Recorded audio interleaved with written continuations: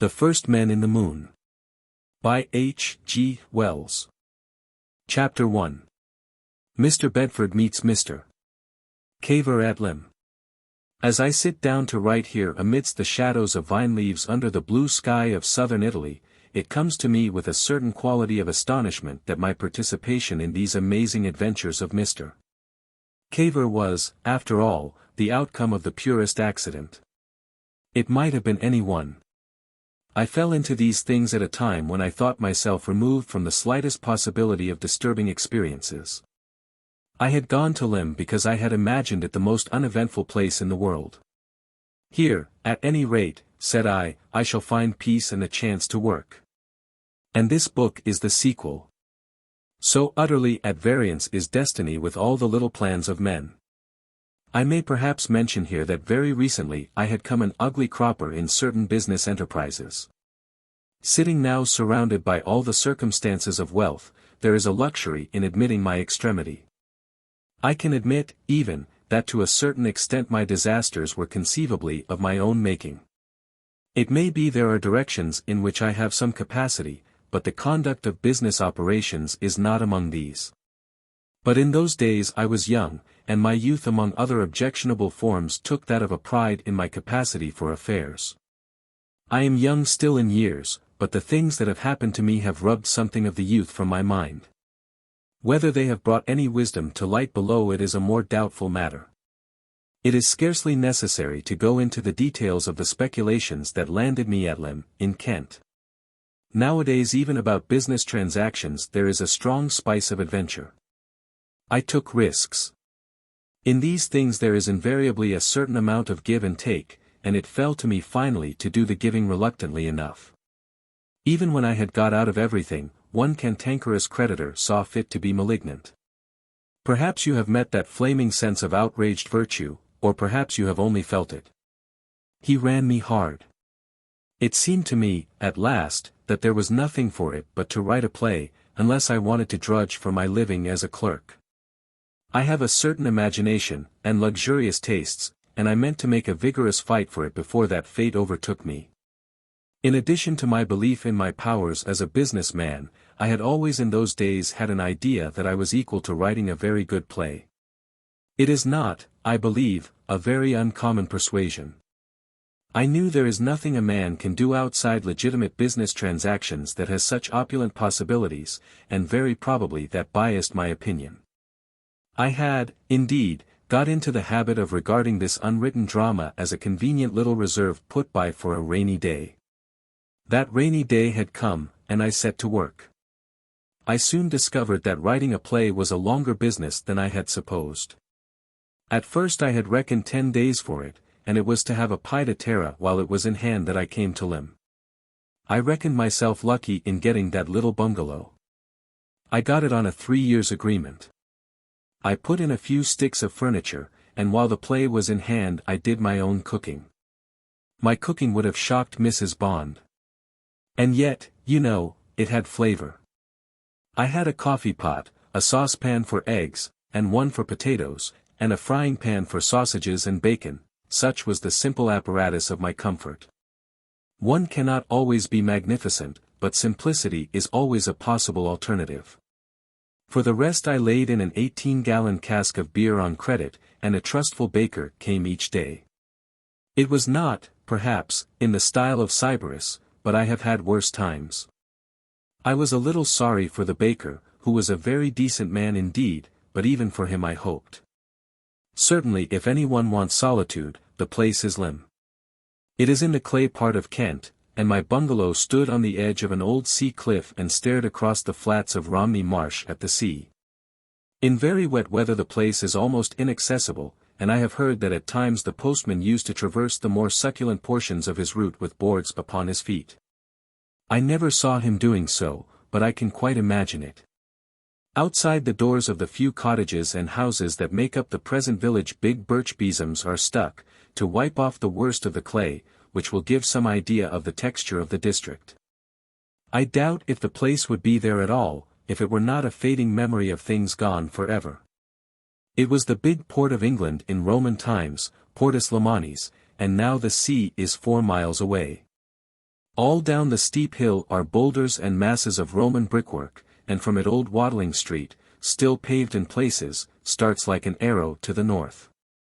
I used to stand on the hill and think of it all, the galleys and legions, the captives and officials, the women and traders, the speculators like myself, all the swarm and tumult that came clanking in and out of the harbor. And now just a few lumps of rubble on a grassy slope, and a sheep or two, and I. And where the port had been were the levels of the marsh, sweeping round in a broad curve to distant Dungeness, and dotted here and there with tree clumps and the church towers of old medieval towns that are following Lympne now towards extinction. That outlook on the marsh was, indeed, one of the finest views I have ever seen. I suppose Dungeness was 15 miles away, it lay like a raft on the sea, and farther westward were the hills by Hastings under the setting sun. Sometimes they hung close and clear, sometimes they were faded and low, and often the drift of the weather took them clean out of sight. And all the nearer parts of the marsh were laced and lit by ditches and canals. The window at which I worked looked over the skyline of this crest, and it was from this window that I first set eyes on Cavor. It was just as I was struggling with my scenario, holding down my mind to the sheer hard work of it, and naturally enough he arrested my attention. The sun had set, the sky was a vivid tranquility of green and yellow, and against that he came out black, the oddest little figure. He was a short, round-bodied, thin-legged little man, with a jerky quality in his motions. He had seen fit to clothe his extraordinary mind in a cricket cap, an overcoat, and cycling knickerbockers and stockings. Why he did so I do not know, for he never cycled and he never played cricket. It was a fortuitous concurrence of garments, arising I know not how. He gesticulated with his hands and arms, and jerked his head about and buzzed. He buzzed like something electric. You never heard such buzzing. And ever and again he cleared his throat with a most extraordinary noise. There had been rain, and that spasmodic walk of his was enhanced by the extreme slipperiness of the footpath. Exactly as he came against the sun he stopped, pulled out a watch, hesitated. Then with a sort of convulsive gesture he turned and retreated with every manifestation of haste, no longer gesticulating, but going with ample strides that showed the relatively large size of his feet. They were, I remember, grotesquely exaggerated in size by adhesive clay, to the best possible advantage. This occurred on the first day of my sojourn, when my playwriting energy was at its height and I regarded the incident simply as an annoying distraction, the waste of 5 minutes. I returned to my scenario. But when next evening the apparition was repeated with remarkable precision, and again the next evening, and indeed every evening when rain was not falling, concentration upon the scenario became a considerable effort. Confound the man, I said, one would think he was learning to be a marionette, and for several evenings I cursed him pretty heartily. Then my annoyance gave way to amazement and curiosity. Why on earth should a man do this thing? On the 14th evening I could stand it no longer, and so soon as he appeared I opened the French window, crossed the veranda, and directed myself to the point where he invariably stopped. He had his watch out as I came up to him. He had a chubby, rubicund face with reddish-brown eyes. Previously I had seen him only against the light. "One moment, sir," said I as he turned. He stared. "One moment," he said, "certainly. Or if you wish to speak to me for longer, and it is not asking too much, your moment is up, would it trouble you to accompany me?" "Not in the least," said I, placing myself beside him. "My habits are regular. My time for intercourse, limited. This, I presume, is your time for exercise?" "It is. I come here to enjoy the sunset." "You don't." "Sir. You never look at it." "Never look at it?" "No. I've watched you 13 nights, and not once have you looked at the sunset, not once." He knitted his brows like one who encounters a problem. "Well, I enjoy the sunlight, the atmosphere, I go along this path, through that gate," he jerked his head over his shoulder, "and round." "You don't. You never have been. It's all nonsense. There isn't a way. Tonight for instance." "Oh. Tonight. Let me see. Ah. I just glanced at my watch, saw that I had already been out just 3 minutes over the precise half hour, decided there was not time to go round, turned. You always do. He looked at me, reflected. Perhaps I do, now I come to think of it. But what was it you wanted to speak to me about? Why, this. This? Yes. Why do you do it? Every night you come making a noise. Making a noise? Like this. I imitated his buzzing noise. He looked at me, and it was evident the buzzing awakened distaste. Do I do that? He asked. Every blessed evening. I had no idea. He stopped dead. He regarded me gravely. Can it be, he said, that I have formed a habit? Well, it looks like it. Doesn't it? He pulled down his lower lip between finger and thumb. He regarded a puddle at his feet. My mind is much occupied, he said. And you want to know why? Well, sir. I can assure you that not only do I not know why I do these things, but I did not even know I did them. Come to think, it is just as you say. I never have been beyond that field. And these things annoy you? For some reason I was beginning to relent towards him. Not annoy. I said. But, imagine yourself writing a play. I couldn't. Well, anything that needs concentration. Ah, he said, of course, and meditated. His expression became so eloquent of distress, that I relented still more. After all, there is a touch of aggression in demanding of a man you don't know why he hums on a public footpath. You see, he said weakly, it's a habit. Oh, I recognize that. I must stop it. But not if it puts you out. After all, I had no business, it's something of a liberty. Not at all, sir, he said, not at all. I am greatly indebted to you.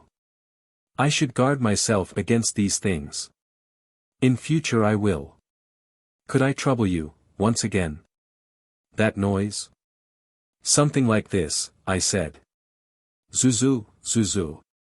But really, you know. I am greatly obliged to you. In fact, I know I am getting absurdly absent-minded. You are quite justified, sir, perfectly justified. Indeed, I am indebted to you. The thing shall end. And now, sir, I have already brought you farther than I should have done. I do hope my impertinence. Not at all, sir, not at all. We regarded each other for a moment. I raised my hat and wished him a good evening. He responded convulsively, and so we went our ways.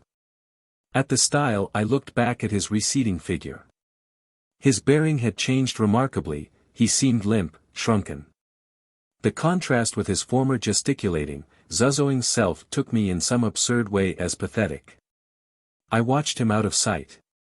Then wishing very heartily I had kept to my own business, I returned to my bungalow and my play. The next evening I saw nothing of him, nor the next. But he was very much in my mind, and it had occurred to me that as a sentimental comic character he might serve a useful purpose in the development of my plot. The third day he called upon me. For a time I was puzzled to think what had brought him.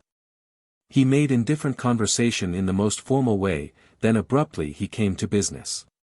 He wanted to buy me out of my bungalow. You see, he said, I don't blame you in the least, but you've destroyed a habit, and it disorganizes my day. I've walked past here for years, years. No doubt I've hummed. You've made all that impossible. I suggested he might try some other direction. No. There is no other direction. This is the only one. I've inquired. And now, every afternoon at 4, I come to a dead wall. But, my dear sir, if the thing is so important to you. It's vital. You see, I'm an investigator, I am engaged in a scientific research. I live, he paused and seemed to think. Just over there, he said, and pointed suddenly dangerously near my eye. The house with white chimneys you see just over the trees. And my circumstances are abnormal. I am on the point of completing one of the most important demonstrations, I can assure you one of the most important demonstrations that have ever been made. It requires constant thought, constant mental ease and activity. And the afternoon was my brightest time, effervescing with new ideas, new points of view. But why not come by still? It would be all different. I should be self-conscious. I should think of you at your play, watching me irritated, instead of thinking of my work. No. I must have the bungalow. I meditated. Naturally, I wanted to think the matter over thoroughly before anything decisive was said. I was generally ready enough for business in those days, and selling always attracted me. But in the first place it was not my bungalow, and even if I sold it to him at a good price I might get inconvenienced in the delivery of goods if the current owner got wind of the transaction, and in the second I was, well, undischarged. It was clearly a business that required delicate handling.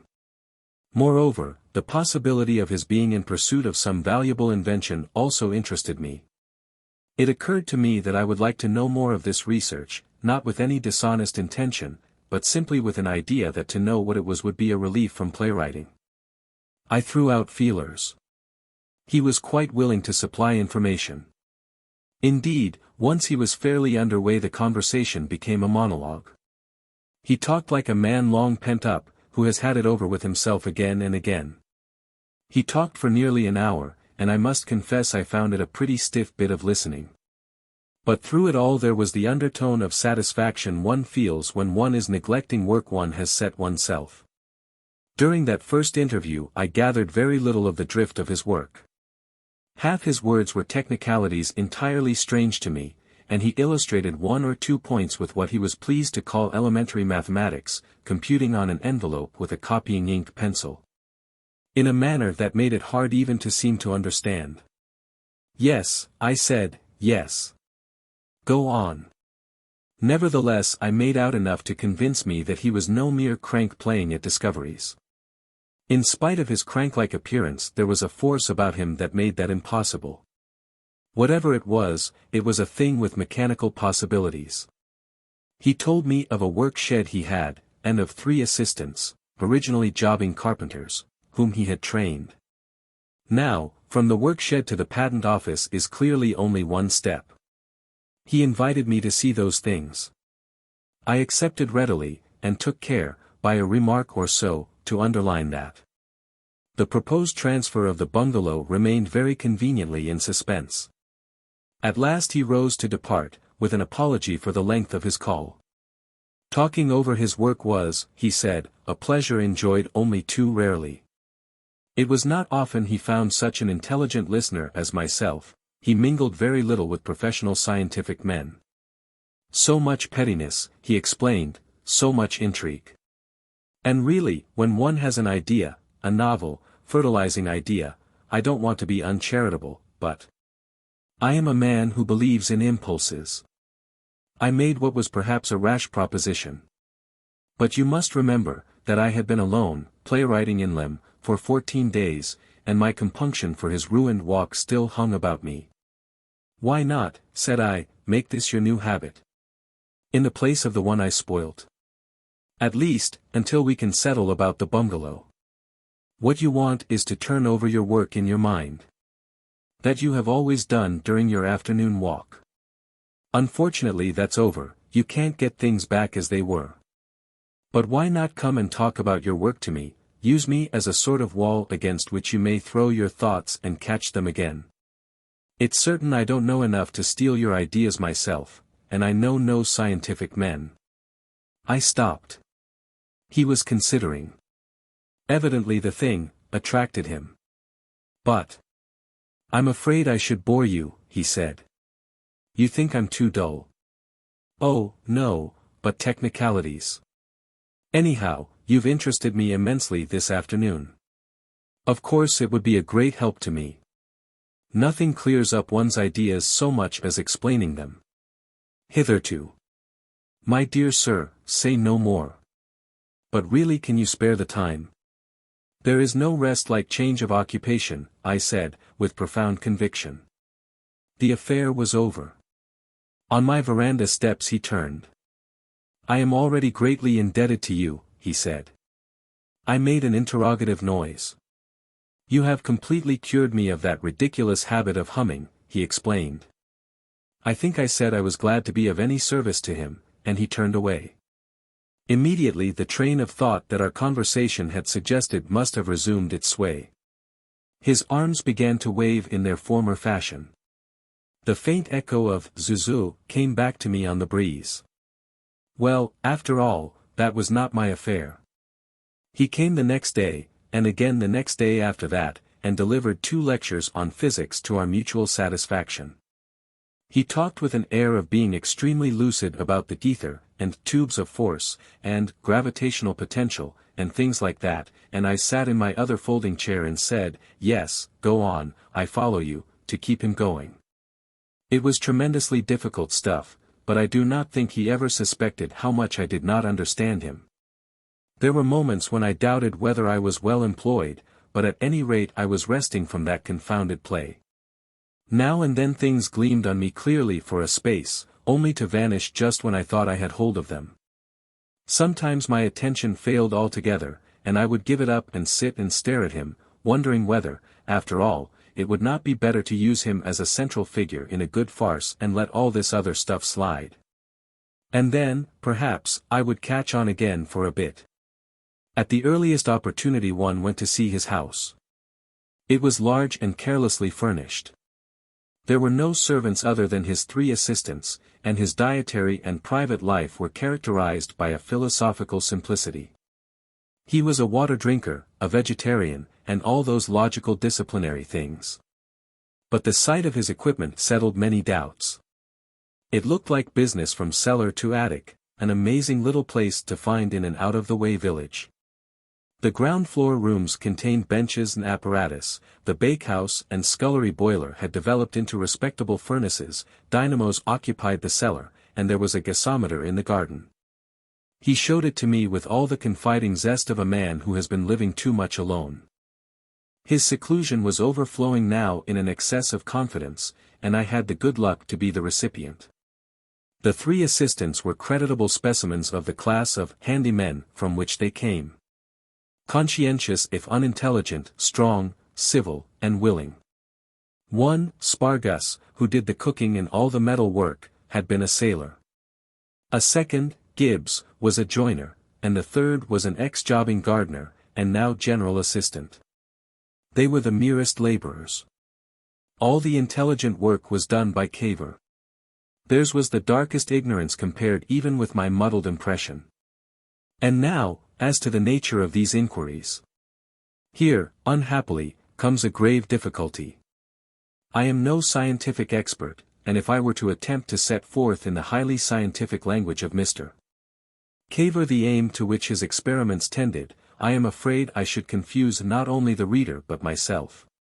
And almost certainly I should make some blunder that would bring upon me the mockery of every up-to-date student of mathematical physics in the country. The best thing I can do therefore is, I think, to give my impressions in my own inexact language, without any attempt to wear a garment of knowledge to which I have no claim. The object of Mr. Cavor's search was a substance that should be opaque. He used some other word I have forgotten, but opaque conveys the idea, to all forms of radiant energy. Radiant energy, he made me understand, was anything like light or heat, or those Röntgen rays there was so much talk about a year or so ago, or the electric waves of Marconi, or gravitation. All these things, he said, radiate out from centers, and act on bodies at a distance, whence comes the term radiant energy. Now almost all substances are opaque to some form or other of radiant energy. Glass, for example, is transparent to light, but much less so to heat, so that it is useful as a fire screen, and alum is transparent to light, but blocks heat completely. A solution of iodine in carbon bisulfide, on the other hand, completely blocks light, but is quite transparent to heat.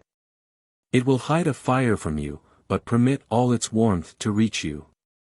Metals are not only opaque to light and heat, but also to electrical energy, which passes through both iodine solution and glass almost as though they were not interposed. And so on. Now all known substances are transparent to gravitation. You can use screens of various sorts to cut off the light or heat, or electrical influence of the sun, or the warmth of the earth from anything. You can screen things by sheets of metal from Marconi's rays, but nothing will cut off the gravitational attraction of the sun or the gravitational attraction of the earth. Yet why there should be nothing is hard to say. Cavor did not see why such a substance should not exist, and certainly I could not tell him. I had never thought of such a possibility before. He showed me by calculations on paper, which Lord Kelvin, no doubt, or Professor Lodge, or Professor Karl Pearson, or any of those great scientific people might have understood, but which simply reduced me to a hopeless muddle. That not only was such a substance possible, but that it must satisfy certain conditions. It was an amazing piece of reasoning. Much as it amazed and exercised me at the time, it would be impossible to reproduce it here. Yes, I said to it all, yes, go on. Suffice it for this story that he believed he might be able to manufacture this possible substance opaque to gravitation out of a complicated alloy of metals and something new, a new element, I fancy, called, I believe, helium. Which was sent to him from London in sealed stone jars. Doubt has been thrown upon this detail, but I am almost certain it was helium he had sent him in sealed stone jars. It was certainly something very gaseous and thin. If only I had taken notes. But then, how was I to foresee the necessity of taking notes? Any one with the merest germ of an imagination will understand the extraordinary possibilities of such a substance. And will sympathize a little with the emotion I felt as this understanding emerged from the haze of abstruse phrases in which Cavor expressed himself. Comic relief in a play indeed. It was some time before I would believe that I had interpreted him aright, and I was very careful not to ask questions that would have enabled him to gauge the profundity of misunderstanding into which he dropped his daily exposition. But no one reading the story of it here will sympathize fully, because from my barren narrative it will be impossible to gather the strength of my conviction that this astonishing substance was positively going to be made. I do not recall that I gave my play an hour's consecutive work at any time after my visit to his house. My imagination had other things to do. There seemed no limit to the possibilities of the stuff. Whichever way I tried I came on miracles and revolutions. For example, if one wanted to lift a weight, however enormous, one had only to get a sheet of this substance beneath it, and one might lift it with a straw. My first natural impulse was to apply this principle to guns and ironclads, and all the material and methods of war, and from that to shipping, locomotion, building, every conceivable form of human industry. The chance that had brought me into the very birth chamber of this new time, it was an epoch, no less, was one of those chances that come once in 1,000 years. The thing unrolled, it expanded and expanded. Among other things I saw in it my redemption as a businessman. I saw a parent company, and daughter companies, applications to right of us, applications to left, rings and trusts, privileges, and concessions spreading and spreading, until one vast, stupendous Cavorite company ran and ruled the world. And I was in it. I took my line straight away. I knew I was staking everything, but I jumped there and then. We're on absolutely the biggest thing that has ever been invented, I said, and put the accent on we. If you want to keep me out of this, you'll have to do it with a gun. I'm coming down to be your fourth laborer tomorrow. He seemed surprised at my enthusiasm, but not a bit suspicious or hostile. Rather, he was self-depreciatory. He looked at me doubtfully. But do you really think, he said. And your play? How about that play? It's vanished. I cried. My dear sir, don't you see what you've got? Don't you see what you're going to do? That was merely a rhetorical turn, but positively, he didn't. At first I could not believe it. He had not had the beginning of the inkling of an idea. This astonishing little man had been working on purely theoretical grounds the whole time. When he said it was the most important research the world had ever seen, he simply meant it squared up so many theories, settled so much that was in doubt. He had troubled no more about the application of the stuff he was going to turn out than if he had been a machine that makes guns. This was a possible substance, and he was going to make it. Vla tout, as the Frenchman says. Beyond that, he was childish. If he made it, it would go down to posterity as Cavorite or Cavorine, and he would be made an FRS, and his portrait given away as a scientific worthy with nature, and things like that. And that was all he saw. He would have dropped this bombshell into the world as though he had discovered a new species of gnat, if it had not happened that I had come along. And there it would have lain and fizzled, like one or two other little things these scientific people have lit and dropped about us.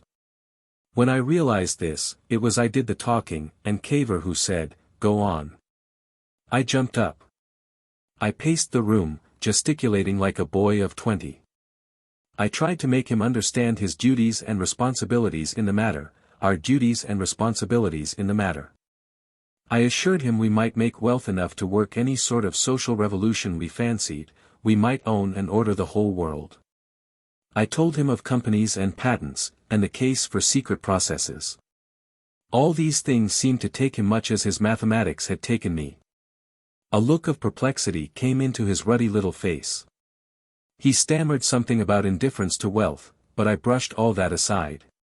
He had got to be rich, and it was no good his stammering. I gave him to understand the sort of man I was, and that I had had very considerable business experience. I did not tell him I was an undischarged bankrupt at the time, because that was temporary, but I think I reconciled my evident poverty with my financial claims. And quite insensibly, in the way such projects grow, the understanding of a Cavorite monopoly grew up between us. He was to make the stuff, and I was to make the boom. I stuck like a leech to the we, you, and I didn't exist for me. His idea was that the profits I spoke of might go to endow research, but that, of course, was a matter we had to settle later. "That's all right," I shouted, "that's all right." The great point, as I insisted, was to get the thing done. "Here is a substance," I cried, "no home, no factory, no fortress, no ship can dare to be without, more universally applicable even than a patent medicine. There isn't a solitary aspect of it, not one of its 10,000 possible uses that will not make us rich, Cavor, beyond the dreams of avarice." "No," he said. "I begin to see. It's extraordinary how one gets new points of view by talking over things. And as it happens you have just talked to the right man. I suppose no one," he said, "is absolutely averse to enormous wealth. Of course there is one thing." He paused. I stood still. "It is just possible, you know, that we may not be able to make it after all. It may be one of those things that are a theoretical possibility, but a practical absurdity. Or when we make it, there may be some little hitch." "We'll tackle the hitch when it comes," said I. "How do you find this book? Any thoughts about the book or the author? Any suggestion for improvement? Please take a moment to share your thoughts in a comment. If you like it, share it with your friends who might enjoy it as well. Subscribe to keep in touch. Visit CompleteAudiobooks.com for more quality content. Chapter 2. The First Making of Cavorite. But Cavor's fears were groundless, so far as the actual making was concerned. On the 14th of October, 1899, this incredible substance was made. Oddly enough, it was made at last by accident, when Mr. Cavor least expected it. He had fused together a number of metals and certain other things, I wish I knew the particulars now, and he intended to leave the mixture a week and then allow it to cool slowly. Unless he had miscalculated, the last stage in the combination would occur when the stuff sank to a temperature of 60 degrees Fahrenheit. But it chanced that, unknown to Cavor, dissension had arisen about the furnace tending. Gibbs, who had previously seen to this, had suddenly attempted to shift it to the man who had been a gardener, on the score that coal was soil, being dug, and therefore could not possibly fall within the province of a joiner. The man who had been a jobbing gardener alleged, however, that coal was a metallic or ore-like substance, let alone that he was cook. But Spargus insisted on Gibbs doing the coaling, seeing that he was a joiner and that coal is notoriously fossil wood. Consequently Gibbs ceased to replenish the furnace, and no one else did so. And Cavor was too much immersed in certain interesting problems concerning a Cavorite flying machine, neglecting the resistance of the air and one or two other points, to perceive that anything was wrong. And the premature birth of his invention took place just as he was coming across the field to my bungalow for our afternoon talk and tea. I remember the occasion with extreme vividness. The water was boiling, and everything was prepared, and the sound of his zuzoo had brought me out upon the veranda. His active little figure was black against the autumnal sunset, and to the right the chimneys of his house just rose above a gloriously tinted group of trees. Remoter rose the Wealden hills, faint and blue, while to the left the hazy marsh spread out spacious and serene. And then the chimneys jerked heavenward, smashing into a string of bricks as they rose, and the roof and a miscellany of furniture followed. Then overtaking them came a huge white flame. The trees about the building swayed and whirled and tore themselves to pieces, that sprang towards the flare. My ears were smitten with a clap of thunder that left me deaf on one side for life, and all about me windows smashed, unheeded. I took 3 steps from the veranda towards Cavor's house, and even as I did so came the wind. Instantly my coat-tails were over my head, and I was progressing in great leaps and bounds, and quite against my will, towards him. In the same moment the discoverer was seized, whirled about, and flew through the screaming air. I saw one of my chimney pots hit the ground within 6 yards of me, leap a score of feet, and so hurry in great strides towards the focus of the disturbance. Cavor, kicking and flapping, came down again, rolled over and over on the ground for a space, struggled up and was lifted and borne forward at an enormous velocity, vanishing at last among the laboring, lashing trees that writhed about his house. A mass of smoke and ashes, and a square of bluish shining substance rushed up towards the zenith. A large fragment of fencing came sailing past me, dropped edgeways, hit the ground and fell flat, and then the worst was over. The aerial commotion fell swiftly until it was a mere strong gale, and I became once more aware that I had breath and feet. By leaning back against the wind I managed to stop, and could collect such wits as still remained to me. In that instant the whole face of the world had changed. The tranquil sunset had vanished, the sky was dark with scurrying clouds, everything was flattened and swaying with the gale.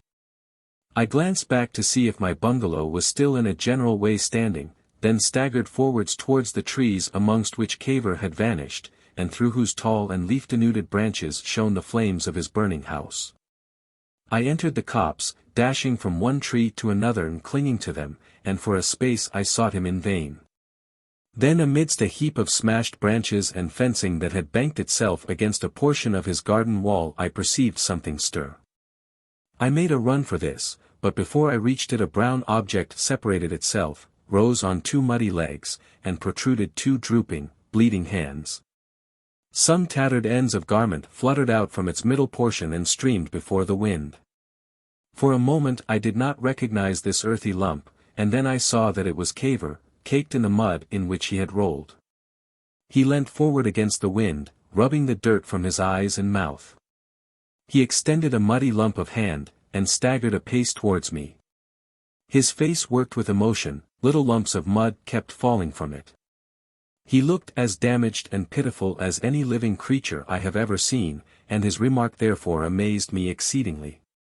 "Gratulate me," he gasped, "gratulate me."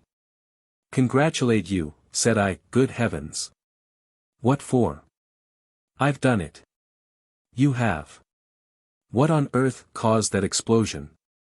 A gust of wind blew his words away. I understood him to say that it wasn't an explosion at all. The wind hurled me into collision with him, and we stood clinging to one another. "Try and get back, to my bungalow," I bawled in his ear. He did not hear me, and shouted something about 3 martyrs, science, and also something about not much good. At the time he labored under the impression that his 3 attendants had perished in the whirlwind. Happily this was incorrect. Directly he had left for my bungalow they had gone off to the public house in Lympne to discuss the question of the furnaces over some trivial refreshment. I repeated my suggestion of getting back to my bungalow, and this time he understood. We clung arm in arm and started, and managed at last to reach the shelter of as much roof as was left to me.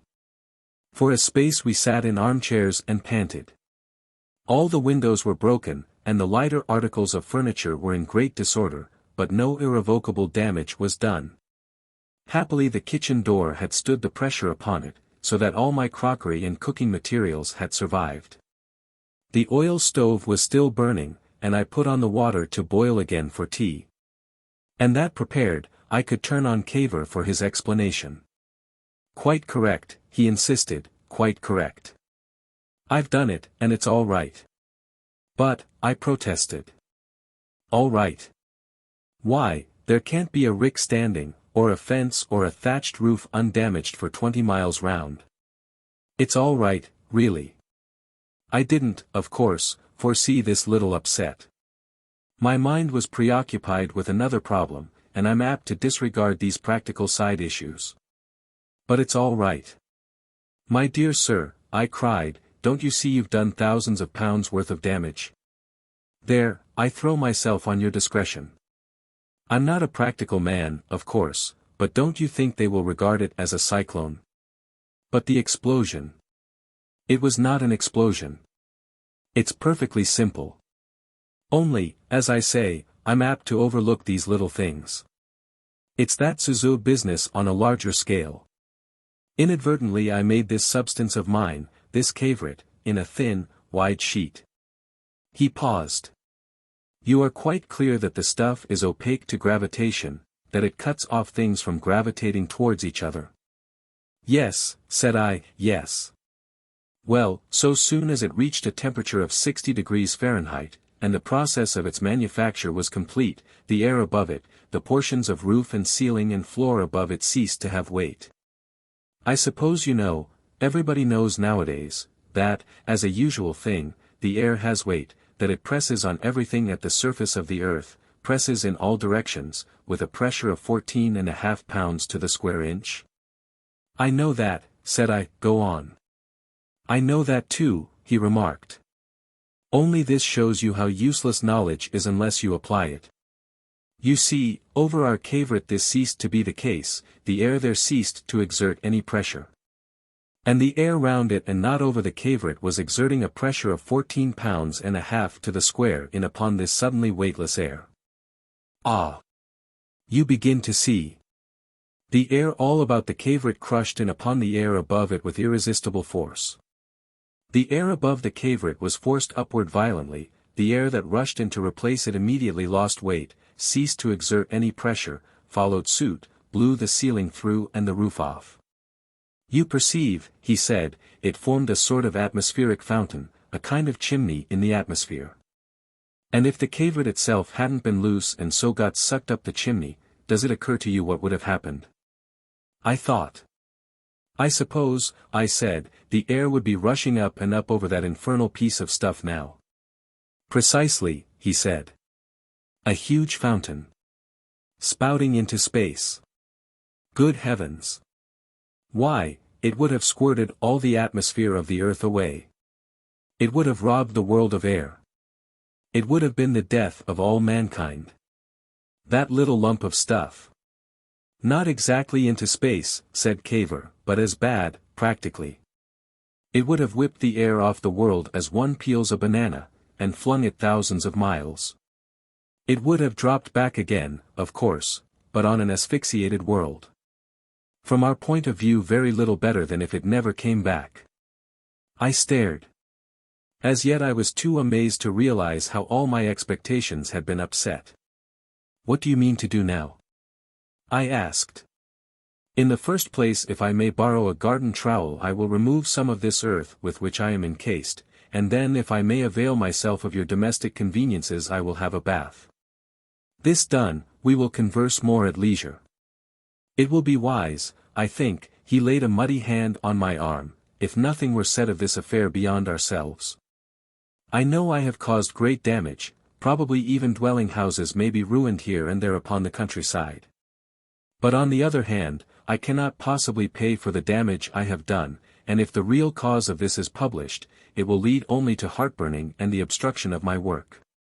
One cannot foresee everything, you know, and I cannot consent for one moment to add the burthen of practical considerations to my theorizing. Later on, when you have come in with your practical mind, and Cavorite is floated is the word, isn't it, and it has realized all you anticipate for it, we may set matters right with these persons. But not now, not now. If no other explanation is offered, people, in the present unsatisfactory state of meteorological science, will ascribe all this to a cyclone. There might be a public subscription, and as my house has collapsed and been burnt, I should in that case receive a considerable share in the compensation, which would be extremely helpful to the prosecution of our researches.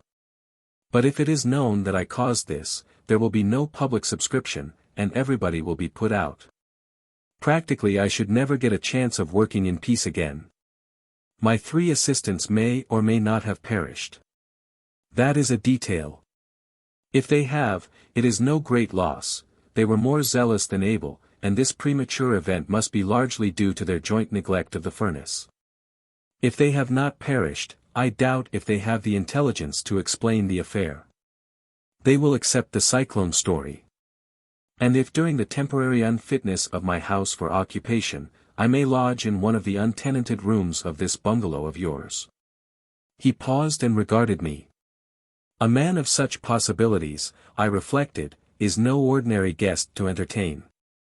Perhaps, said I, rising to my feet, we had better begin by looking for a trowel, and I led the way to the scattered vestiges of the greenhouse. And while he was having his bath I considered the entire question alone. It was clear there were drawbacks to Mr. Cavor's society I had not foreseen. The absent-mindedness that had just escaped depopulating the terrestrial globe, might at any moment result in some other grave inconvenience. On the other hand I was young, my affairs were in a mess, and I was in just the mood for reckless adventure, with a chance of something good at the end of it. I had quite settled in my mind that I was to have half at least in that aspect of the affair. Fortunately I held my bungalow, as I have already explained, on a 3-year agreement, without being responsible for repairs. And my furniture, such as there was of it, had been hastily purchased, was unpaid for, insured, and altogether devoid of associations. In the end I decided to keep on with him, and see the business through. Certainly the aspect of things had changed very greatly. I no longer doubted at all the enormous possibilities of the substance, but I began to have doubts about the gun carriage and the patent boots. We set to work at once to reconstruct his laboratory and proceed with our experiments. Cavor talked more on my level than he had ever done before, when it came to the question of how we should make the stuff next. Of course we must make it again, he said, with a sort of glee I had not expected in him, of course we must make it again. We have caught a Tartar, perhaps, but we have left the theoretical behind us for good and all. If we can possibly avoid wrecking this little planet of ours, we will. But, there must be risks. There must be. In experimental work there always are. And here, as a practical man, you must come in. For my own part it seems to me we might make it edgeways, perhaps, and very thin. Yet I don't know. I have a certain dim perception of another method. I can hardly explain it yet. But curiously enough it came into my mind, while I was rolling over and over in the mud before the wind, and very doubtful how the whole adventure was to end, as being absolutely the thing I ought to have done. Even with my aid we found some little difficulty, and meanwhile we kept at work restoring the laboratory. There was plenty to do before it became absolutely necessary to decide upon the precise form and method of our second attempt. Our only hitch was the strike of the 3 laborers, who objected to my activity as a foreman. But that matter we compromised after 2 days' delay. Chapter 3. The Building of the Sphere. I remember the occasion very distinctly when Cavor told me of his idea of the sphere. He had had intimations of it before, but at the time it seemed to come to him in a rush. We were returning to the bungalow for tea, and on the way he fell humming. Suddenly he shouted, "That's it. That finishes it. A sort of roller blind." "Finishes what?" I asked. "Space, anywhere." "The moon." "What do you mean?" "Mean? Why, it must be a sphere." "That's what I mean." I saw I was out of it, and for a time I let him talk in his own fashion. I hadn't the ghost of an idea then of his drift. But after he had taken tea he made it clear to me. "It's like this," he said. "Last time I ran this stuff that cuts things off from gravitation into a flat tank with an overlap that held it down.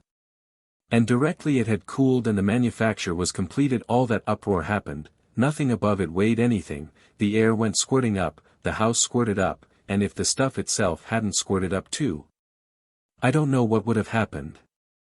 But suppose the substance is loose, and quite free to go up. It will go up at once." "Exactly. With no more disturbance than firing a big gun. But what good will that do?" "I'm going up with it." I put down my teacup and stared at him. "Imagine a sphere," he explained, "large enough to hold 2 people and their luggage. It will be made of steel lined with thick glass, it will contain a proper store of solidified air, concentrated food, water distilling apparatus, and so forth. And enameled, as it were, on the outer steel." "Cavorite?" "Yes. But how will you get inside?" "There was a similar problem about a dumpling." "Yes, I know. But how?" "That's perfectly easy. An airtight manhole is all that is needed. That, of course, will have to be a little complicated, there will have to be a valve, so that things may be thrown out, if necessary, without much loss of air. Like Jules Verne's thing in A Trip to the Moon." But Cavor was not a reader of fiction. "I begin to see," I said slowly. "And you could get in and screw yourself up while the Cavorite was warm, and as soon as it cooled it would become impervious to gravitation, and off you would fly. At a tangent. You would go off in a straight line." I stopped abruptly. "What is to prevent the thing traveling in a straight line into space forever?" I asked. "You're not safe to get anywhere, and if you do, how will you get back?" "I've just thought of that," said Cavor. "That's what I meant when I said the thing is finished. The inner glass sphere can be airtight, and, except for the manhole, continuous, and the steel sphere can be made in sections, each section capable of rolling up after the fashion of a roller blind. These can easily be worked by springs, and released and checked by electricity conveyed by platinum wires fused through the glass. All that is merely a question of detail. So you see, that except for the thickness of the blind rollers, the Cavorite exterior of the sphere will consist of windows or blinds, whichever you like to call them. Well, when all these windows or blinds are shut, no light, no heat, no gravitation, no radiant energy of any sort will get at the inside of the sphere, it will fly on through space in a straight line, as you say. But open a window, imagine one of the windows open. Then at once any heavy body that chances to be in that direction will attract us." I sat taking it in. "You see," he said. "Oh, I see. Practically we shall be able to tack about in space just as we wish. Get attracted by this and that." "Oh, yes. That's clear enough. Only. Well. I don't quite see what we shall do it for. It's really only jumping off the world and back again. Surely. For example, one might go to the moon. And when one got there, what would you find? We should see, oh. Consider the new knowledge. Is there air there? There may be. It's a fine idea, I said, but it strikes me as a large order all the same. The moon. I'd much rather try some smaller things first. They're out of the question, because of the air difficulty. Why not apply that idea of spring blinds, Cavorite blinds in strong steel cases, to lifting weights? It wouldn't work, he insisted. After all, to go into outer space is not so much worse, if at all, than a polar expedition. Men go on polar expeditions. Not businessmen. And besides, they get paid for polar expeditions. And if anything goes wrong there are relief parties. But this, it's just firing ourselves off the world for nothing. Call it prospecting. You'll have to call it that. One might make a book of it perhaps, I said. I have no doubt there will be minerals, said Cavor. For example. Oh. Sulfur, ores, gold perhaps, possibly new elements. Cost of carriage, I said. You know you're not a practical man. The moon's 250,000 miles away. It seems to me it wouldn't cost much to cart any weight anywhere if you packed it in a Cavorite case. I had not thought of that. Delivered free on head of purchaser, eh? It isn't as though we were confined to the moon. You mean? There's Mars, clear atmosphere, novel surroundings, exhilarating sense of lightness. It might be pleasant to go there. Is there air on Mars? Oh, yes. Seems as though you might run it as a sanatorium. By the way, how far is Mars? 200 million miles at present, said Cavor airily, and you go close by the sun. My imagination was picking itself up again. After all, I said, there's something in these things. There's travel. An extraordinary possibility came rushing into my mind. Suddenly I saw, as in a vision, the whole solar system threaded with Cavorite liners and spheres deluxe. Rights of preemption came floating into my head, planetary rights of preemption. I recalled the old Spanish monopoly in American gold. It wasn't as though it was just this planet or that, it was all of them. I stared at Cavor's Rubicon face, and suddenly my imagination was leaping and dancing. I stood up, I walked up and down, my tongue was unloosened. I'm beginning to take it in, I said, I'm beginning to take it in. The transition from doubt to enthusiasm seemed to take scarcely any time at all. But this is tremendous. I cried. This is imperial. I haven't been dreaming of this sort of thing. Once the chill of my opposition was removed, his own pent-up excitement had play. He too got up and paced. He too gesticulated and shouted. We behaved like men inspired. We were men inspired. We'll settle all that, he said in answer to some incidental difficulty that had pulled me up. We'll soon settle that. We'll start the drawings for moldings this very night. We'll start them now, I responded, and we hurried off to the laboratory to begin upon this work forthwith. I was like a child in Wonderland all that night. The dawn found us both still at work, we kept our electric light going heedless of the day. I remember now exactly how these drawings looked. I shaded and tinted while Cavor drew, smudged and haste-marked they were in every line, but wonderfully correct. We got out the orders for the steel blinds and frames we needed from that night's work, and the glass sphere was designed within a week. We gave up our afternoon conversations and our old routine altogether. We worked, and we slept and ate when we could work no longer for hunger and fatigue. Our enthusiasm infected even our 3 men, though they had no idea what the sphere was for. Through those days the man Gibbs gave up walking, and went everywhere, even across the room, at a sort of fussy run. And it grew, the sphere. December passed, January, I spent a day with a broom sweeping a path through the snow from bungalow to laboratory, February, March. By the end of March the completion was in sight. In January had come a team of horses, a huge packing case. We had our thick glass sphere now ready, and in position under the crane we had rigged to sling it into the steel shell. All the bars and blinds of the steel shell, it was not really a spherical shell, but polyhedral, with a roller blind to each facet, had arrived by February, and the lower half was bolted together. The Cavorite was half made by March, the metallic paste had gone through 2 of the stages in its manufacture, and we had plastered quite half of it onto the steel bars and blinds. It was astonishing how closely we kept to the lines of Cavor's first inspiration in working out the scheme. When the bolting together of the sphere was finished, he proposed to remove the rough roof of the temporary laboratory in which the work was done, and build a furnace about it. So the last stage of Cavorite making, in which the paste is heated to a dull red glow in a stream of helium, would be accomplished when it was already on the sphere. And then we had to discuss and decide what provisions we were to take: compressed foods, concentrated essences, steel cylinders containing reserve oxygen.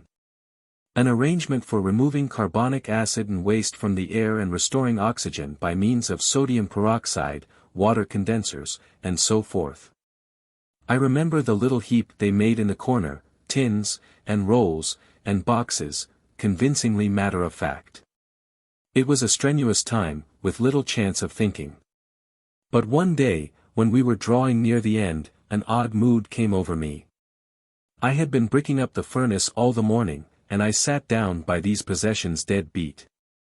Everything seemed dull and incredible. "But look here, Cavor," I said. "After all, what's it all for?" He smiled. "The thing now is to go." "The moon," I reflected. "But what do you expect? I thought the moon was a dead world." He shrugged his shoulders. "We're going to see." "Are we?" I said, and stared before me.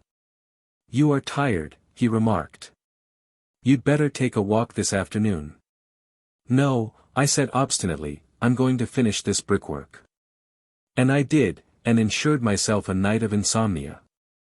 I don't think I have ever had such a night. I had some bad times before my business collapse, but the very worst of those was sweet slumber compared to this infinity of aching wakefulness. I was suddenly in the most enormous funk at the thing we were going to do. I do not remember before that night thinking at all of the risks we were running. Now they came like that array of specters that once beleaguered Prague, and camped around me. The strangeness of what we were about to do, the unearthliness of it, overwhelmed me. I was like a man awakened out of pleasant dreams to the most horrible surroundings. I lay, eyes wide open, and the sphere seemed to get more flimsy and feeble, and Cavor more unreal and fantastic, and the whole enterprise matter every moment. I got out of bed and wandered about. I sat at the window and stared at the immensity of space. Between the stars was the void, the unfathomable darkness. I tried to recall the fragmentary knowledge of astronomy I had gained in my irregular reading, but it was all too vague to furnish any idea of the things we might expect. At last I got back to bed and snatched some moments of sleep, moments of nightmare rather, in which I fell and fell and fell forevermore into the abyss of the sky. I astonished Cavor at breakfast. I told him shortly, "I'm not coming with you in the sphere." I met all his protests with a sullen persistence. "The thing's too mad," I said, "and I won't come." "The thing's too mad." I would not go with him to the laboratory. I fretted about my bungalow for a time, and then took hat and stick and set out alone, I knew not whither. It chanced to be a glorious morning, a warm wind and deep blue sky, the first green of spring abroad, and multitudes of birds singing. I lunched on beef and beer in a little public house near Elm, and startled the landlord by remarking apropos of the weather, "A man who leaves the world when days of this sort are about is a fool." "That's what I says when I heerd on it," said the landlord, and I found that for one poor soul at least this world had proved excessive, and there had been a throat-cutting. I went on with a new twist to my thoughts. In the afternoon I had a pleasant sleep in a sunny place, and went on my way refreshed. I came to a comfortable-looking inn near Canterbury. It was bright with creepers, and the landlady was a clean old woman and took my eye. I found I had just enough money to pay for my lodging with her. I decided to stop the night there. She was a talkative body, and among many other particulars learnt she had never been to London. "Canterbury's as far as ever I been," she said. "I'm not one of your gadabout sort. How would you like a trip to the moon?" I cried. "I never did hold with them balloonies," she said, evidently under the impression that this was a common excursion enough. "I wouldn't go up in one, not for ever so." This struck me as being funny. After I had supped I sat on a bench by the door of the inn and gossiped with two labourers about brickmaking, and motor cars, and the cricket of last year. And in the sky a faint new crescent, blue and vague as a distant Alp, sank westward over the sun. The next day I returned to Cavor. "I am coming," I said. "I've been a little out of order, that's all." That was the only time I felt any serious doubt our enterprise. Nerves purely. After that I worked a little more carefully, and took a trudge for an hour every day. And at last, save for the heating in the furnace, our labors were at an end. Chapter 4. Inside the Sphere. "Go on," said Cavor, as I sat across the edge of the manhole, and looked down into the black interior of the sphere. We two were alone. It was evening, the sun had set, and the stillness of the twilight was upon everything. I drew my other leg inside and slid down the smooth glass to the bottom of the sphere, then turned to take the cans of food and other impedimenta from Cavor. The interior was warm, the thermometer stood at 80, and as we should lose little or none of this by radiation, we were dressed in shoes and thin flannels. We had, however, a bundle of thick woolen clothing and several thick blankets to guard against mischance. By Cavor's direction I placed the packages, the cylinders of oxygen, and so forth, loosely about my feet, and soon we had everything in. He walked about the roofless shed for a time seeking anything we had overlooked, and then crawled in after me. I noted something in his hand. "What have you got there?" I asked. "Haven't you brought anything to read?" "Good Lord. No. I forgot to tell you. There are uncertainties, the voyage may last. We may be weeks. But we shall be floating in this sphere with absolutely no occupation. I wish I'd known." He peered out of the manhole. "Look," he said. "There's something there. Is there time?" "We shall be an hour." I looked out. It was an old number of titbits that one of the men must have brought. Farther away in the corner I saw a torn Lloyd's News. I scrambled back into the sphere with these things. "What have you got?" I said. I took the book from his hand and read, "The Works of William Shakespeare." He colored slightly. "My education has been so purely scientific," he said apologetically. "Never read him?" "Never."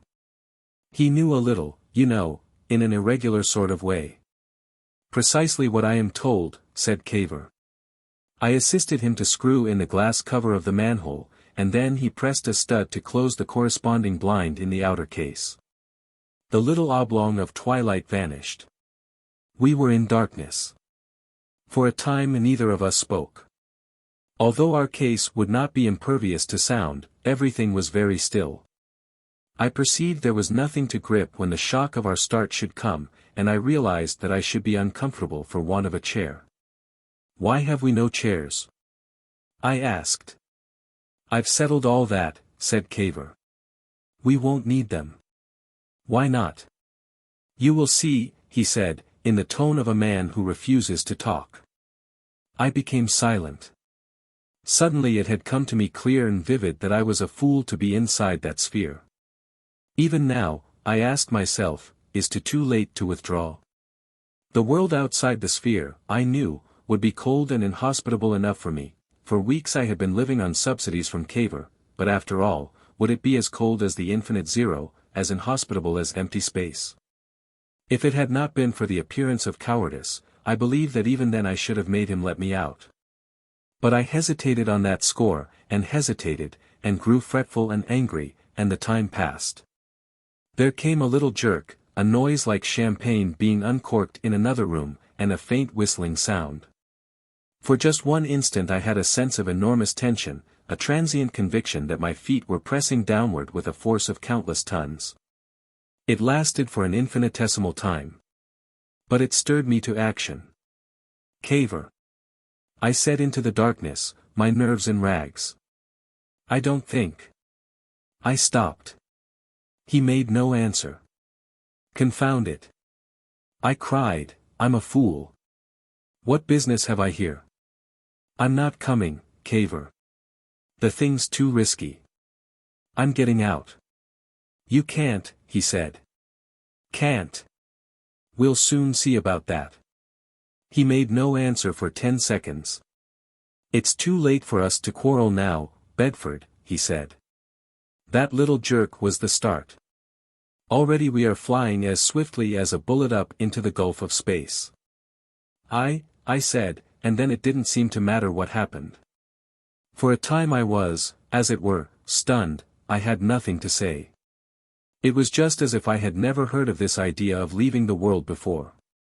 Then I perceived an unaccountable change in my bodily sensations. It was a feeling of lightness, of unreality. Coupled with that was a queer sensation in the head, an apoplectic effect almost, and a thumping of blood vessels at the ears. Neither of these feelings diminished as time went on, but at last I got so used to them that I experienced no inconvenience. I heard a click, and a little glow lamp came into being. I saw Cavor's face, as white as I felt my own to be.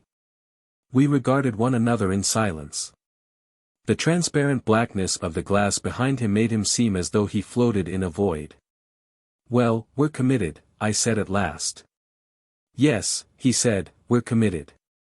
"Don't move," he exclaimed, at some suggestion of a gesture.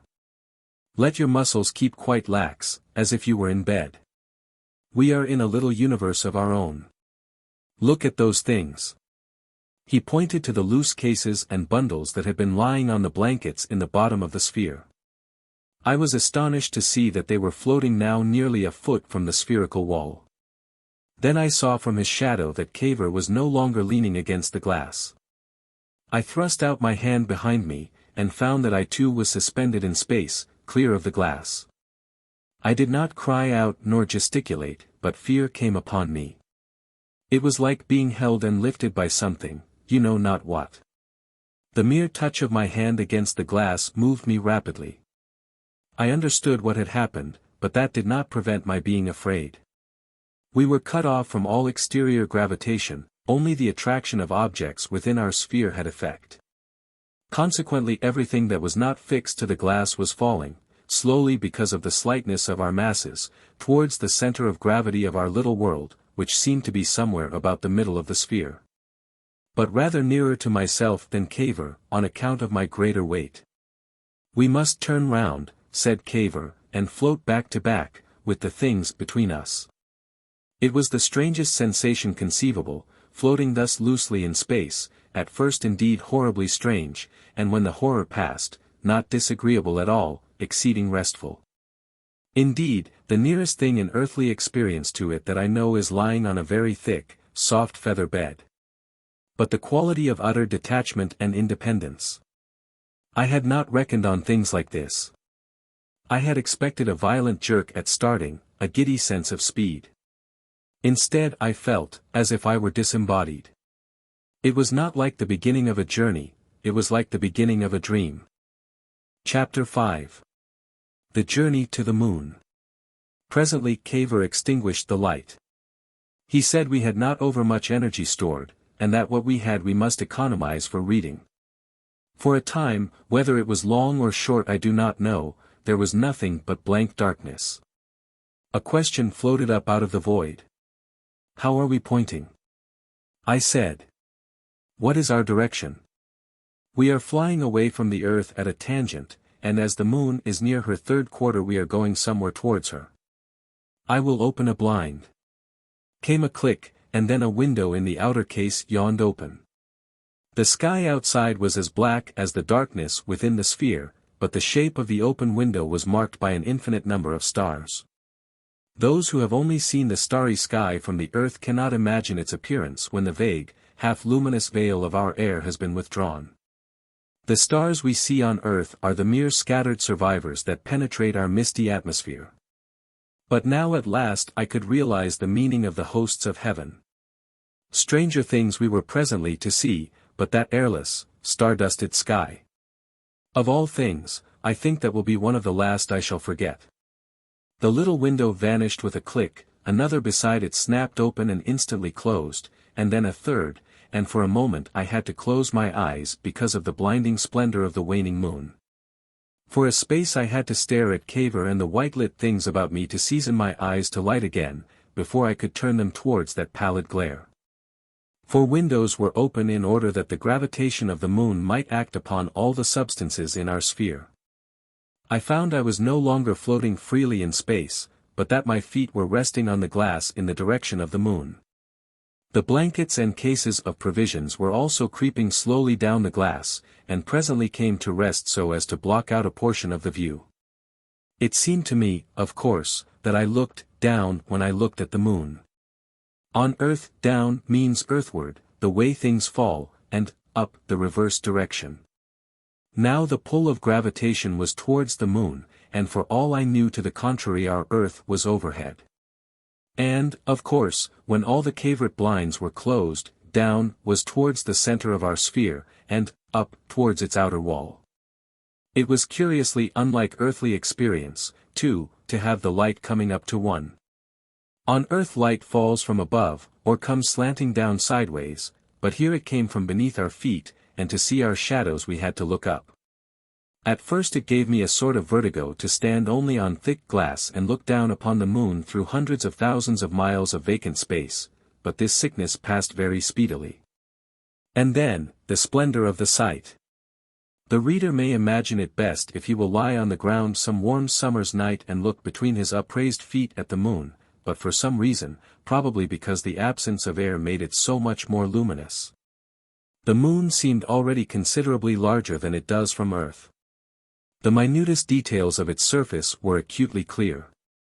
And since we did not see it through air, its outline was bright and sharp, there was no glow or halo about it, and the stardust that covered the sky came right to its very margin, and marked the outline of its unilluminated part. And as I stood and stared at the moon between my feet, that perception of the impossible that had been with me off and on ever since our start, returned again with tenfold conviction. "Cavor," I said, "this takes me queerly. Those companies we were going to run, and all that about minerals. Well, I don't see them here." "No," said Cavor, "but you'll get over all that. I suppose I'm made to turn right side up again. Still, this. For a moment I could half believe there never was a world. That copy of Lloyd's News might help you."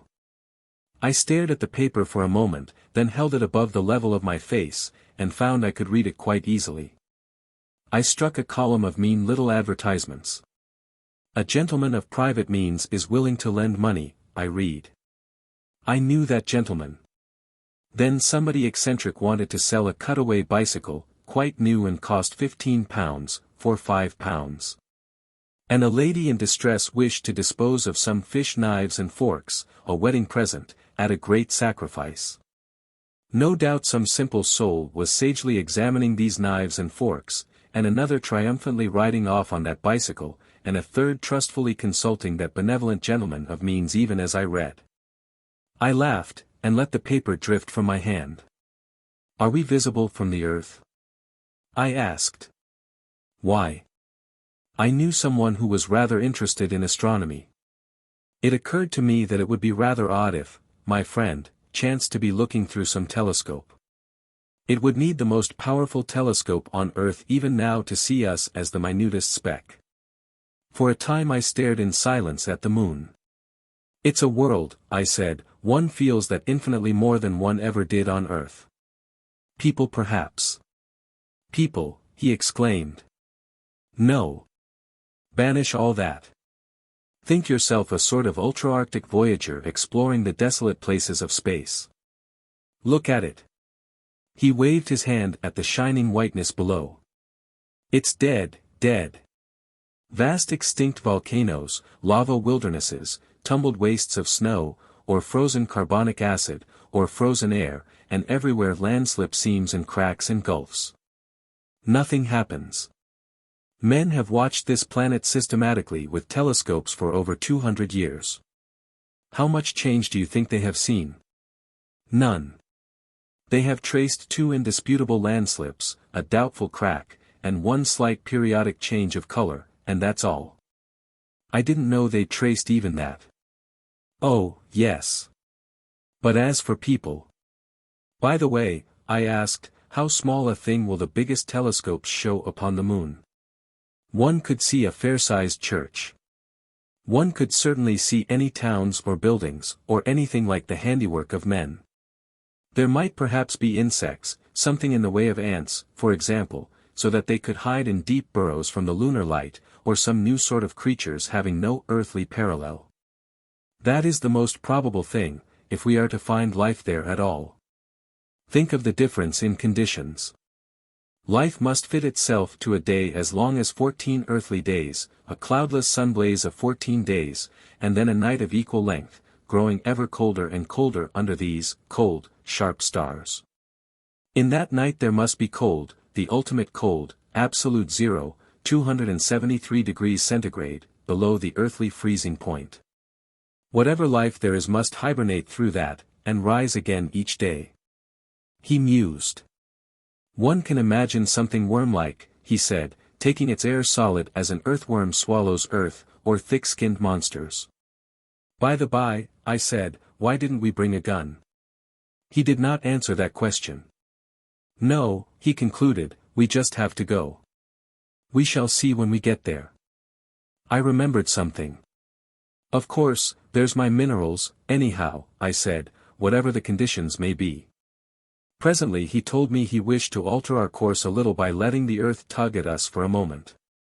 He was going to open one earthward blind for 30 seconds. He warned me that it would make my head swim, and advised me to extend my hands against the glass to break my fall. I did as he directed, and thrust my feet against the bales of food cases and air cylinders to prevent their falling upon me. Then with a click the window flew open. I fell clumsily upon hands and face, and saw for a moment between my black extended fingers our Mother Earth, a planet in a downward sky. We were still very near. Cavor told me the distance was perhaps 800 miles and the huge terrestrial disk filled all heaven. But already it was plain to see that the world was a globe. The land below us was in twilight and vague, but westward the vast grey stretches of the Atlantic shone like molten silver under the receding day. I think I recognized the cloud-dimmed coastlines of France and Spain and the south of England, and then, with a click, the shutter closed again, and I found myself in a state of extraordinary confusion sliding slowly over the smooth glass. When at last things settled themselves in my mind again, it seemed quite beyond question that the moon was down and under my feet. And that the earth was somewhere away on the level of the horizon, the earth that had been down to me and my kindred since the beginning of things. So slight were the exertions required of us, so easy did the practical annihilation of our weight make all we had to do, that the necessity for taking refreshment did not occur to us for nearly 6 hours, by Cavor's chronometer, after our start. I was amazed at that lapse of time. Even then I was satisfied with very little. Cavor examined the apparatus for absorbing carbonic acid and water, and pronounced it to be in satisfactory order, our consumption of oxygen having been extraordinarily slight. And our talk being exhausted for the time, and there being nothing further for us to do, we gave way to a curious drowsiness that had come upon us. And spreading our blankets on the bottom of the sphere in such a manner as to shut out most of the moonlight, wished each other good night, and almost immediately fell asleep. And so, sleeping, and sometimes talking and reading a little, and at times eating, although without any keenness of appetite, but for the most part in a sort of quiescence that was neither waking nor slumber. We fell through a space of time that had neither night nor day in it, silently, softly, and swiftly down towards the moon. Footnote: It is a curious thing, that while we were in the sphere we felt not the slightest desire for food, nor did we feel the want of it when we abstained. At first we forced our appetites, but afterwards we fasted completely. Altogether we did not consume 1/100th part of the compressed provisions we had brought with us. The amount of carbonic acid we breathed was also unnaturally low, but why this was, I am quite unable to explain. Chapter 6. The Landing on the Moon. I remember how one day Cavor suddenly opened 6 of our shutters and blinded me so that I cried aloud at him. The whole area was moon, a stupendous scimitar of white dawn with its edge hacked out by notches of darkness, the crescent shore of an ebbing tide of darkness, out of which peaks and pinnacles came glittering into the blaze of the sun. I take it the reader has seen pictures or photographs of the moon and that I need not describe the broader features of that landscape, those spacious ring-like ranges vaster than any terrestrial mountains, their summits shining in the day. Their shadows harsh and deep, the grey disordered plains, the ridges, hills, and craterlets, all passing at last from a blazing illumination into a common mystery of black. Athwart this world we were flying scarcely 100 miles above its crests and pinnacles. And now we could see, what no eye on earth will ever see, that under the blaze of the day the harsh outlines of the rocks and ravines of the plains and crater floor grew grey and indistinct under a thickening haze. That the white of their lit surfaces broke into lumps and patches, and broke again and shrank and vanished, and that here and there strange tints of brown and olive grew and spread. But little time we had for watching then. For now we had come to the real danger of our journey.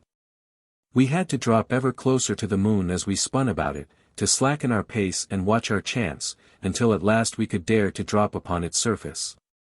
For Cavor that was a time of intense exertion, for me it was an anxious inactivity. I seemed perpetually to be getting out of his way. He leapt about the sphere from point to point with an agility that would have been impossible on Earth. He was perpetually opening and closing the Cavorite windows, making calculations, consulting his chronometer by means of the glow lamp during those last eventful hours. For a long time we had all our windows closed and hung silently in darkness hurling through space. Then he was feeling for the shutter studs, and suddenly 4 windows were open. I staggered and covered my eyes, drenched and scorched and blinded by the unaccustomed splendor of the sun beneath my feet. Then again the shutters snapped, leaving my brain spinning in a darkness that pressed against the eyes. And after that I floated in another vast, black silence. Then Cavor switched on the electric light, and told me he proposed to bind all our luggage together with the blankets about it, against the concussion of our descent. We did this with our windows closed, because in that way our goods arranged themselves naturally at the center of the sphere. That too was a strange business, we 2 men floating loose in that spherical space, and packing and pulling ropes. Imagine it if you can. No up nor down, and every effort resulting in unexpected movements. Now I would be pressed against the glass with the full force of Cavor's thrust, now I would be kicking helplessly in a void. Now the star of the electric light would be overhead, now underfoot. Now Cavor's feet would float up before my eyes, and now we would be crossways to each other. But at last our goods were safely bound together in a big soft bale, all except 2 blankets with head holes that we were to wrap about ourselves. Then for a flash Cavor opened a window moonward, and we saw that we were dropping towards a huge central crater with a number of minor craters grouped in a sort of cross about it. And then again Cavor flung our little sphere open to the scorching, blinding sun. I think he was using the sun's attraction as a brake. "Cover yourself with a blanket," he cried, thrusting himself from me, and for a moment I did not understand. Then I hauled the blanket from beneath my feet and got it about me and over my head and eyes. Abruptly he closed the shutters again, snapped one open again and closed it, then suddenly began snapping them all open, each safely into its steel roller. There came a jar, and then we were rolling over and over, bumping against the glass and against the big bale of our luggage, and clutching at each other, and outside some white substance splashed as if we were rolling down a slope of snow. Over, clutch, bump, over. Came a thud, and I was half buried under the bale of our possessions, and for a space everything was still. Then I could hear Cavor puffing and grunting, and the snapping of a shutter in its sash. I made an effort, thrust back our blanket-wrapped luggage, and emerged from beneath it. Our open windows were just visible as a deeper black set with stars. We were still alive, and we were lying in the darkness of the shadow of the wall of the great crater into which we had fallen. We sat getting our breath again, and feeling the bruises on our limbs. I don't think either of us had had a very clear expectation of such rough handling as we had received. I struggled painfully to my feet. "And now," said I, "to look at the landscape of the moon. But it's tremendously dark, Cavor." The glass was dewy, and as I spoke I wiped at it with my blanket. "We're half an hour or so beyond the day," he said. "We must wait. It was impossible to distinguish anything. We might have been in a sphere of steel for all that we could see. My rubbing with the blanket simply smeared the glass, and as fast as I wiped it, it became opaque again with freshly condensed moisture mixed with an increasing quantity of blanket hairs. Of course I ought not to have used the blanket. In my efforts to clear the glass I slipped upon the damp surface, and hurt my shin against one of the oxygen cylinders that protruded from our bale. The thing was exasperating, it was absurd.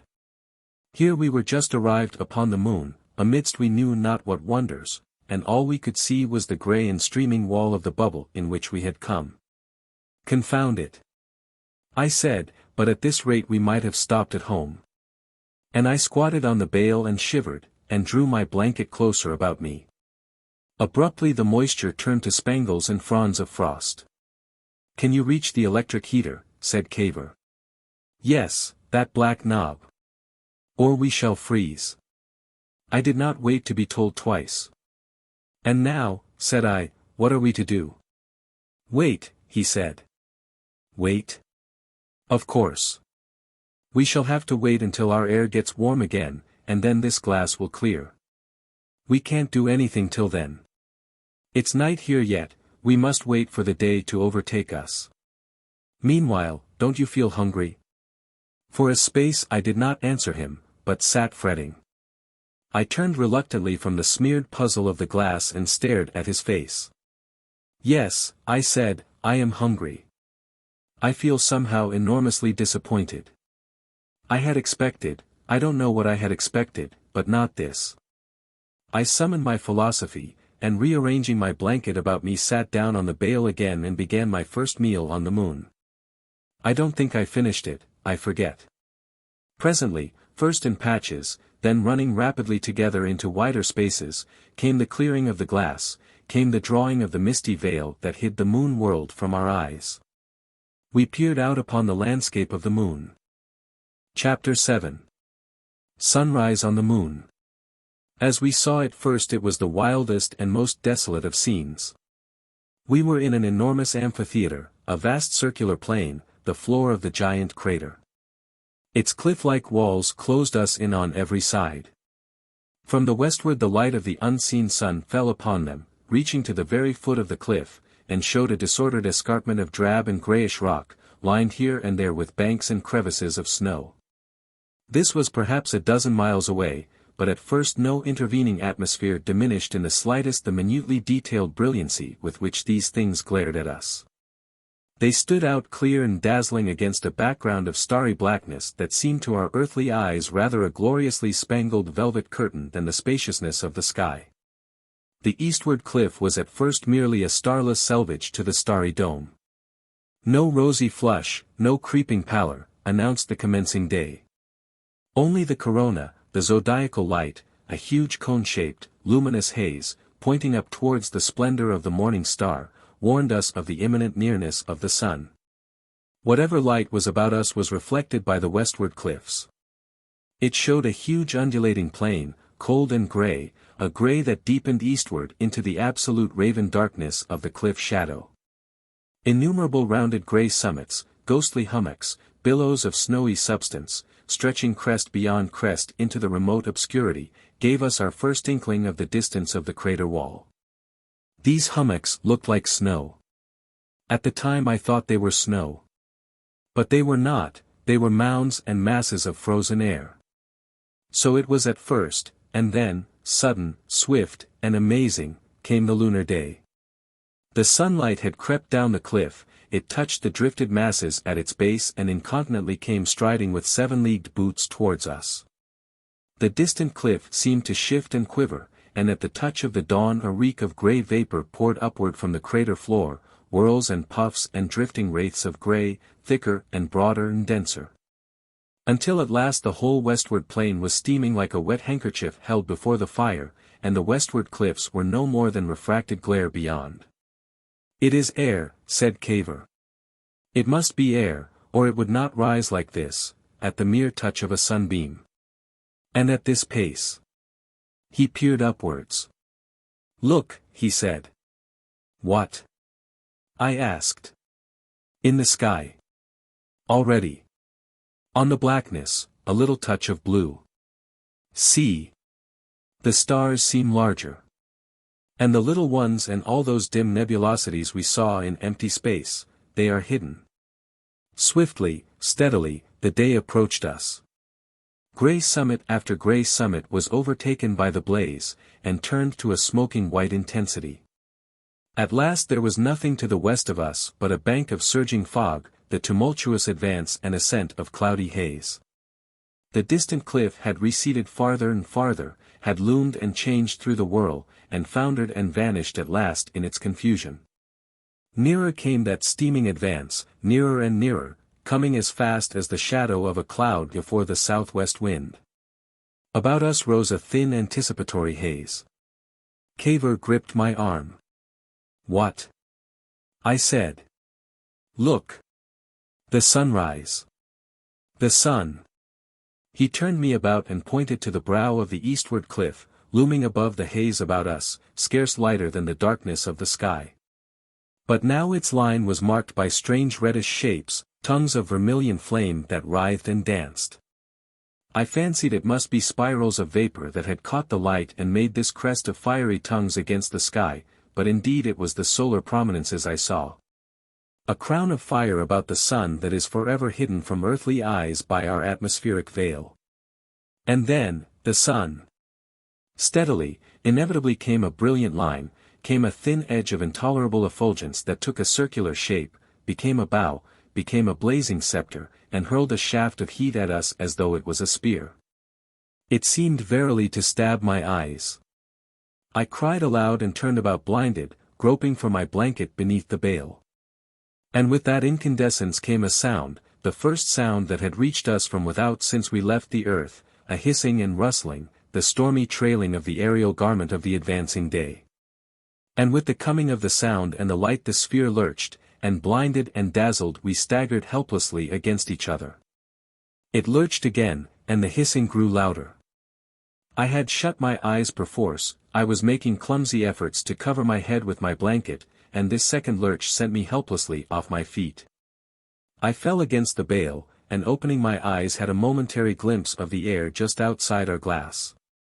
It was running, it was boiling, like snow into which a white-hot rod is thrust. What had been solid air had suddenly at the touch of the sun become a paste, a mud, a slushy liquefaction, that hissed and bubbled into gas.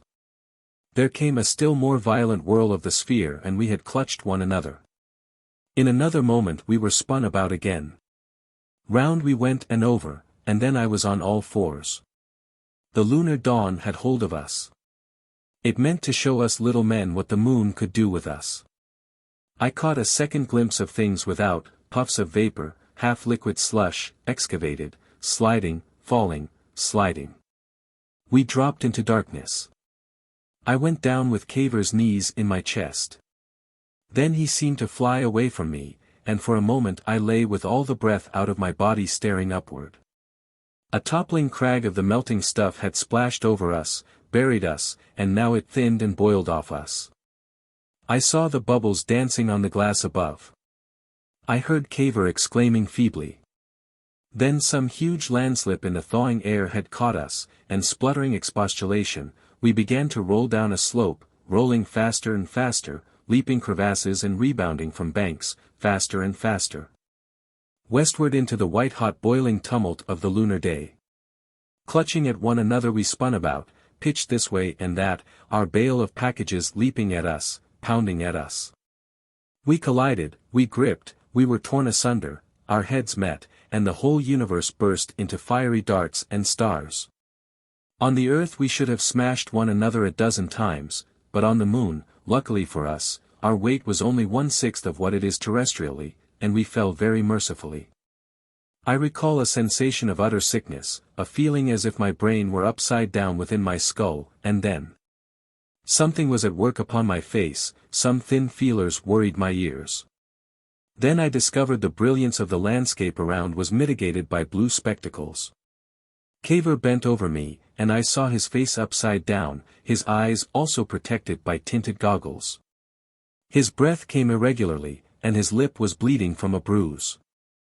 "Better," he said, wiping the blood with the back of his hand. Everything seemed swaying for a space, but that was simply my giddiness. I perceived that he had closed some of the shutters in the outer sphere to save me from the direct blaze of the sun. I was aware that everything about us was very brilliant. Lord! I gasped. But this. I craned my neck to see.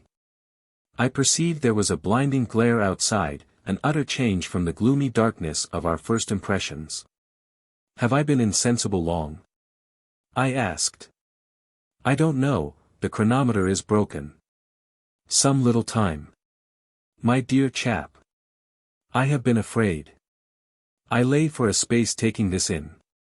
I saw his face still bore evidences of emotion. For a while I said nothing. I passed an inquisitive hand over my contusions, and surveyed his face for similar damages. The back of my right hand had suffered most, and was skinless and raw. My forehead was bruised and had bled.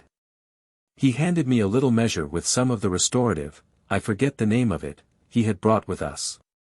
After a time I felt a little better. I began to stretch my limbs carefully. Soon I could talk. It wouldn't have done, I said, as though there had been no interval. No. It wouldn't. He thought, his hands hanging over his knees. He peered through the glass and then stared at me. Good Lord, he said. No. What has happened?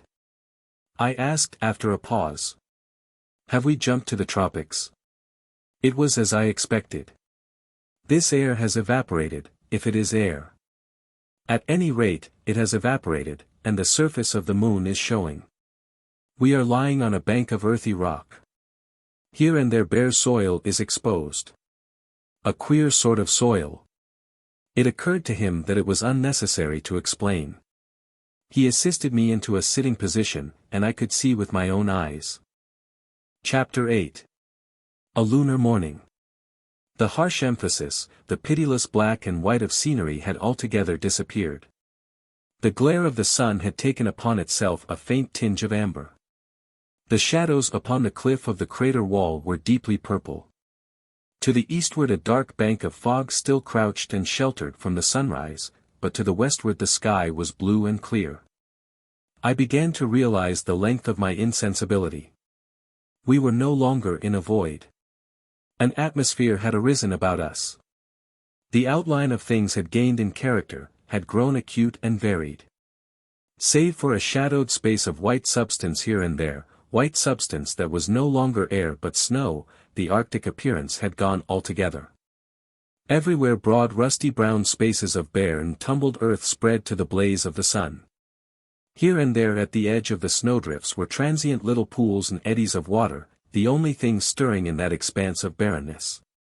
The sunlight inundated the upper two blinds of our sphere and turned our climate to high summer, but our feet were still in shadow, and the sphere was lying upon a drift of snow. And scattered here and there upon the slope, and emphasized by little white threads of unthawed snow upon their shady sides, were shapes like sticks, dry twisted sticks of the same rusty hue as the rock upon which they lay. That caught one's thoughts sharply. Sticks. On a lifeless world? Then as my eye grew more accustomed to the texture of their substance, I perceived that almost all this surface had a fibrous texture, like the carpet of brown needles one finds beneath the shade of pine trees. Cavor. I said. Yes. It may be a dead world now, but once. Something arrested my attention. I had discovered among these needles a number of little round objects. And it seemed to me that one of these had moved. Cavor, I whispered. What? But I did not answer at once. I stared incredulous. For an instant I could not believe my eyes. I gave an inarticulate cry. I gripped his arm. I pointed. Look! I cried, finding my tongue. There. Yes. And there. His eyes followed my pointing finger. He said. How can I describe the thing I saw? It is so petty a thing to state, and yet it seemed so wonderful, so pregnant with emotion. I have said that amidst the stick-like litter were these rounded bodies, these little oval bodies that might have passed as very small pebbles. And now first one and then another had stirred, had rolled over and cracked, and down the crack of each of them showed a minute line of yellowish green, thrusting outward to meet the hot encouragement of the newly risen sun. For a moment that was all, and then there stirred, and burst a third. "It is a seed," said Cavor. And then I heard him whisper very softly, "Life! Life!" And immediately it poured upon us that our vast journey had not been made in vain, that we had come to no arid waste of minerals, but to a world that lived and moved. We watched intensely. I remember I kept rubbing the glass before me with my sleeve, jealous of the faintest suspicion of mist. The picture was clear and vivid only in the middle of the field. All about that center the dead fibers and seeds were magnified and distorted by the curvature of the glass. But we could see enough. One after another all down the sunlit slope these miraculous little brown bodies burst and gaped apart, like seed pods, like the husks of fruits, opened eager mouths. That drank in the heat and light pouring in a cascade from the newly risen sun. Every moment more of these seed coats ruptured, and even as they did so the swelling pioneers overflowed their rent-distended seed cases, and passed into the second stage of growth. With a steady assurance, a swift deliberation, these amazing seeds thrust a rootlet downward to the earth and a queer little bundle-like bud into the air. In a little while the whole slope was dotted with minute plantlets standing at attention in the blaze of the sun. They did not stand for long. The bundle-like bud swelled and strained and opened with a jerk, thrusting out a coronet of little sharp tips, spreading a whirl of tiny, spiky, brownish leaves, that lengthened rapidly, lengthened visibly even as we watched. The movement was slower than any animal's, swifter than any plant's I have ever seen before. How can I suggest it to you, the way that growth went on? The leaf tips grew so that they moved onward even while we looked at them. The brown seed case shriveled and was absorbed with an equal rapidity. Have you ever on a cold day taken a thermometer into your warm hand and watched the little thread of mercury creep up the tube? These moon plants grew like that. In a few minutes, as it seemed, the buds of the more forward of these plants had lengthened into a stem and were even putting forth a second whirl of leaves. And all the slope that had seemed so recently a lifeless stretch of litter was now dark with the stunted olive-green herbage of bristling spikes that swayed with the vigor of their growing. I turned about, and behold! Along the upper edge of a rock to the eastward a similar fringe in a scarcely less forward condition swayed and bent, dark against the blinding glare of the sun. And beyond this fringe was the silhouette of a plant mass, branching clumsily like a cactus, and swelling visibly, swelling like a bladder that fills with air. Then to the westward also I discovered that another such distended form was rising over the scrub. But here the light fell upon its sleek sides, and I could see that its color was a vivid orange hue. It rose as one watched it. If one looked away from it for a minute and then back, its outline had changed, it thrust out blunt congested branches until in a little time it rose a coralline shape of many feet in height. Compared with such a growth the terrestrial puffball, which will sometimes swell a foot in diameter in a single night, would be a hopeless laggard. But then the puffball grows against a gravitational pull 6 times that of the moon. Beyond, out of gullies and flats that had been hidden from us, but not from the quickening sun, over reefs and banks of shining rock, a bristling beard of spiky and fleshy vegetation was straining into view. Hurrying tumultuously to take advantage of the brief day in which it must flower and fruit and seed again and die. It was like a miracle, that growth. So, one must imagine, the trees and plants arose at the creation and covered the desolation of the new-made earth. Imagine it. Imagine that dawn. The resurrection of the frozen air, the stirring and quickening of the soil, and then this silent uprising of vegetation, this unearthly ascent of fleshiness and spikes. Conceive it all lit by a blaze that would make the intensest sunlight of earth seem watery and weak. And still around this stirring jungle, wherever there was shadow, lingered banks of bluish snow. And to have the picture of our impression complete, you must bear in mind that we saw it all through a thick bent glass, distorting it as things are distorted by a lens, acute only in the center of the picture, and very bright there. And towards the edges magnified and unreal. Chapter 9. Prospecting begins. We ceased to gaze. We turned to each other, the same thought, the same question in our eyes. For these plants to grow, there must be some air, however attenuated, air that we also should be able to breathe. The manhole? I said. Yes, said Cavor, if it is air we see. In a little while, I said, these plants will be as high as we are. Suppose after all, is it certain? How do you know that stuff is air? It may be nitrogen, it may be carbonic acid even. That's easy, he said, and set about proving it. He produced a big piece of crumpled paper from the bale, lit it, and thrust it hastily through the manhole valve. I bent forward and peered down through the thick glass for its appearance outside, that little flame on whose evidence depended so much. I saw the paper drop out and lie lightly upon the snow. The pink flame of its burning vanished. For an instant it seemed to be extinguished. And then I saw a little blue tongue upon the edge of it that trembled, and crept, and spread. Quietly the whole sheet, save where it lay in immediate contact with the snow, charred and shriveled and sent up a quivering thread of smoke. There was no doubt left to me. The atmosphere of the moon was either pure oxygen or air, and capable therefore, unless its tenuity was excessive, of supporting our alien life. We might emerge, and live. I sat down with my legs on either side of the manhole and prepared to unscrew it, but Cavor stopped me. There is first a little precaution, he said. He pointed out that although it was certainly an oxygenated atmosphere outside, it might still be so rarefied as to cause us grave injury.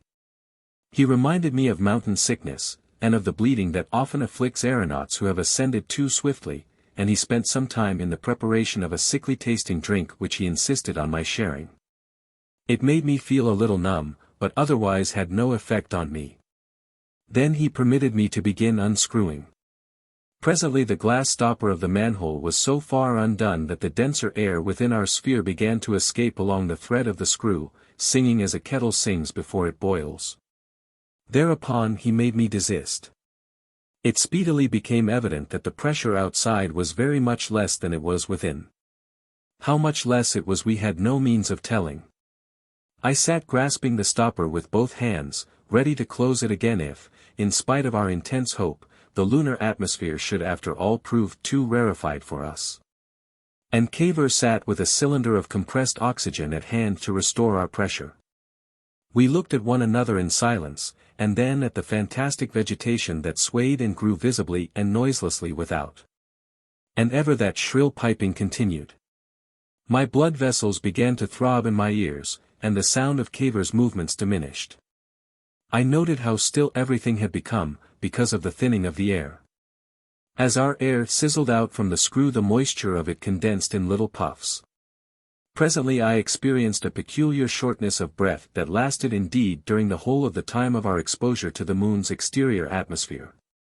And a rather unpleasant sensation about the ears and fingernails and the back of the throat grew upon my attention, and presently passed off again. But then came vertigo and nausea that abruptly changed the quality of my courage. I gave the lid of the manhole half a turn and made a hasty explanation to Cavor, but now he was the more sanguine. He answered me in a voice that seemed extraordinarily small and remote, because of the thinness of the air that carried the sound. He recommended a nip of brandy, and set me the example, and presently I felt better. I turned the manhole stopper back again. The throbbing in my ears grew louder, and then I remarked that the piping note of the outrush had ceased. For a time I could not be sure that it had ceased. "Well," said Cavor, in the ghost of a voice. "Well," said I. "Shall we go on?" I thought. "Is this all? If you can stand it." By way of answer I went on unscrewing. I lifted the circular operculum from its place and laid it carefully on the bale. A flake or so of snow whirled and vanished as that thin and unfamiliar air took possession of our sphere. I knelt, and then seated myself at the edge of the manhole, peering over it. Beneath, within a yard of my face, lay the untrodden snow of the moon. There came a little pause. Our eyes met. "It doesn't distress your lungs too much," said Cavor. "No," I said. "I can stand this." He stretched out his hand for his blanket, thrust his head through its central hole, and wrapped it about him. He sat down on the edge of the manhole. He let his feet drop until they were within 6 inches of the lunar ground. He hesitated for a moment, then thrust himself forward, dropped these intervening inches, and stood upon the untrodden soil of the moon. As he stepped forward he was refracted grotesquely by the edge of the glass. He stood for a moment looking this way and that. Then he drew himself together and leapt. The glass distorted everything, but it seemed to me even then to be an extremely big leap. He had at one bound become remote. He seemed 20 or 30 feet off. He was standing high upon a rocky mass and gesticulating back to me. Perhaps he was shouting, but the sound did not reach me. But how the deuce had he done this? I felt like a man who has just seen a new conjuring trick. In a puzzled state of mind I too dropped through the manhole. I stood up. Just in front of me the snowdrift had fallen away and made a sort of ditch. I made a step and jumped. I found myself flying through the air, saw the rock on which he stood coming to meet me, clutched it and clung in a state of infinite amazement. I gasped a painful laugh. I was tremendously confused. Cavor bent down and shouted in piping tones for me to be careful. I had forgotten that on the moon, with only an eighth part of the Earth's mass and a quarter of its diameter, my weight was barely a sixth what it was on Earth.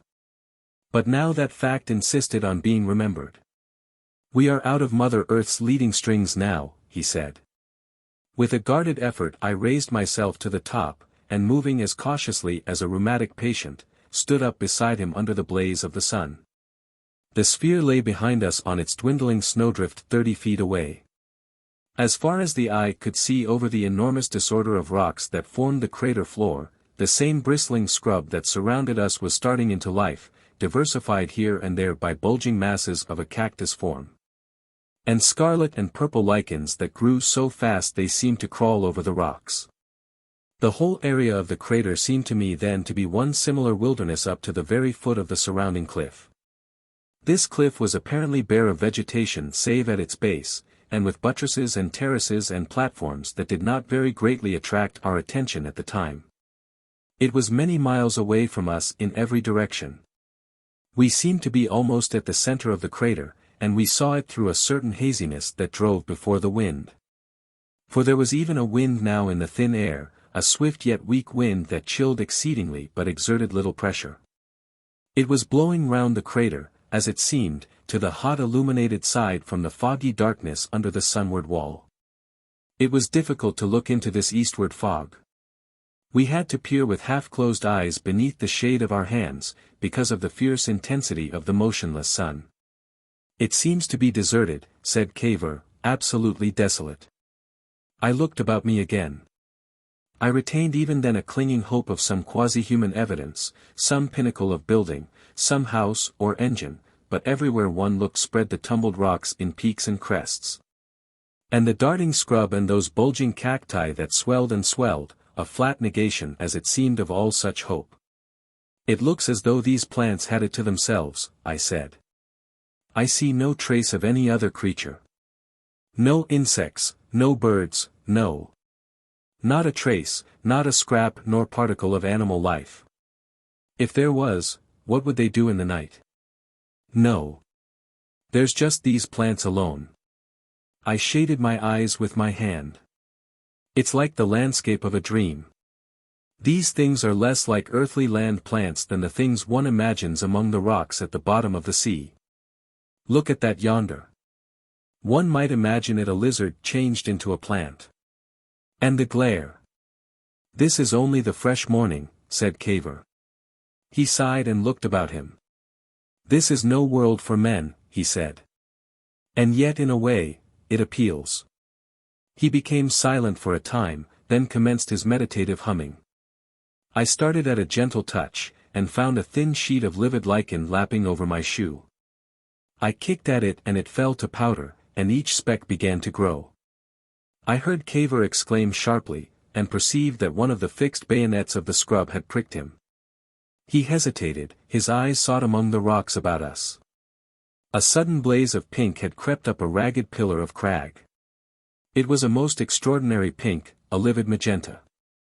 "Look," said I, turning, and behold Cavor had vanished. For an instant I stood transfixed. Then I made a hasty step to look over the verge of the rock. But in my surprise at his disappearance I forgot once more that we were on the moon. The thrust of my foot that I made in striding would have carried me a yard on earth, on the moon it carried me 6, a good 5 yards over the edge.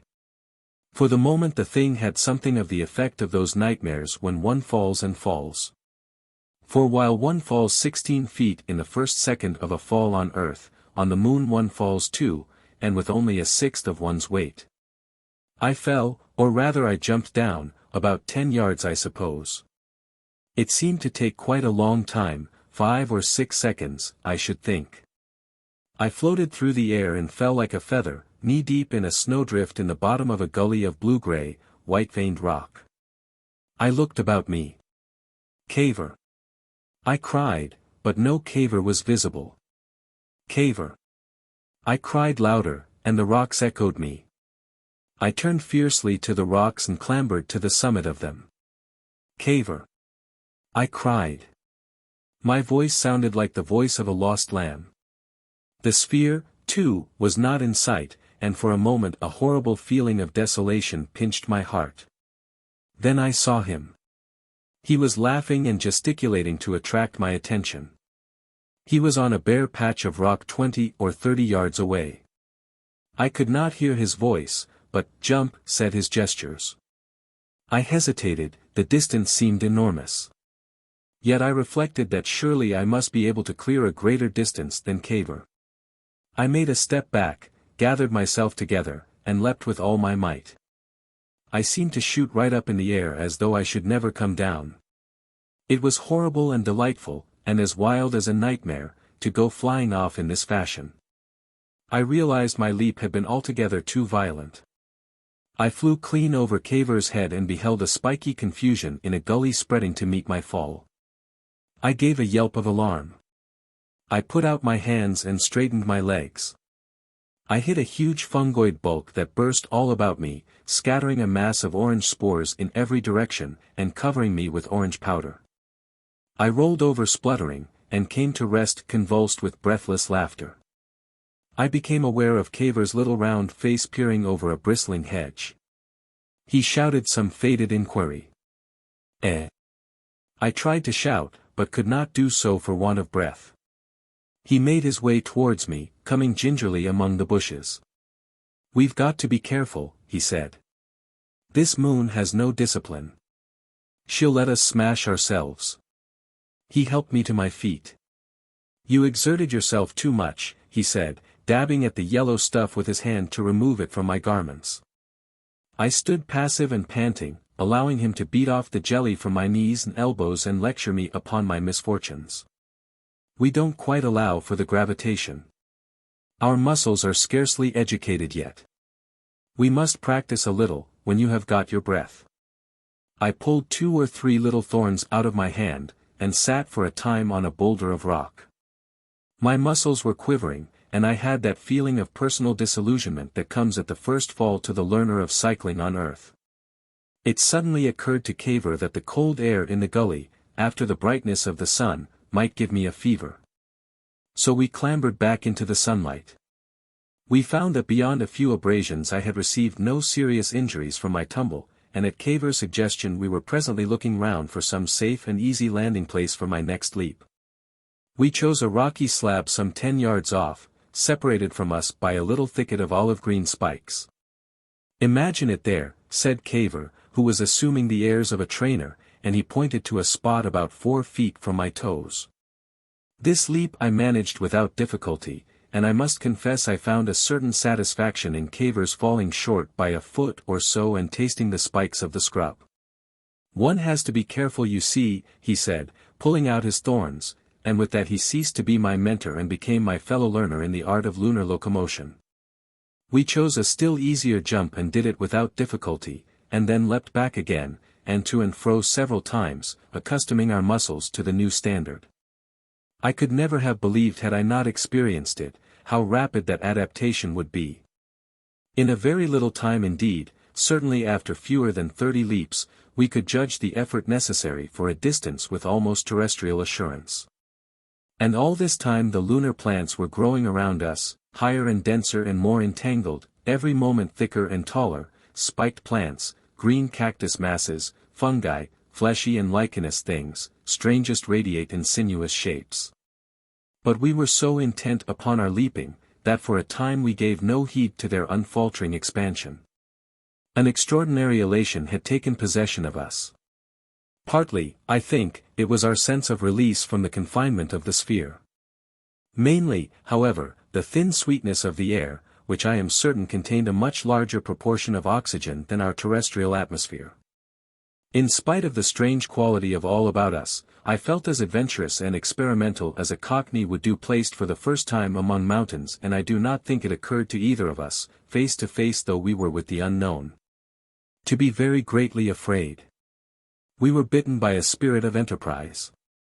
We selected a lichenous kopje perhaps 15 yards away, and landed neatly on its summit one after the other. Good, we cried to each other, good.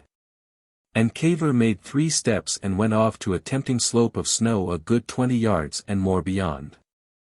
I stood for a moment struck by the grotesque effect of his soaring figure, his dirty cricket cap, and spiky hair, his little round body, his arms and his knickerbockered legs tucked up tightly, against the weird spaciousness of the lunar scene.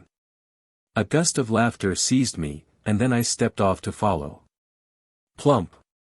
I dropped beside him. We made a few gargantuan strides, leapt 3 or 4 times more, and sat down at last in a lichenous hollow. Our lungs were painful. We sat holding our sides and recovering our breath, looking appreciation to one another. Cavor panted something about amazing sensations. And then came a thought into my head. For the moment it did not seem a particularly appalling thought, simply a natural question arising out of the situation. By the way, I said, where exactly is the sphere? Cavor looked at me. The full meaning of what we were saying struck me sharply. Cavor! I cried, laying a hand on his arm, where is the sphere? Chapter 10. Lost Men in the Moon. His face caught something of my dismay. He stood up and stared about him at the scrub that fenced us in and rose about us, straining upward in a passion of growth. He put a dubious hand to his lips. He spoke with a sudden lack of assurance. I think, he said slowly, we left it, somewhere, about there. He pointed a hesitating finger that wavered in an arc. I'm not sure. His look of consternation deepened. Anyhow, he said, with his eyes on me, it can't be far. We had both stood up. We made unmeaning ejaculations, our eyes sought in the twining, thickening jungle round about us. All about us on the sunlit slopes frothed and swayed the darting shrubs, the swelling cactus, the creeping lichens, and wherever the shade remained the snowdrifts lingered. North, south, east, and west spread an identical monotony of unfamiliar forms. And somewhere, buried already among this tangled confusion, was our sphere, our home, our only provision, our only hope of escape from this fantastic wilderness of ephemeral growths into which we had come. I think after all, he said, pointing suddenly, it might be over there. No, I said. We have turned in a curve. See. Here is the mark of my heels. It's clear the thing must be more to the eastward, much more. No, the sphere must be over there. I think, said Cavor, I kept the sun upon my right all the time. Every leap, it seems to me, I said, my shadow flew before me. We stared into one another's eyes. The area of the crater had become enormously vast to our imaginations, the growing thickets already impenetrably dense. Good heavens! What fools we have been! It's evident that we must find it again, said Cavor, and that soon. The sun grows stronger. We should be fainting with the heat already if it wasn't so dry. Anne. I'm hungry. I stared at him. I had not suspected this aspect of the matter before. But it came to me at once, a positive craving. Yes, I said with emphasis. I am hungry too. He stood up with a look of active resolution. Certainly we must find the sphere. As calmly as possible we surveyed the interminable reefs and thickets that formed the floor of the crater, each of us weighing in silence the chances of our finding the sphere before we were overtaken by heat and hunger. It can't be 50 yards from here, said Cavor, with indecisive gestures. The only thing is to beat round about until we come upon it. That is all we can do, I said, without any alacrity to begin our hunt. I wish this confounded spike bush did not grow so fast. That's just it, said Cavor. But it was lying on a bank of snow. I stared about me in the vain hope of recognizing some knoll or shrub that had been near the sphere. But everywhere was a confusing sameness, everywhere the aspiring bushes, the distending fungi, the dwindling snow banks, steadily and inevitably changed. The sun scorched and stung, the faintness of an unaccountable hunger mingled with our infinite perplexity. And even as we stood there, confused and lost amidst unprecedented things, we became aware for the first time of a sound upon the moon other than the air of the growing plants, the faint sighing of the wind, or those that we ourselves had made. Boom! Boom! Boom! It came from beneath our feet, a sound in the earth. We seemed to hear it with our feet as much as with our ears. Its dull resonance was muffled by distance, thick with the quality of intervening substance. No sound that I can imagine could have astonished us more, or have changed more completely the quality of things about us. For this sound, rich, slow, and deliberate, seemed to us as though it could be nothing but the striking of some gigantic buried clock. Boom! Boom! Boom! Sound suggestive of still cloisters, of sleepless nights in crowded cities, of vigils and the awaited hour, of all that is orderly and methodical in life, booming out pregnant and mysterious in this fantastic desert. To the eye everything was unchanged, the desolation of bushes and cacti waving silently in the wind, stretched unbroken to the distant cliffs, the still dark sky was empty overhead, and the hot sun hung and burned. And through it all, a warning, a threat, throbbed this enigma of sound. Boom! Boom! Boom! We questioned one another in faint and faded voices. A clock. Like a clock. What is it? What can it be? Count, was Cavor's belated suggestion, and at that word the striking ceased. The silence, the rhythmic disappointment of the silence, came as a fresh shock. For a moment one could doubt whether one had ever heard a sound. Or whether it might not still be going on. Had I indeed heard a sound? I felt the pressure of Cavor's hand upon my arm. He spoke in an undertone, as though he feared to wake some sleeping thing. Let us keep together, he whispered, and look for the sphere. We must get back to the sphere. This is beyond our understanding. Which way shall we go? He hesitated. An intense persuasion of presences, of unseen things about us and near us, dominated our minds. What could they be? Where could they be? Was this arid desolation, alternately frozen and scorched, only the outer rind and mask of some subterranean world? And if so, what sort of world? What sort of inhabitants might it not presently disgorge upon us? And then, stabbing the aching stillness as vivid and sudden as an unexpected thunderclap, came a clang and rattle as though great gates of metal had suddenly been flung apart. It arrested our steps. We stood gaping helplessly. Then Cavor stole towards me. I do not understand, he whispered close to my face. He waved his hand vaguely skyward, the vague suggestion of still vaguer thoughts. A hiding place. If anything came.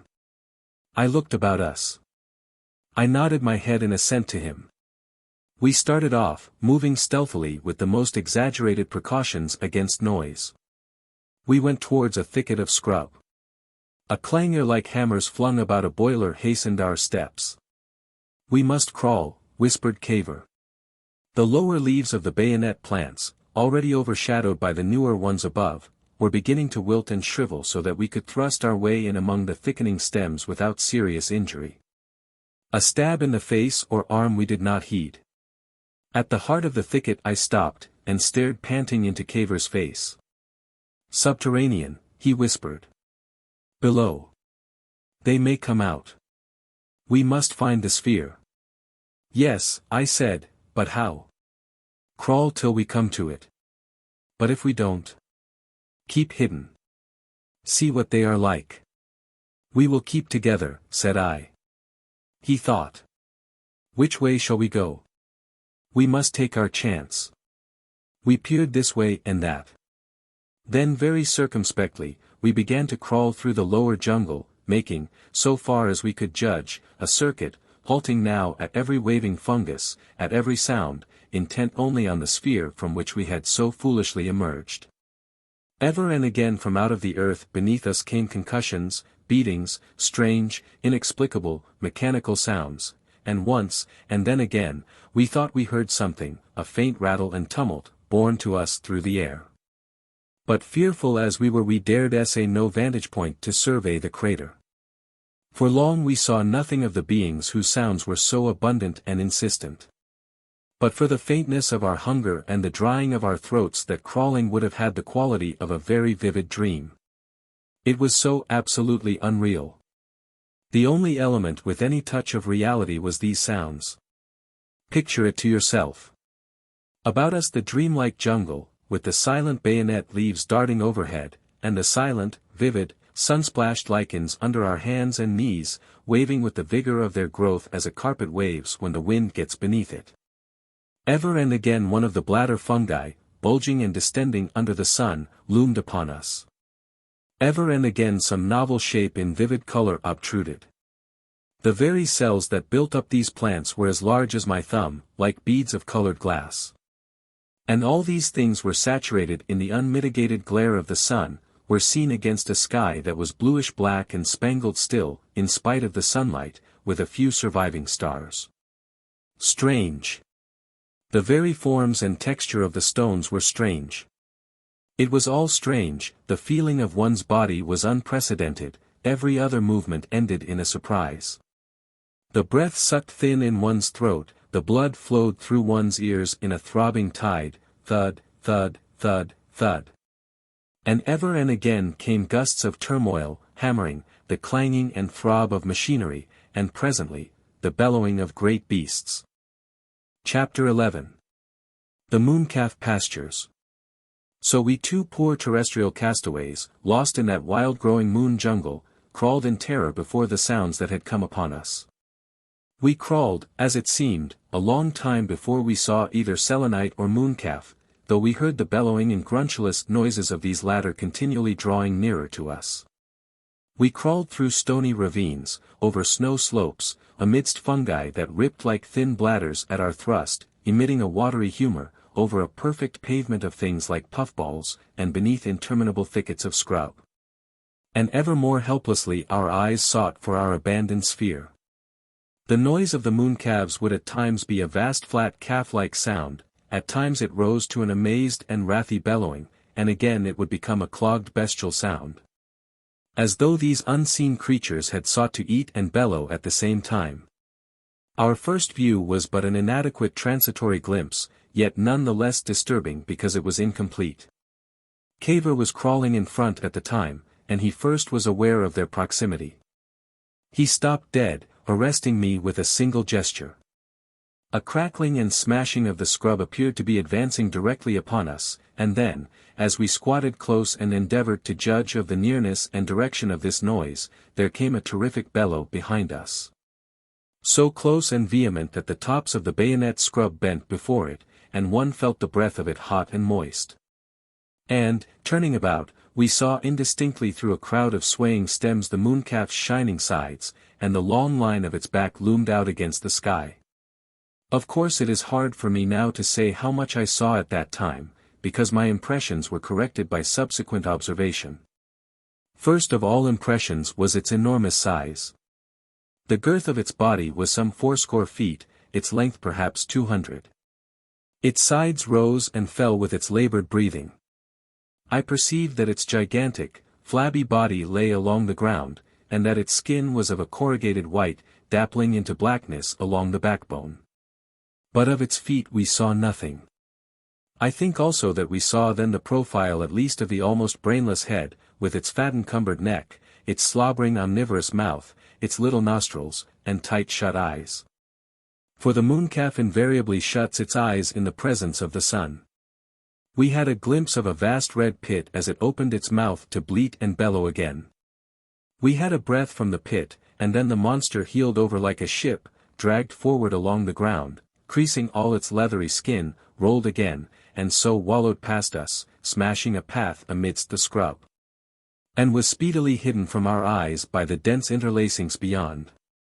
Another appeared more distantly, and then another, and then, as though he was guiding these animated lumps of provender to their pasture, a Selenite came momentarily into ken.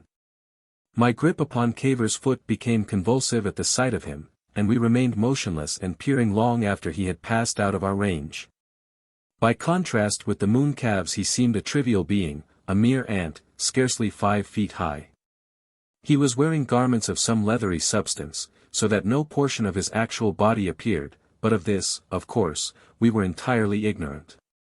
He presented himself, therefore, as a compact, bristling creature, having much of the quality of a complicated insect, with whip-like tentacles and a clanging arm projecting from his shining cylindrical body case. The form of his head was hidden by his enormous many-spiked helmet. We discovered afterwards that he used the spikes for prodding refractory mooncalves, and a pair of goggles of darkened glass, set very much at the side, gave a bird-like quality to the metallic apparatus that covered his face. His arms did not project beyond his body case, and he carried himself upon short legs that, wrapped though they were in warm coverings, seemed to our terrestrial eyes inordinately flimsy. They had very short thighs, very long shanks, and little feet. In spite of his heavy-looking clothing, he was progressing with what would be, from the terrestrial point of view, very considerable strides, and his clanging arm was busy. The quality of his motion during the instant of his passing suggested haste and a certain anger, and soon after we had lost sight of him we heard the bellow of a mooncalf change abruptly into a short, sharp squeal followed by the scuffle of its acceleration. And gradually that bellowing receded, and then came to an end, as if the pastures sought had been attained. We listened. For a space the moon world was still. But it was some time before we resumed our crawling search for the vanished sphere. When next we saw mooncalves they were some little distance away from us in a place of tumbled rocks. The less vertical surfaces of the rocks were thick with a speckled green plant growing in dense mossy clumps, upon which these creatures were browsing. We stopped at the edge of the reeds amidst which we were crawling at the sight of them, peering out at them and looking round for a second glimpse of a Selenite. They lay against their food like stupendous slugs, huge, greasy hulls, eating greedily and noisily, with a sort of sobbing avidity. They seemed monsters of mere fatness, clumsy and overwhelmed to a degree that would make a Smithfield ox seem a model of agility. Their busy, writhing, chewing mouths, and eyes closed, together with the appetizing sound of their munching, made up an effect of animal enjoyment that was singularly stimulating to our empty frames. "Hogs," said Cavor, with unusual passion. "Disgusting hogs," and after one glare of angry envy crawled off through the bushes to our right. I stayed long enough to see that the speckled plant was quite hopeless for human nourishment, then crawled after him, nibbling a quill of it between my teeth. Presently we were arrested again by the proximity of a Selenite, and this time we were able to observe him more exactly. Now we could see that the Selenite covering was indeed clothing, and not a sort of crustacean integument.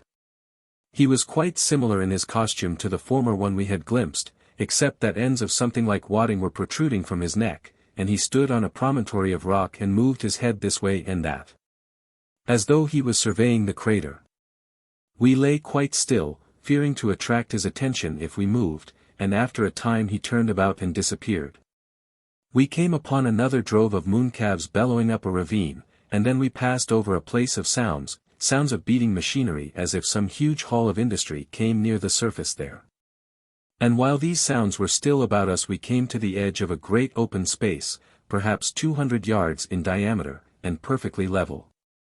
Save for a few lichens that advanced from its margin this space was bare, and presented a powdery surface of a dusty yellow color.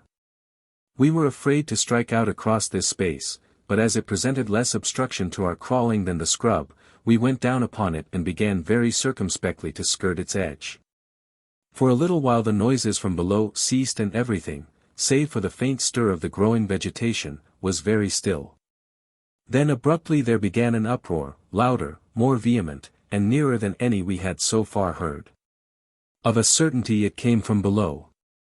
Instinctively we crouched as flat as we could, ready for a prompt plunge into the thicket beside us. Each knock and throb seemed to vibrate through our bodies. Louder grew this throbbing and beating, and that irregular vibration increased until the whole moon world seemed to be jerking and pulsing. "Cover," whispered Cavor, and I turned towards the bushes. At that instant came a thud like the thud of a gun, and then a thing happened. It still haunts me in my dreams. I had turned my head to look at Cavor's face, and thrust out my hand in front of me as I did so. And my hand met nothing. I plunged suddenly into a bottomless hole. My chest hit something hard, and I found myself with my chin on the edge of an unfathomable abyss that had suddenly opened beneath me, my hand extended stiffly into the void. The whole of that flat circular area was no more than a gigantic lid, that was now sliding sideways from off the pit it had covered into a slot prepared for it. Had it not been for Cavor I think I should have remained rigid, hanging over this margin and staring into the enormous gulf below, until at last the edges of the slot scraped me off and hurled me into its depths. But Cavor had not received the shock that had paralyzed me. He had been a little distance from the edge when the lid had first opened, and perceiving the peril that held me helpless, gripped my legs and pulled me backward. I came into a sitting position, crawled away from the edge for a space on all fours, then staggered up and ran after him across the thundering, quivering sheet of metal. It seemed to be swinging open with a steadily accelerated velocity, and the bushes in front of me shifted sideways as I ran. I was none too soon. Cavor's back vanished amidst the bristling thicket, and as I scrambled up after him, the monstrous valve came into its position with a clang. For a long time we lay panting, not daring to approach the pit. But at last very cautiously and bit by bit we crept into a position from which we could peer down. The bushes about us creaked and waved with the force of a breeze that was blowing down the shaft. We could see nothing at first except smooth vertical walls descending at last into an impenetrable black. And then very gradually we became aware of a number of very faint and little lights going to and fro. For a time that stupendous gulf of mystery held us so that we forgot even our sphere. In time, as we grew more accustomed to the darkness, we could make out very small, dim, elusive shapes moving about among those needlepoint illuminations. We peered amazed and incredulous, understanding so little that we could find no words to say. We could distinguish nothing that would give us a clue to the meaning of the faint shapes we saw. "What can it be?" I asked. "What can it be?" "The engineering. They must live in these caverns during the night, and come out during the day." "Cavor," I said. "Can they be, that?" It was something like, "men." That was not a man. "We dare risk nothing. We dare do nothing until we find the sphere. We can do nothing until we find the sphere." He assented with a groan and stirred himself to move. He stared about him for a space, sighed, and indicated a direction. We struck out through the jungle. For a time we crawled resolutely, then with diminishing vigor. Presently among great shapes of flabby purple there came a noise of trampling and cries about us. We lay close, and for a long time the sounds went to and fro and very near. But this time we saw nothing. I tried to whisper to Cavor that I could hardly go without food much longer, but my mouth had become too dry for whispering. "Cavor," I said, "I must have food." He turned a face full of dismay towards me. It's a case for holding out, he said. But I must, I said, and look at my lips. I've been thirsty some time. If only some of that snow had remained. It's clean gone. We're driving from Arctic to tropical at the rate of a degree a minute. I nod my hand. The sphere, he said. There is nothing for it but the sphere. We roused ourselves to another spurt of crawling.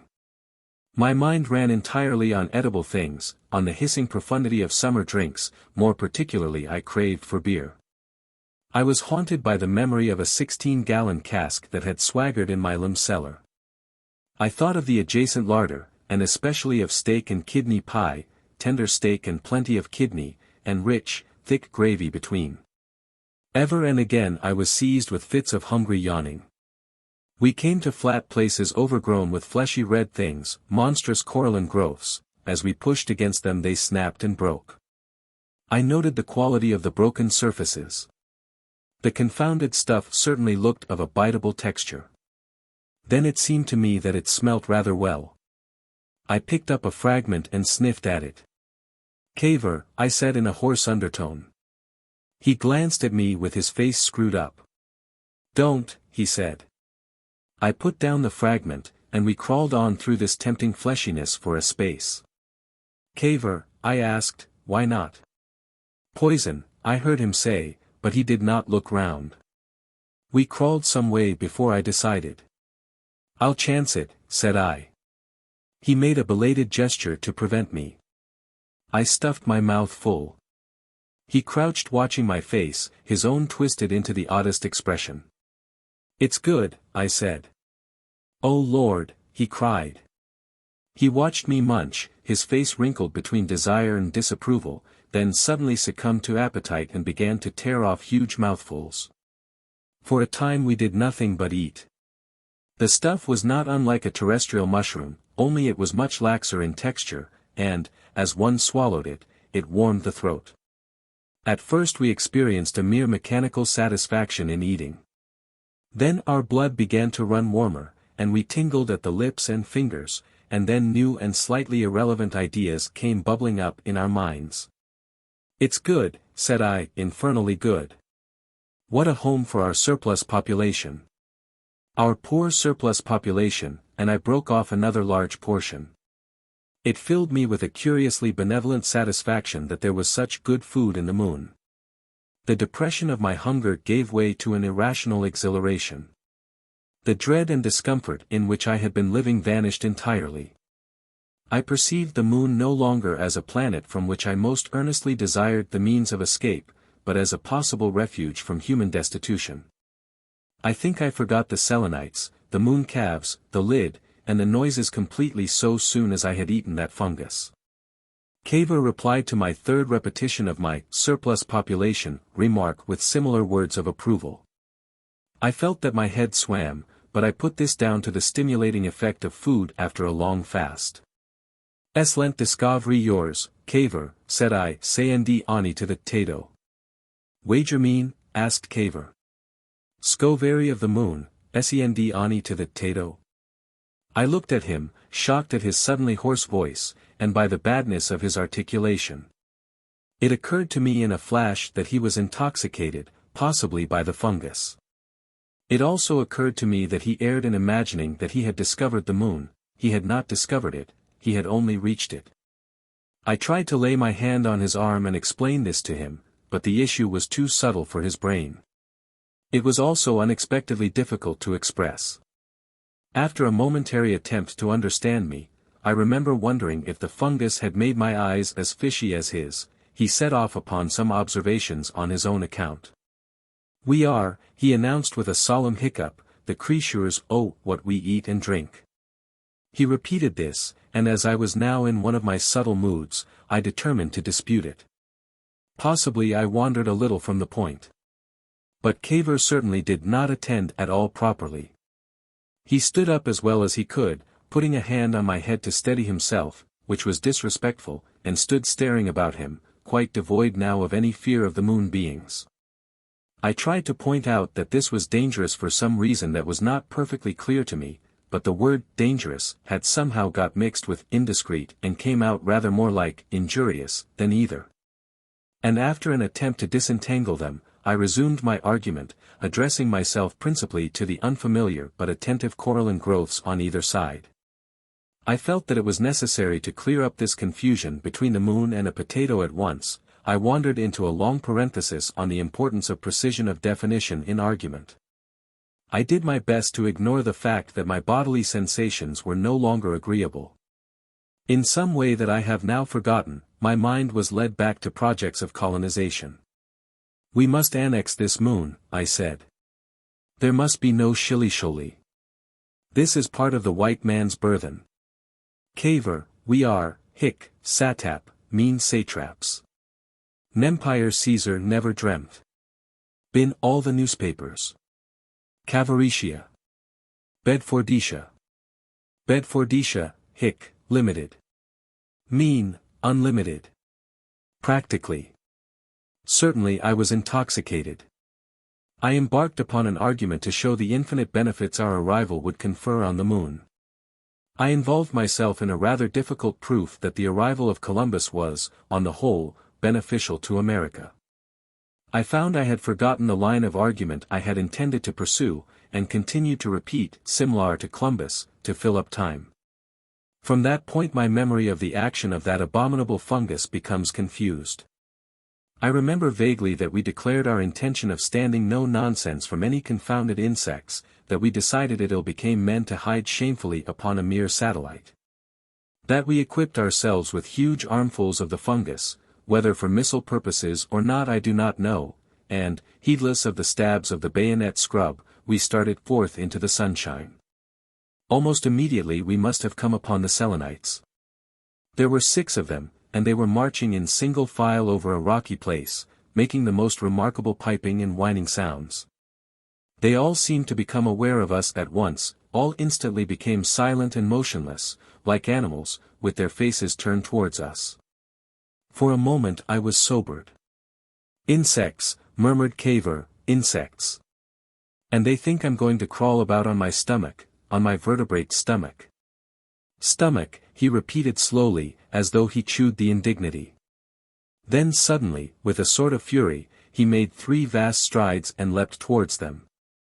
He leapt badly, he made a series of somersaults in the air, whirled right over them, and vanished with an enormous splash amidst the cactus bladders. What the Selenites made of this amazing, and to my mind undignified eruption from another planet, I have no means of guessing. I seem to remember the sight of their backs as they ran in all directions, but I am not sure.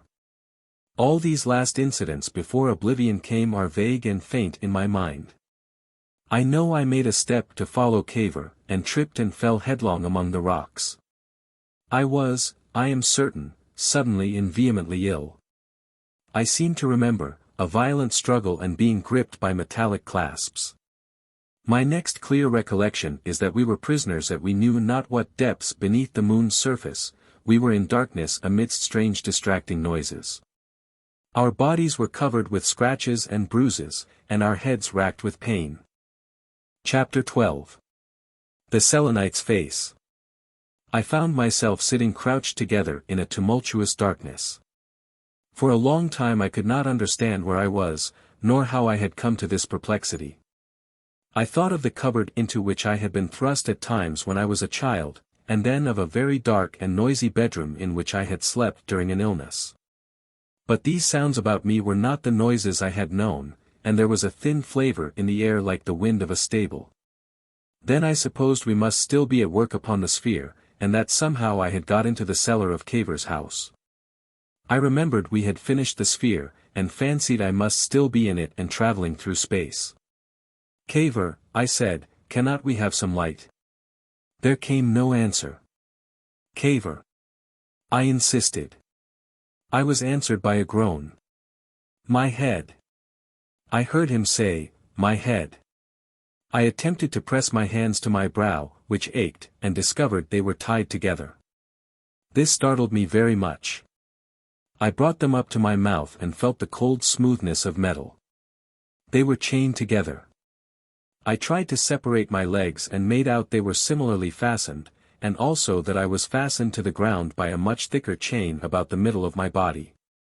I was more frightened than I had yet been by anything in all our strange experiences. For a time I tugged silently at my bonds. "Cavor!" I cried out sharply. "Why am I tied? Why have you tied me hand and foot?"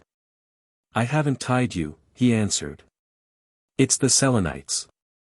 The Selenites." My mind hung on that for a space. Then my memories came back to me, the snowy desolation, the thawing of the air, the growth of the plants, our strange hopping and crawling among the rocks and vegetation of the crater. All the distress of our frantic search for the sphere returned to me. Finally the opening of the great lid that covered the pit. Then as I strained to trace our later movements down to our present plight, the pain in my head became intolerable. I came to an insurmountable barrier, an obstinate blank. "Cavor." "Yes." "Where are we? How should I know? Are we dead?" "What nonsense! They've got us, then." He made no answer but a grunt. The lingering traces of the poison seemed to make him oddly irritable. "What do you mean to do?" "How should I know what to do?" "Oh, very well," said I, and became silent. Presently, I was roused from a stupor. "Oh Lord!" I cried. "I wish you'd stop that buzzing." We lapsed into silence again, listening to the dull confusion of noises like the muffled sounds of a street or factory that filled our ears. I could make nothing of it, my mind pursued first one rhythm and then another, and questioned it in vain. But after a long time I became aware of a new and sharper element, not mingling with the rest but standing out, as it were, against that cloudy background of sound. It was a series of relatively very little definite sounds, tappings and rubbings, like a loose spray of ivy against a window or a bird moving about upon a box. We listened and peered about us, but the darkness was a velvet pall. There followed a noise like the subtle movement of the wards of a well-oiled lock. And then there appeared before me, hanging as it seemed in an immensity of black, a thin bright line. "Look," whispered Cavor very softly. "What is it?" "I don't know." We stared. The thin bright line became a band, and broader and paler. It took upon itself the quality of a bluish light falling upon a whitewashed wall. It ceased to be parallel-sided, it developed a deep indentation on one side. I turned to remark this to Cavor, and was amazed to see his ear in a brilliant illumination, all the rest of him in shadow. I twisted my head round as well as my bonds would permit.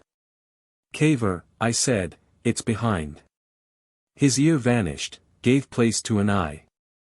Suddenly the crack that had been admitting the light broadened out, and revealed itself as the space of an opening door. Beyond was a sapphire vista, and in the doorway stood a grotesque outline silhouetted against the glare. We both made convulsive efforts to turn, and failing, sat staring over our shoulders at this. My first impression was of some clumsy quadruped with lowered head. Then I perceived it was the slender pinched body and short and extremely attenuated bandy legs of a Selenite, with his head depressed between his shoulders. He was without the helmet and body covering they wear upon the exterior. He was a blank, black figure to us, but instinctively our imaginations supplied features to his very human outline. I, at least, took it instantly that he was somewhat hunchbacked, with a high forehead and long features. He came forward 3 steps and paused for a time. His movements seemed absolutely noiseless. Then he came forward again. He walked like a bird, his feet fell one in front of the other. He stepped out of the ray of light that came through the doorway, and it seemed as though he vanished altogether in the shadow. For a moment my eyes sought him in the wrong place, and then I perceived him standing facing us both in the full light. Only the human features I had attributed to him were not there at all. Of course I ought to have expected that, only I didn't. It came to me as an absolute, for a moment an overwhelming shock. It seemed as though it wasn't a face, as though it must needs be a mask, a horror, a deformity, that would presently be disavowed or explained. There was no nose, and the thing had dull bulging eyes at the side, in the silhouette I had supposed they were ears. There were no ears. I have tried to draw one of these heads, but I cannot. There was a mouth, downwardly curved, like a human mouth in a face that stares ferociously. The neck on which the head was poised was jointed in 3 places, almost like the short joints in the leg of a crab. The joints of the limbs I could not see, because of the puttee-like straps in which they were swathed, and which formed the only clothing the being wore. There the thing was, looking at us. At the time my mind was taken up by the mad impossibility of the creature. I suppose he also was amazed, and with more reason, perhaps, for amazement than we. Only, confound him, he did not show it. We did at least know what had brought about this meeting of incompatible creatures. But conceive how it would seem to decent Londoners, for example, to come upon a couple of living things, as big as men and absolutely unlike any other earthly animals, careering about among the sheep in Hyde Park. It must have taken him like that. Figure us. We were bound hand and foot, faggied and filthy, our beards 2 inches long, our faces scratched and bloody. Cavor you must imagine in his knickerbockers, torn in several places by the bayonet scrub, his jagar shirt and old cricket cap, his wiry hair wildly disordered, a tail to every quarter of the heavens. In that blue light his face did not look red but very dark, his lips and the drying blood upon my hand seemed black. If possible I was in a worse plight than he, on account of the yellow fungus into which I had jumped. Our jackets were unbuttoned, and our shoes had been taken off and lay at our feet. And we were sitting with our backs to this queer bluish light, peering at such a monster as Dürer might have invented. Cavor broke the silence. Started to speak, went hoarse, and cleared his throat. Outside began a terrific bellowing, as if a mooncalf were in trouble. It ended in a shriek, and everything was still again. Presently the Selenite turned about, flickered into the shadow, stood for a moment retrospective at the door, and then closed it on us, and once more we were in that murmurous mystery of darkness into which we had awakened. Chapter 13. Mr. Cavor makes some suggestions. For a time neither of us spoke.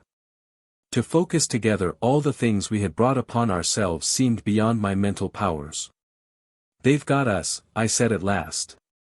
"It was that fungus. Well, if I hadn't taken it we should have fainted and starved. We might have found the sphere."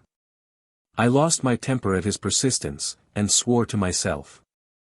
For a time we hated one another in silence.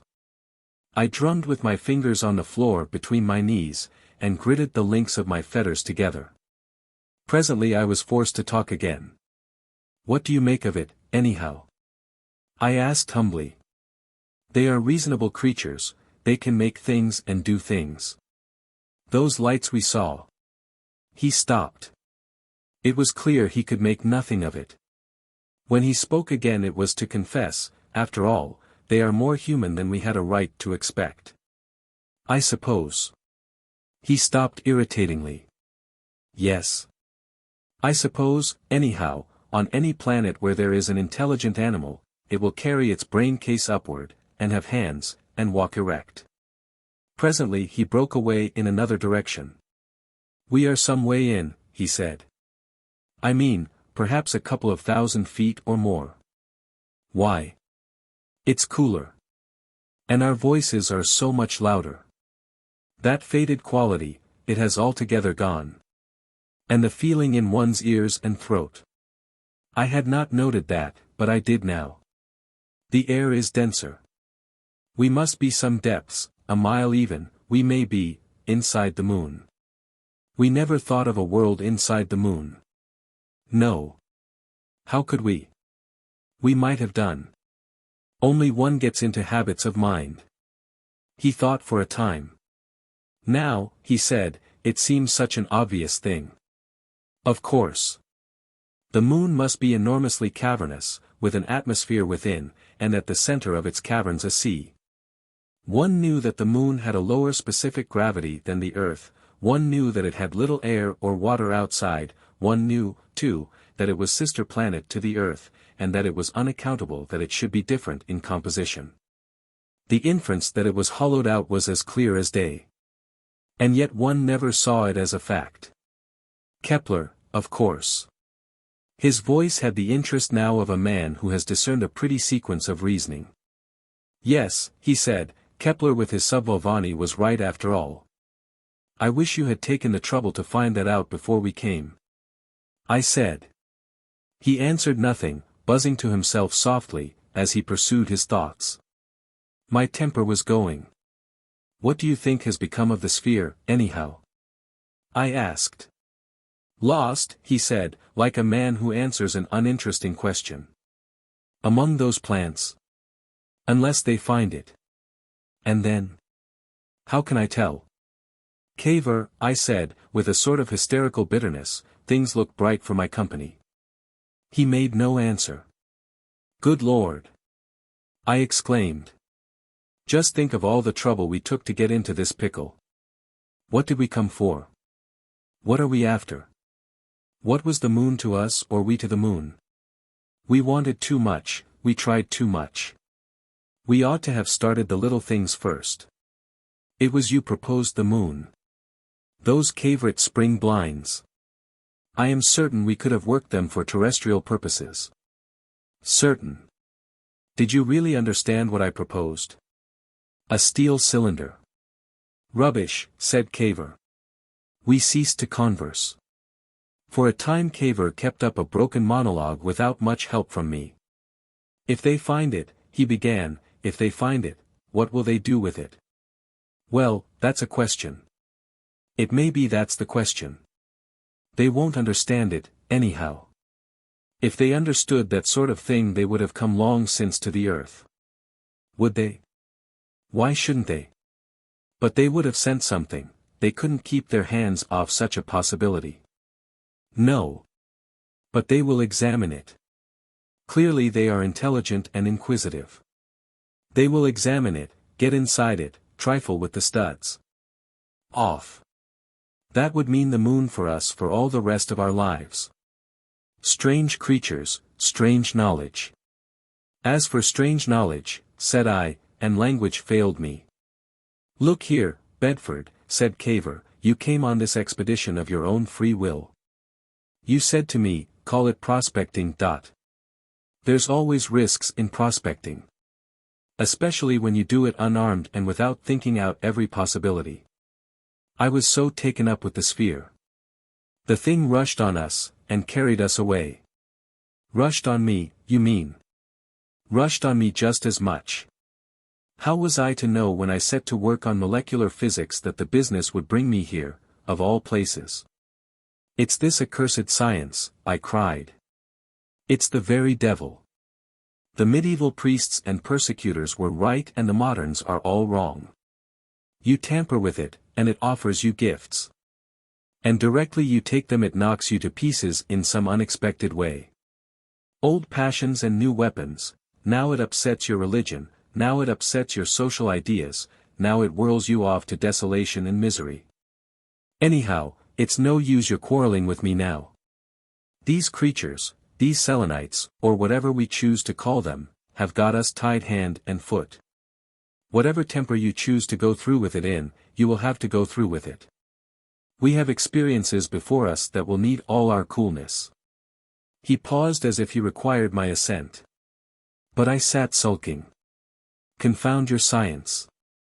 I said. The problem is communication. Gestures, I fear, will be different. Pointing, for example. No creatures but men and monkeys point. That was too obviously wrong for me. Pretty nearly every animal, I cried, points with its eyes or nose. Cavor meditated over that. Yes, he said at last, and we don't. There's such differences, such differences. One might. But how can I tell? There is speech. The sounds they make, a sort of fluting and piping. I don't see how we are to imitate that. Is it their speech, that sort of thing? They may have different senses, different means of communication. Of course they are minds and we are minds, there must be something in common. Who knows how far we may not get to an understanding. The things are outside us, I said. They're more different from us than the strangest animals on earth. They are a different clay. What is the good of talking like this? Cavor thought. I don't see that. Where there are minds they will have something similar, even though they have been evolved on different planets. Of course, if it was a question of instincts, if we or they are no more than animals. Well, are they? They're much more like ants on their hind legs than human beings, and whoever got to any sort of understanding with ants? But these machines and clothing. No, I don't hold with you, Bedford. The difference is wide. It's insurmountable. The resemblance must bridge it. I remember reading once a paper by the late Professor Galton on the possibility of communication between the planets. Unhappily, at that time it did not seem probable that that would be of any material benefit to me, and I fear I did not give it the attention I should have done, in view of this state of affairs. Yet. Now, let me see. His idea was to begin with those broad truths that must underlie all conceivable mental existences and establish a basis on those. The great principles of geometry, to begin with. He proposed to take some leading proposition of Euclid's, and show by construction that its truth was known to us, to demonstrate, for example, that the angles at the base of an isosceles triangle are equal.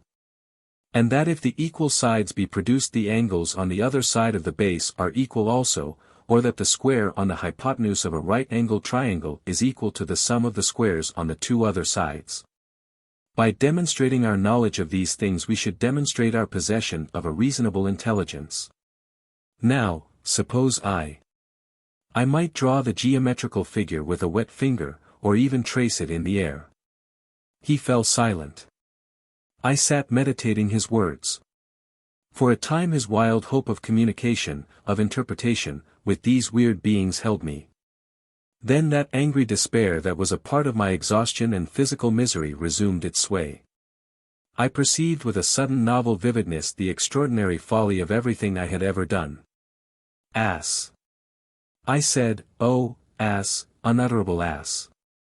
I seem to exist only to go about doing preposterous things. Why did we ever leave the thing? Hopping about looking for patents and concessions in the craters of the moon. If only we had had the sense to fasten a handkerchief to a stick to show where we had left the sphere. I subsided, fuming. It is clear, meditated Cavor, they are intelligent. One can hypothecate certain things. As they have not killed us at once, they must have ideas of mercy. Mercy. At any rate of restraint. Possibly of intercourse. They may meet us. And this apartment and the glimpses we had of its guardian. These fetters. A high degree of intelligence. I wish to heaven, cried I'd thought even twice. Plunge after plunge. First one fluky start and then another. It was my confidence in you. Why didn't I stick to my play? That was what I was equal to. That was my world and the life I was made for. I could have finished that play. I'm certain, it was a good play. I had the scenario as good as done. Then. Conceive it. Leaping to the moon. Practically, I've thrown my life away. That old woman in the inn near Canterbury had better sense. I looked up, and stopped in mid-sentence. The darkness had given place to that bluish light again. The door was opening, and several noiseless Selenites were coming into the chamber. I became quite still, staring at their grotesque faces. Then suddenly my sense of disagreeable strangeness changed to interest. I perceived that the foremost and second carried bowls. One elemental need at least our minds could understand in common. They were bowls of some metal that, like our fetters, looked dark in that bluish light. And each contained a number of whitish fragments. All the cloudy pain and misery that oppressed me rushed together and took the shape of hunger.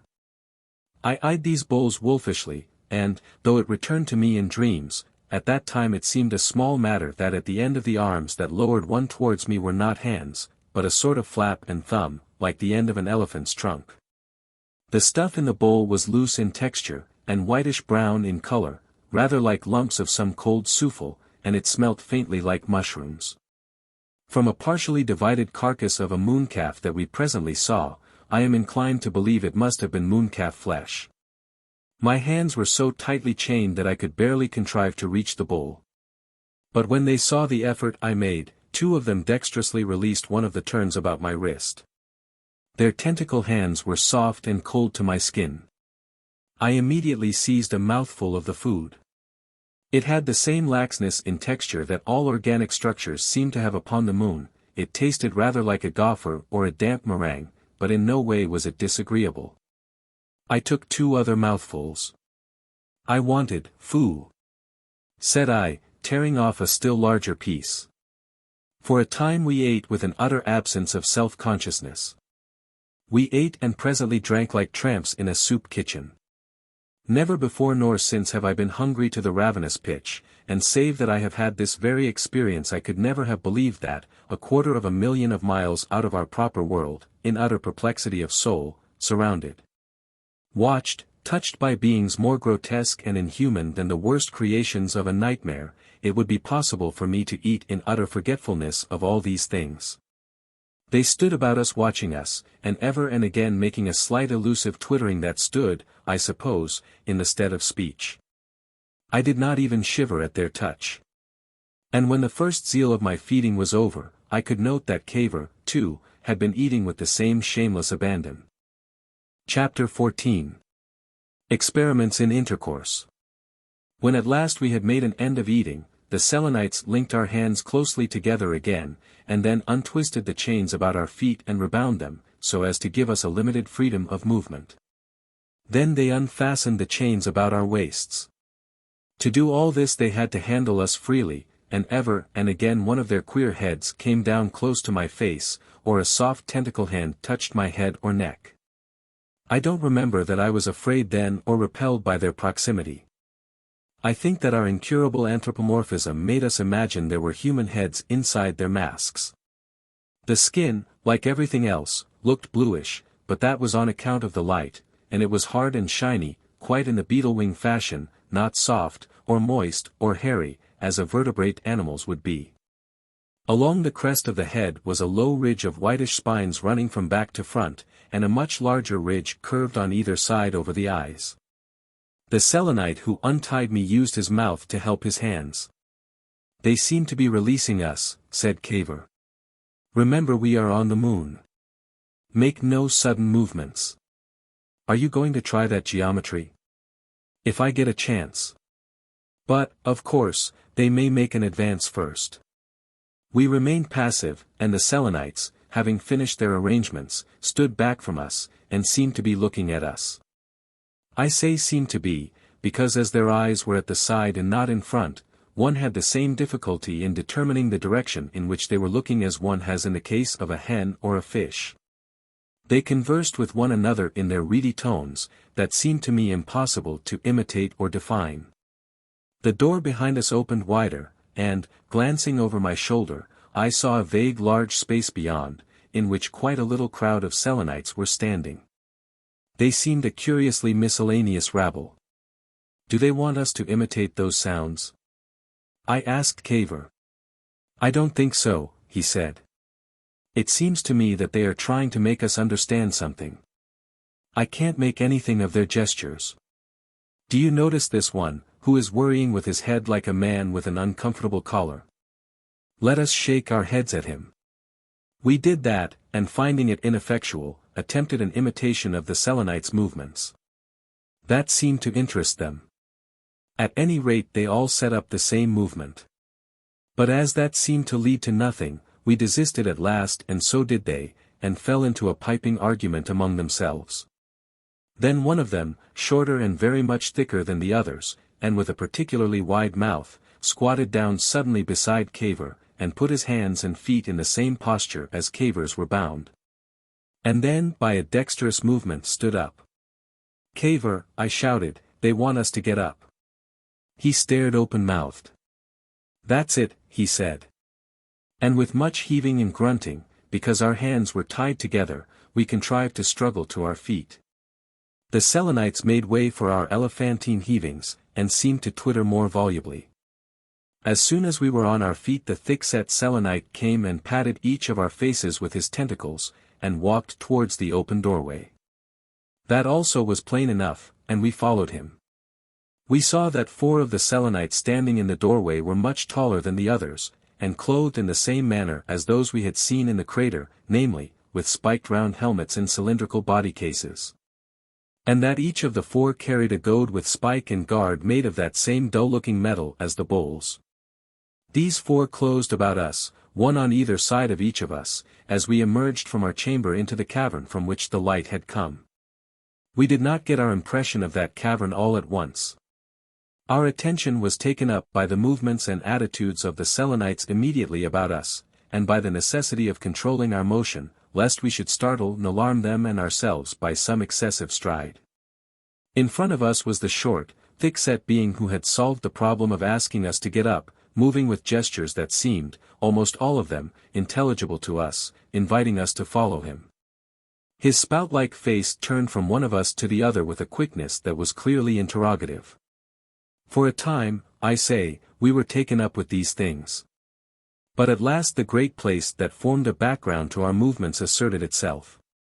It became apparent that the source of much, at least, of the tumult of sounds which had filled our ears ever since we had recovered from the stupefaction of the fungus was a vast mass of machinery in active movement, whose flying and whirling parts were visible indistinctly over the heads and between the bodies of the Selenites who walked about us. And not only did the web of sounds that filled the air proceed from this mechanism, but also the peculiar blue light that irradiated the whole place. We had taken it as a natural thing that a subterranean cavern should be artificially lit, and even now, though the fact was patent to my eyes, I did not really grasp its import until presently the darkness came. The meaning and structure of this huge apparatus we saw I cannot explain, because we neither of us learnt what it was for or how it worked. One after another, big shafts of metal flung out and up from its center, their heads traveling in what seemed to me to be a parabolic path. Each dropped a sort of dangling arm as it rose towards the apex of its flight and plunged down into a vertical cylinder, forcing this down before it. About it moved the shapes of tenders, little figures that seemed vaguely different from the beings about us. As each of the 3 dangling arms of the machine plunged down, there was a clank and then a roaring, and out of the top of the vertical cylinder came pouring this incandescent substance that lit the place, and ran over as milk runs over a boiling pot, and dripped luminously into a tank of light below. It was a cold blue light, a sort of phosphorescent glow but infinitely brighter, and from the tanks into which it fell it ran in conduits athwart the cavern. Thud, thud, thud, thud, came the sweeping arms of this unintelligible apparatus, and the light substance hissed and poured. At first the thing seemed only reasonably large and near to us, and then I saw how exceedingly little the Selenites upon it seemed, and I realized the full immensity of cavern and machine. I looked from this tremendous affair to the faces of the Selenites with a new respect. I stopped, and Cavor stopped, and stared at this thunderous engine. "But this is stupendous," I said. "What can it be for?" Cavor's blue-lit face was full of an intelligent respect. "I can't dream. Surely these beings, men, could not make a thing like that. Look at those arms, are they on connecting rods?" The thick-set Selenite had gone some paces unheeded. He came back and stood between us and the great machine. I avoided seeing him, because I guessed somehow that his idea was to beckon us onward. He walked away in the direction he wished us to go, and turned and came back, and flicked our faces to attract our attention. Cavor and I looked at one another. "Cannot we show him we are interested in the machine?" I said. "Yes," said Cavor. "We'll try that." He turned to our guide and smiled, and pointed to the machine, and pointed again, and then to his head, and then to the machine. By some defect of reasoning he seemed to imagine that broken English might help these gestures. "Me look I'm," he said, "me think I'm very much." "Yes." His behavior seemed to check the Selenites in their desire for our progress for a moment. They faced one another, their queer heads moved, the twittering voices came quick and liquid. Then one of them, a lean, tall creature, with a sort of mantle added to the puttee in which the others were dressed, twisted his elephant trunk of a hand about Cavor's waist, and pulled him gently to follow our guide, who again went on ahead. Cavor resisted. "We may just as well begin explaining ourselves now. They may think we are new animals, a new sort of mooncalf perhaps. It is most important that we should show an intelligent interest from the outset." He began to shake his head violently. "No, no," he said, "me not come on 1 minute. Me look at 'im. Isn't there some geometrical point you might bring in apropos of that affair?" I suggested, as the Selenites conferred again. "Possibly a parabolic," he began. He yelled loudly, and leaped 6 feet or more. One of the 4 armed moon men had pricked him with a goad. I turned on the goad-bearer behind me with a swift threatening gesture, and he started back. This and Cavor's sudden shout and leap clearly astonished all the Selenites. They receded hastily, facing us. For one of those moments that seemed to last forever, we stood in angry protest, with a scattered semicircle of these inhuman beings about us. "He pricked me," said Cavor, with a catching of the voice.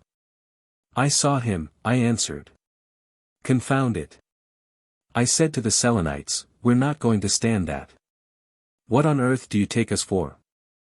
I glanced quickly right and left. Far away across the blue wilderness of cavern I saw a number of other Selenites running towards us. Broad and slender they were, and one with a larger head than the others. The cavern spread wide and low, and receded in every direction into darkness. Its roof, I remember, seemed to bulge down as if with the weight of the vast thickness of rocks that prisoned us. There was no way out of it, no way out of it. Above, below, in every direction, was the unknown, and these inhuman creatures, with goads and gestures, confronting us, and we 2 unsupported men. Chapter 15. The Giddy Bridge. Just for a moment that hostile pause endured. I suppose that both we and the Selenites did some very rapid thinking. My clearest impression was that there was nothing to put my back against, and that we were bound to be surrounded and killed. The overwhelming folly of our presence there loomed over me in black, enormous reproach. Why had I ever launched myself on this mad, inhuman expedition? Cavor came to my side and laid his hand on my arm. His pale and terrified face was ghastly in the blue light. "We can't do anything," he said. "It's a mistake. They don't understand. We must go. As they want us to go." I looked down at him, and then at the fresh Selenites who were coming to help their fellows. "If I had my hands free." "It's no use," he panted. "No. We'll go." And he turned about and led the way in the direction that had been indicated for us. I followed, trying to look as subdued as possible, and feeling at the chains about my wrists. My blood was boiling. I noted nothing more of that cavern, though it seemed to take a long time before we had marched across it, or if I noted anything I forgot it as I saw it.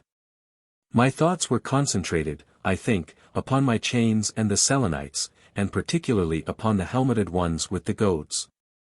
At first they marched parallel with us, and at a respectful distance, but presently they were overtaken by 3 others, and then they drew nearer, until they were within arm's length again. I winced like a beaten horse as they came near to us.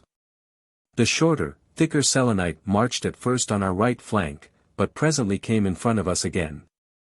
How well the picture of that grouping has bitten into my brain. The back of Cavor's downcast head just in front of me, and the dejected droop of his shoulders, and our guide's gaping visage, perpetually jerking about him, and the goad-bearers on either side, watchful, yet open-mouthed, a blue monochrome.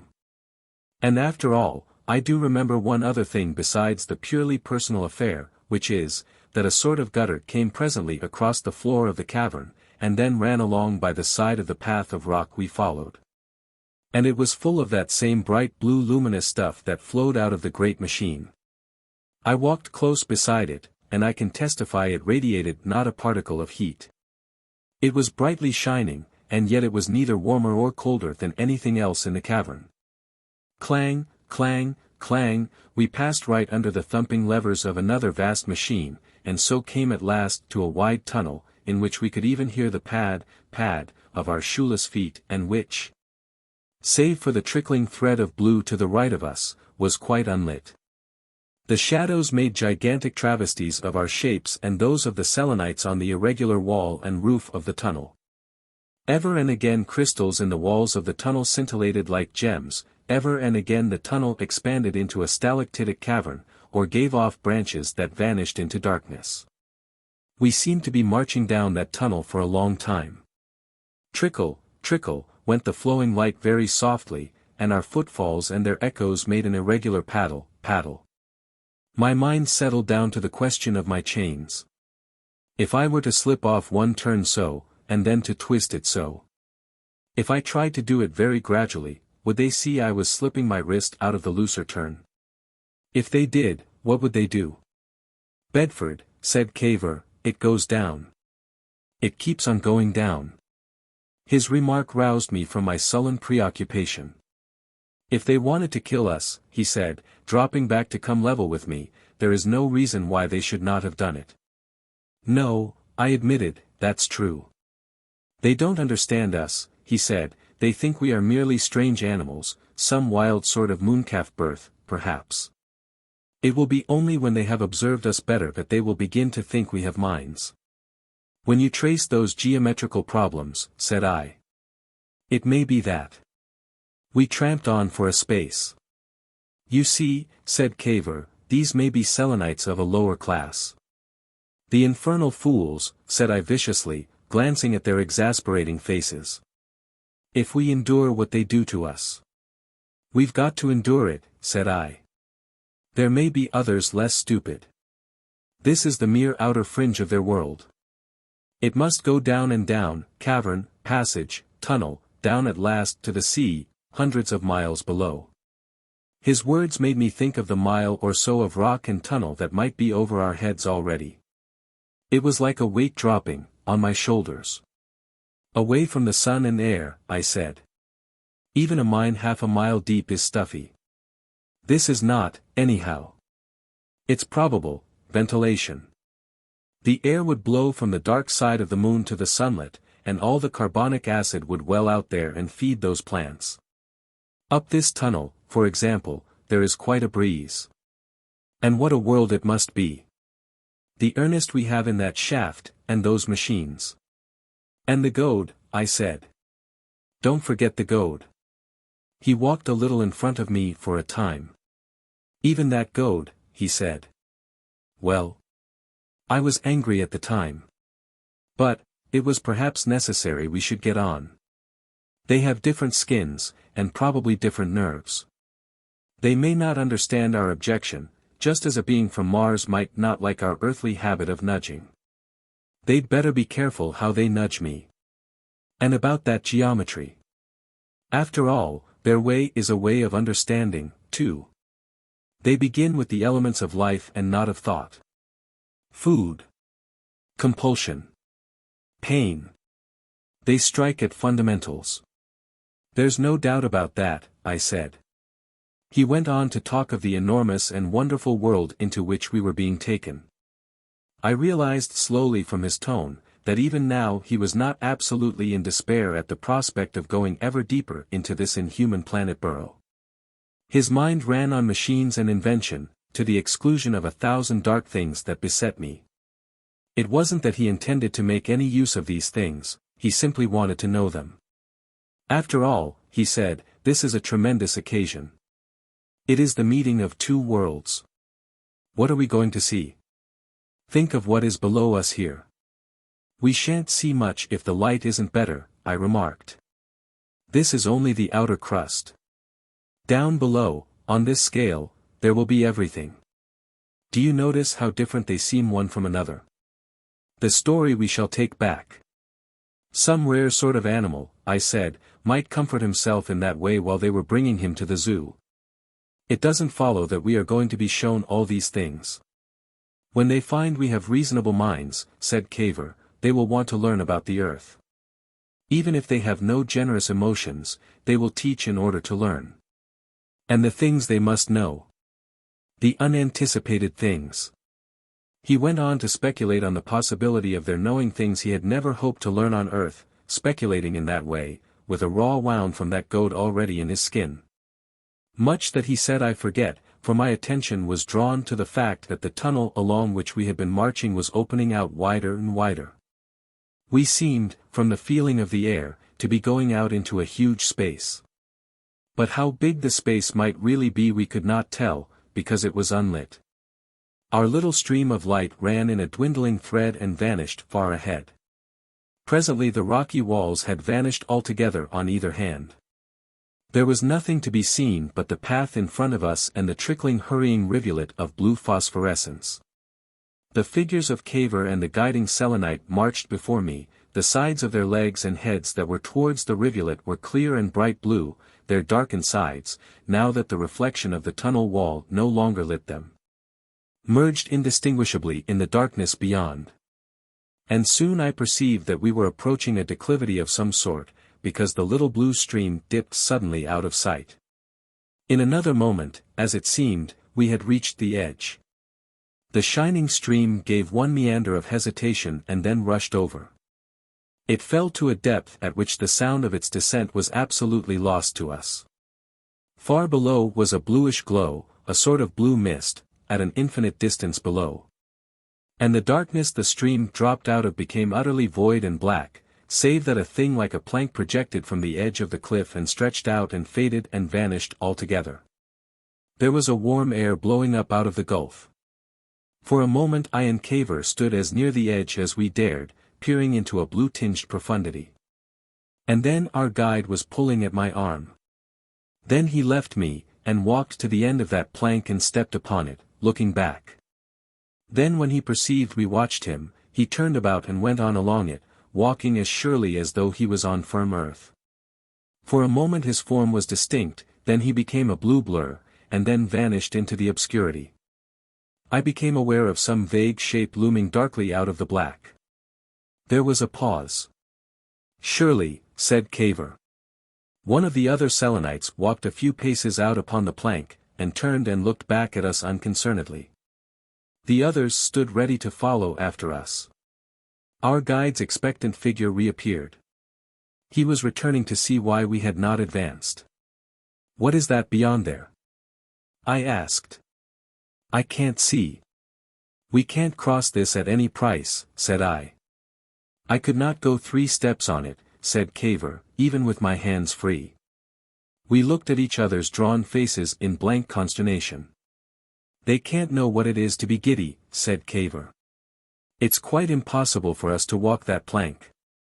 I don't believe they see as we do. I've been watching them. I wonder if they know this is simply blackness for us. How can we make them understand? Anyhow, we must make them understand." I think we said these things with a vague half-hope the Selenites might somehow understand. I knew quite clearly that all that was needed was an explanation. Then as I saw their faces, I realized that an explanation was impossible. Just here it was that our resemblances were not going to bridge our differences. Well, I wasn't going to walk the plank, anyhow.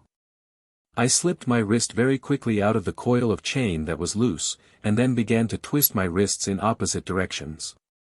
I was standing nearest to the bridge, and as I did this 2 of the Selenites laid hold of me, and pulled me gently towards it. I shook my head violently. "No go," I said, "no use. You don't understand." Another Selenite added his compulsion. I was forced to step forward. "I've got an idea," said Cavor, but I knew his ideas. "Look here," I exclaimed to the Selenites. "Steady on. It's all very well for you." I sprang round upon my heel. I burst out into curses. For one of the armed Selenites had stabbed me behind with his goad. I wrenched my wrists free from the little tentacles that held them. I turned on the goad-bearer. "Confound you!" I cried. "I've warned you of that. What on earth do you think I'm made of, to stick that into me? If you touch me again." By way of answer he pricked me forthwith. I heard Cavor's voice in alarm and entreaty. Even then I think he wanted to compromise with these creatures. "I say, Bedford," he cried, "I know a way." But the sting of that second stab seemed to set free some pent-up reserve of energy in my being.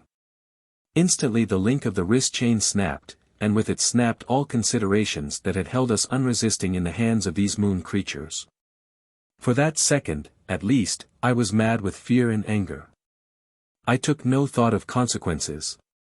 I hit straight out at the face of the thing with the goad. The chain was twisted round my fist. There came another of these beastly surprises of which the moon world is full. My mailed hand seemed to go clean through him. He smashed like some softish sort of sweet with liquid in it. He broke right in. He squelched and splashed. It was like hitting a damp toadstool. The flimsy body went spinning a dozen yards, and fell with a flabby impact. I was astonished. I was incredulous that any living thing could be so flimsy. For an instant I could have believed the whole thing a dream. Then it had become real and imminent again. Neither Cavor nor the other Selenites seemed to have done anything from the time when I had turned about to the time when the dead Selenite hit the ground. Every one stood back from us too, every one alert. That arrest seemed to last at least a second after the Selenite was down. Every one must have been taking the thing in. I seem to remember myself standing with my arm half retracted, trying also to take it in. What next? Clamored my brain. What next? Then in a moment every one was moving. I perceived we must get our chains loose, and that before we could do this these Selenites had to be beaten off. I faced towards the group of the 3 goad-bearers. Instantly one threw his goad at me. It swished over my head, and I suppose went flying into the abyss behind. I leaped right at him with all my might as the goad flew over me.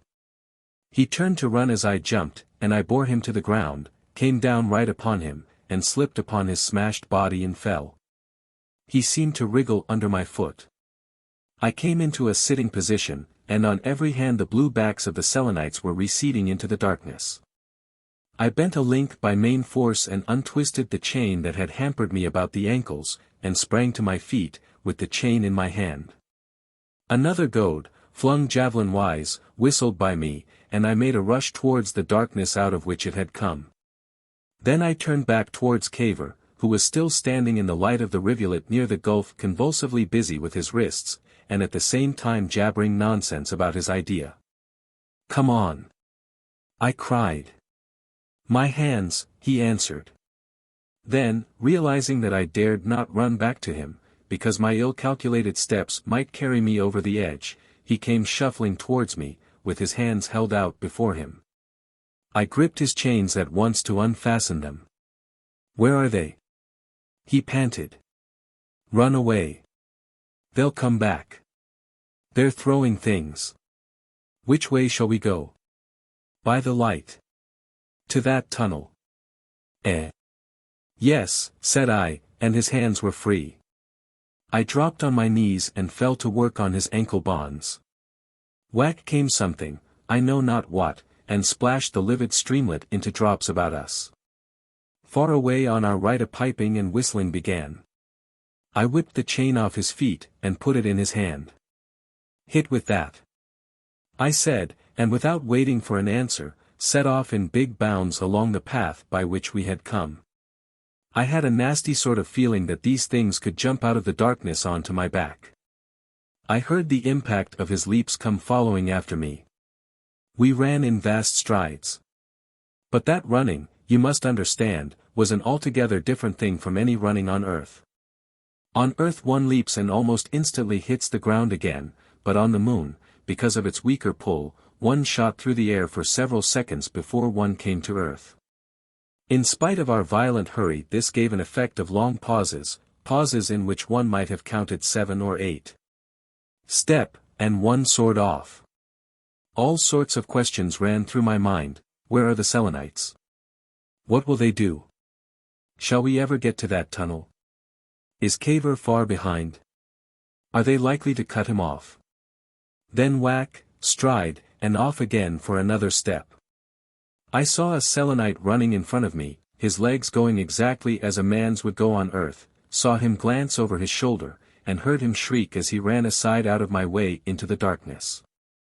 He was, I think, our guide, but I am not sure. Then in another vast stride the walls of rock had come into view on either hand, and in 2 more strides I was in the tunnel, and tempering my pace to its low roof. I went on to a bend, then stopped and turned back, and plug, Cavor came into view, splashing into the stream of blue light at every stride, and grew larger and blundered into me. We stood clutching each other. For a moment, at least, we had shaken off our captors and were alone. We were both very much out of breath. We spoke in panting, broken sentences. "You've spoilt it all," panted Cavor. "Nonsense," I cried. "It was that or death. What are we to do? Hide. How can we? It's dark enough. But where? Up one of these side caverns. And then? Think. Right, come on." We strode on, and presently came to a radiating dark cavern. Cavor was in front. He hesitated, and chose a black mouth that seemed to promise good hiding. He went towards it and turned. "It's dark," he said. "Your legs and feet will light us. You're wet with that luminous stuff." But a tumult of sounds, and in particular a sound like a clanging gong, advancing up the main tunnel, became audible. It was horribly suggestive of a tumultuous pursuit. We made a bolt for the unlit side cavern forthwith. As we ran along it our way was lit by the irradiation of Cavor's legs. "It's lucky," I panted, "they took off our boots, or we should fill this place with clatter." On we rushed, taking as small steps as we could to avoid striking the roof of the cavern. After a time we seemed to be gaining on the uproar. It became muffled, it dwindled, it died away. I stopped and looked back, and I heard the pad of Cavor's feet receding. Then he stopped also. "Bedford," he whispered, "there's a sort of light in front of us." I looked, and at first could see nothing. Then I perceived his head and shoulders dimly outlined against a fainter darkness. I saw, also, that this mitigation of the darkness was not blue, as all the other light within the moon had been, but a pallid gray, a very vague, faint white, the daylight color. Cavor noted this difference as soon, or sooner, than I did, and I think, too, that it filled him with much the same wild hope. "Bedford," he whispered, and his voice trembled. "That light, it is possible." He did not dare to say the thing he hoped. Then came a pause. Suddenly I knew by the sound of his feet that he was striding towards that pallor. I followed him with a beating heart. Chapter 16. Points of View. The light grew stronger as we advanced. In a little time it was nearly as strong as the phosphorescence on Cavor's legs. Our tunnel was expanding into a cavern, and this new light was at the farther end of it. I perceived something that set my hopes leaping and bounding. "Cavor," I said, "it comes from above. I am certain it comes from above." He made no answer, but hurried on. Indisputably it was a grey light, a silvery light. In another moment we were beneath it. It filtered down through a chink in the walls of the cavern, and as I stared up, drip, came a drop of water upon my face. I started and stood aside, drip, fell another drop quite audibly on the rocky floor. "Cavor," I said, "if one of us lifts the other, he can reach that crack." "I'll lift you," he said, and incontinently hoisted me as though I was a baby. I thrust an arm into the crack, and just at my fingertips found a little ledge by which I could hold. I could see the white light was very much brighter now. I pulled myself up by 2 fingers with scarcely an effort, though on earth I weigh 12 stone, reached to a still higher corner of rock, and so got my feet on the narrow ledge. I stood up and searched up the rocks with my fingers. The cleft broadened out upwardly. "It's climbable," I said to Cavor. "Can you jump up to my hand if I hold it down to you?" I wedged myself between the sides of the cleft, rested knee and foot on the ledge, and extended a hand. I could not see Cavor, but I could hear the rustle of his movements as he crouched to spring. Then whack and he was hanging to my arm, and no heavier than a kitten. I lugged him up until he had a hand on my ledge, and could release me. Confound it. I said, anyone could be a mountaineer on the moon, and so set myself in earnest to the climbing. For a few minutes I clambered steadily, and then I looked up again. The cleft opened out steadily, and the light was brighter. Only. It was not daylight after all. In another moment I could see what it was, and at the sight I could have beaten my head against the rocks with disappointment. For I beheld simply an irregularly sloping open space, and all over its slanting floor stood a forest of little club-shaped fungi, each shining gloriously with that pinkish silvery light.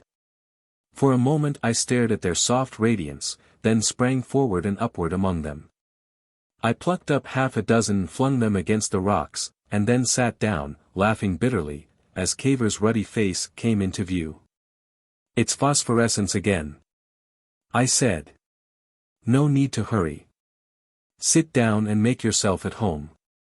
And as he spluttered over our disappointment, I began to lob more of these growths into the cleft.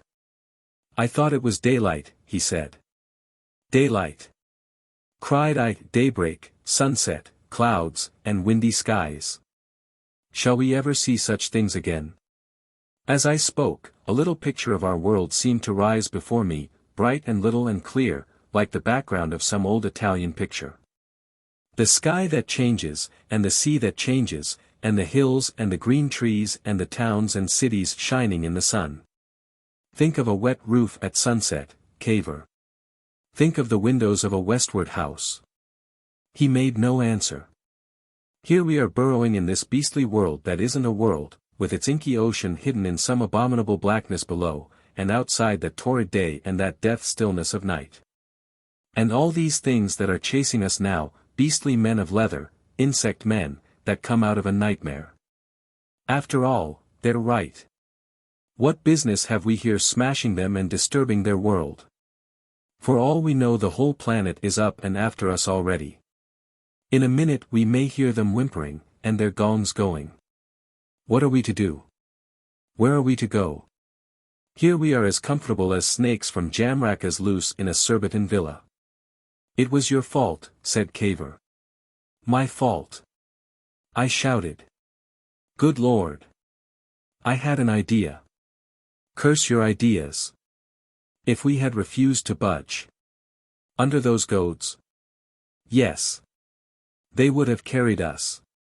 Over that bridge. Yes. They must have carried us from outside. I'd rather be carried by a fly across a ceiling. Good heavens. I resumed my destruction of the fungi. Then suddenly I saw something that struck me even then. Cavor, I said, these chains are of gold. He was thinking intently, with his hands gripping his cheeks. He turned his head slowly and stared at me, and when I had repeated my words, at the twisted chain about his right hand. So they are, he said, so they are. His face lost its transitory interest even as he looked. He hesitated for a moment, then went on with his interrupted meditation. I sat for a space puzzling over the fact that I had only just observed this, until I considered the blue light in which we had been, and which had taken all the color out of the metal. And from that discovery I also started upon a train of thought that carried me wide and far. I forgot that I had just been asking what business we had in the moon. Gold. It was Cavor who spoke first. It seems to me that there are two courses open to us. Well. Either we can attempt to make our way, fight our way if necessary, out to the exterior again, and then hunt for our sphere until we find it, or the cold of the night comes to kill us, or else. He paused. Yes. I said, though I knew what was coming. We might attempt once more to establish some sort of understanding with the minds of the people in the moon. So far as I'm concerned, it's the first. I doubt. I don't. You see, said Cavor, I do not think we can judge the Selenites by what we have seen of them. Their central world, their civilized world will be far below in the profounder caverns about their sea. This region of the crust in which we are is an outlying district, a pastoral region. At any rate, that is my interpretation. These Selenites we have seen may be only the equivalent of cowboys and engine tenders. Their use of goads, in all probability Mooncalf goads, the lack of imagination they show in expecting us to be able to do just what they can do, their indisputable brutality, all seem to point to something of that sort. But if we endured, neither of us could endure a 6-inch plank across the bottomless pit for very long. No, said Cavor, but then. I won't, I said. He discovered a new line of possibilities. Well, suppose we got ourselves into some corner, where we could defend ourselves against these hinds and laborers. If, for example, we could hold out for a week or so, it is probable that the news of our appearance would filter down to the more intelligent and populous parts. If they exist. They must exist, or whence came those tremendous machines? That's possible, but it's the worst of the two chances. We might write up inscriptions on walls. How do we know their eyes would see the sort of marks we made? If we cut them. That's possible, of course. I took up a new thread of thought. After all, I said, I suppose you don't think these Selenites so infinitely wiser than men. They must know a lot more, or at least a lot of different things. Yes, but, I hesitated. I think you'll quite admit, Cavor, that you're rather an exceptional man. How? Well, you're a rather lonely man, have been, that is. You haven't married. Never wanted to. But why? And you never grew richer than you happen to be? Never wanted that either. You've just rooted after knowledge. Well, a certain curiosity is natural. You think so? That's just it. You think every other mind wants to know. I remember once, when I asked you why you conducted all these researches, you said you wanted your FRS, and to have the stuff called Cavorite, and things like that. You know perfectly well you didn't do it for that. But at the time my question took you by surprise, and you felt you ought to have something to look like a motive. Really you conducted researches because you had to. It's your twist. Perhaps it is. It isn't one man in a million has that twist. Most men want, well, various things, but very few want knowledge for its own sake.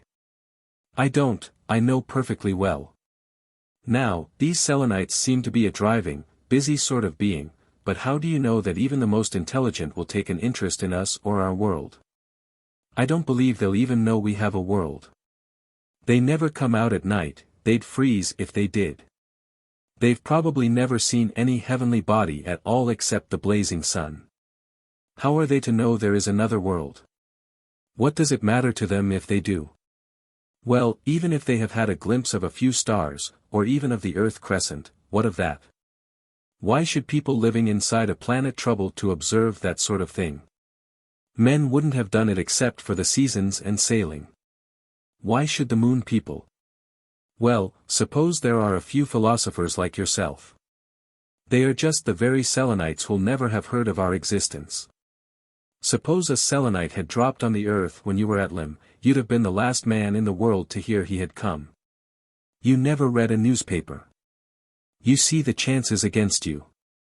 Well, it's for these chances we're sitting here doing nothing while precious time is flying. I tell you we've got into a fix. We've come unarmed, we've lost our sphere, we've got no food, we've shown ourselves to the Selenites, and made them think we're strange, strong, dangerous animals. And unless these Selenites are perfect fools, they'll set about now and hunt us till they find us, and when they find us they'll try to take us if they can, and kill us if they can't, and that's the end of the matter. If they take us, they'll probably kill us, through some misunderstanding. After we're done for, they may discuss us perhaps, but we shan't get much fun out of that. Go on. On the other hand, here's gold knocking about like cast iron at home. If only we can get some of it back, if only we can find our sphere again before they do, and get back, then. Yes. We might put the thing on a sounder footing. Come back in a bigger sphere with guns. Good Lord. cried Cavor, as though that was horrible. I shied another luminous fungus down the cleft. Look here, Cavor, I said, I've half the voting power anyhow in this affair, and this is a case for a practical man. I'm a practical man, and you are not. I'm not going to trust to Selenites and geometrical diagrams if I can help it. That's all. Get back. Drop all this secrecy, or most of it. And come again. He reflected. When I came to the moon, he said, I ought to have come alone. The question before the meeting, I said, is how to get back to the sphere. For a time we nursed our knees in silence. Then he seemed to decide for my reasons. I think, he said, one can get data. It is clear that while the sun is on this side of the moon, the air will be blowing through this planet sponge from the dark side hither. On this side, at any rate, the air will be expanding and flowing out of the moon caverns into the craters. Very well, there's a draft here. So there is. And that means that this is not a dead end, somewhere behind us this cleft goes on and up. The draft is blowing up, and that is the way we have to go. If we try to get up any sort of chimney or gully there is, we shall not only get out of these passages where they are hunting for us. But suppose the gully is too narrow? We'll come down again.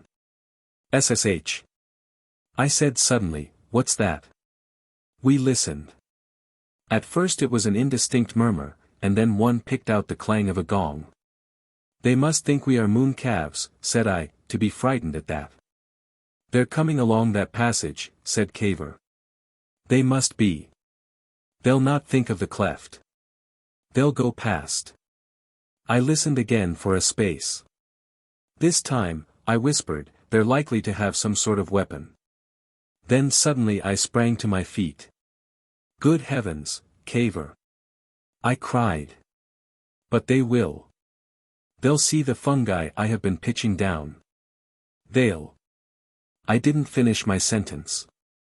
I turned about and made a leap over the fungus tops towards the upper end of the cavity. I saw that the space turned upward and became a drafty cleft again, ascending to impenetrable darkness. I was about to clamber up into this, and then with a happy inspiration turned back. What are you doing? Asked Cavor. Go on.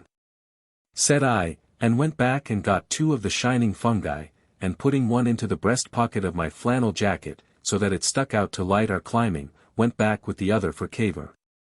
The noise of the Selenites was now so loud that it seemed they must be already beneath the cleft. But it might be they would have difficulty in clambering into it, or might hesitate to ascend it against our possible resistance. At any rate, we had now the comforting knowledge of the enormous muscular superiority our birth in another planet gave us. In another minute I was clambering with gigantic vigor after Cavor's blue-lit heels. Chapter 17. The Fight in the Cave of the Moon Butchers. I do not know how far we clambered before we came to the grating. It may be we ascended only a few hundred feet, but at the time it seemed to me we might have hauled and jammed and hopped and wedged ourselves through a mile or more of vertical ascent. Whenever I recall that time, there comes into my head the heavy clank of our golden chains that followed every movement. Very soon my knuckles and knees were raw, and I had a bruise on one cheek. After a time the first violence of our efforts diminished, and our movements became more deliberate and less painful. The noise of the pursuing Selenites had died away altogether. It seemed almost as though they had not traced us up the crack after all, in spite of the telltale heap of broken fungi that must have lain beneath it. At times the cleft narrowed so much that we could scarce squeeze up it. At others it expanded into great druzy cavities, studded with prickly crystals or thickly beset with dull, shining fungoid pimples. Sometimes it twisted spirally, and at other times slanted down nearly to the horizontal direction. Ever and again there was the intermittent drip and trickle of water by us. Once or twice it seemed to us that small living things had rustled out of our reach, but what they were we never saw. They may have been venomous beasts for all I know, but they did us no harm, and we were now tuned to a pitch when a weird creeping thing more or less mattered little. And at last, far above, came the familiar bluish light again, and then we saw that it filtered through a grating that barred our way. We whispered as we pointed this out to one another, and became more and more cautious in our ascent. Presently we were close under the grating, and by pressing my face against its bars I could see a limited portion of the cavern beyond. It was clearly a large space, and lit no doubt by some rivulet of the same blue light that we had seen flow from the beating machinery. An intermittent trickle of water dropped ever and again between the bars near my face. My first endeavor was naturally to see what might be upon the floor of the cavern, but our grating lay in a depression whose rim hid all this from our eyes. Our foiled attention then fell back upon the suggestion of the various sounds we heard, and presently my eye caught a number of faint shadows that played across the dim roof far overhead. Indisputably there were several Selenites, perhaps a considerable number, in this space, for we could hear the noises of their intercourse, and faint sounds that I identified as their footfalls. There was also a succession of regularly repeated sounds, chid, chid, chid, which began and ceased, suggestive of a knife or spade hacking at some soft substance. Then came a clank as if of chains, a whistle and a rumble as of a truck running over a hollowed place, and then again that chid, chid, chid resumed. The shadows told of shapes that moved quickly and rhythmically, in agreement with that regular sound, and rested when it ceased. We put our heads close together, and began to discuss these things in noiseless whispers. "They are occupied," I said, "they are occupied in some way. Yes. They're not seeking us, or thinking of us. Perhaps they have not heard of us. Those others are hunting about below. If suddenly we appeared here." We looked at one another. "There might be a chance to parley," said Cavor. "No," I said. "Not as we are." For a space we remained, each occupied by his own thoughts. Chid, chid, chid went the chipping, and the shadows moved to and fro. I looked at the grating. "It's flimsy," I said. "We might bend two of the bars and crawl through." We wasted a little time in vague discussion. Then I took one of the bars in both hands, and got my feet up against the rock until they were almost on a level with my head, and so thrust against the bar. It bent so suddenly that I almost slipped. I clambered about and bent the adjacent bar in the opposite direction, and then took the luminous fungus from my pocket and dropped it down the fissure. "Don't do anything hastily," whispered Cavor, as I twisted myself up through the opening I had enlarged. I had a glimpse of busy figures as I came through the grating, and immediately bent down, so that the rim of the depression in which the grating lay hid me from their eyes, and so lay flat. Signaling advice to Cavor as he also prepared to come through. Presently we were side by side in the depression, peering over the edge at the cavern and its occupants. It was a much larger cavern than we had supposed from our first glimpse of it, and we looked up from the lowest portion of its sloping floor. It widened out as it receded from us, and its roof came down and hid the remoter portion altogether. And lying in a line along its length, vanishing at last far away in that tremendous perspective, were a number of huge shapes, huge pallid hulls, upon which the Selenites were busy. At first they seemed big white cylinders of vague import. Then I noted the heads upon them lying towards us, eyeless and skinless like the heads of sheep at a butcher's, and perceived they were the carcasses of moon calves being cut up, much as the crew of a whaler might cut up a moored whale. They were cutting off the flesh in strips, and on some of the farther trunks the white ribs were showing.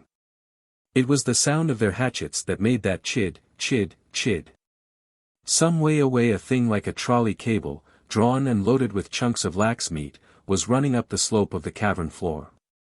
This enormous long avenue of hulls that were destined to be food gave us a sense of the vast populousness of the moon world second only to the effect of our first glimpse down the shaft. It seemed to me at first that the Selenites must be standing on trestle-supported planks.